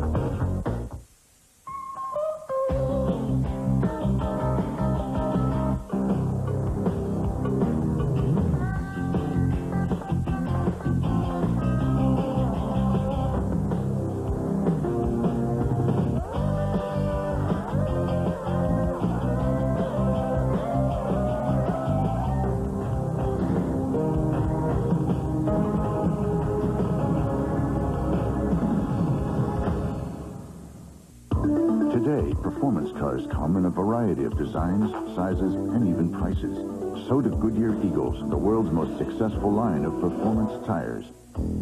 There are all-season Goodyear Eagles, new ultra-performance Goodyear Eagles. There are Goodyear Eagles for the classic and for the contemporary. No matter what performance car you own, there's a Goodyear Eagle priced for you. It's another reason we say the best tires in the world have Goodyear written all over them. One of these engines was filled with Castrol Syntec, a new synthetic oil. The rest with conventional oils. They were then drained and started without oil to prove a point. You see, Syntec's unique molecular structure bonds to engine parts. Lab tests show it leaves a layer of protection far stronger than conventional oil. And if Syntec protects this well now, imagine if you leave it in. Castrol Syntec protects in ways other oils can't. You got finished? How's it going? Great. We have a lot of good mechanics that shop at AutoZone. We also have a lot of people who just want to save some money by doing a simple job themselves, like changing their oil or putting in new plugs. They just want to come in, get what they need, and get out. Well, at AutoZone, we have parts for just about every car made. So if you know what you want, great. But if you're not quite sure about something, no problem. We'll help. After all, that's what we're here for. Nothing could possibly penetrate our security. A deadly game of hide and seek, where winning means living to tell about it. I don't want to kill you. Dane, you are a reckless man. Chuck Norris is playing by one rule, and one rule only. An eye for an eye. 7 Eastern, tonight on TBS. Almost as though the fans don't want to say goodbye to Richard Petty one final time here at Charlotte Motor Speedway. Lots of folks still here after the King's final ride, but the action on the Speedway is complete. Mark Martin, the winner today over Alan Kulwicki. Let's take a look at the current Winston Cup point standings with 3 races to go. Elliott and Allison had problems. Davey, though, fewer problems at the end, shrinking Bill Elliott's lead to 39 points. But look at the move Kulwicki makes, along with Mark Martin. They close to within 50, 55 points of the Winston Cup point lead, so it's really more than a 4-person shootout. Harry Gant and Kyle Petty very much within shouting distance of the lead. Let's take you 7 through 12. Ricky Rudd, Darrell Waltrip, Ernie Irvin, Rusty Wallace rounding out the top 12. We'll take you even a little deeper into the standings. Dale Earnhardt, the defending champ, who certainly had his troubles this year. Brett and Jeff Bodine, Sterling Marlin, Ken Schrader, and Ted Musgrave, 18th. Got to give him a call. He certainly turned in a good ride here today. He's had many strong runs this year in the Radius Motorsports Ford, so certainly an outstanding run for that driver. 11 cars retired from the race. 40 started today in this chase for the 33rd annual Mello Yello 500. And let's take a look at the complete rundown on how they finished out here today. Behind the battle up in front between Mark Martin and Alan Kulwicki. Look a little further back through the field. See names like Ernie Irvin finishing in 6th, Ken Schrader, the rest of the field. Want to thank you all for being with us. Hope you'll be with us next March when we're at Richmond, Virginia. For Neil Bonnet, Rick Benjamin, Dr. Dick Berggren, Randy Pemberton, I'm Ken Squire here in Charlotte, North Carolina. Beautiful Charlotte, a great host for a great race, the Mello Yello 500. Won today by Mark Martin, the Roush Ford.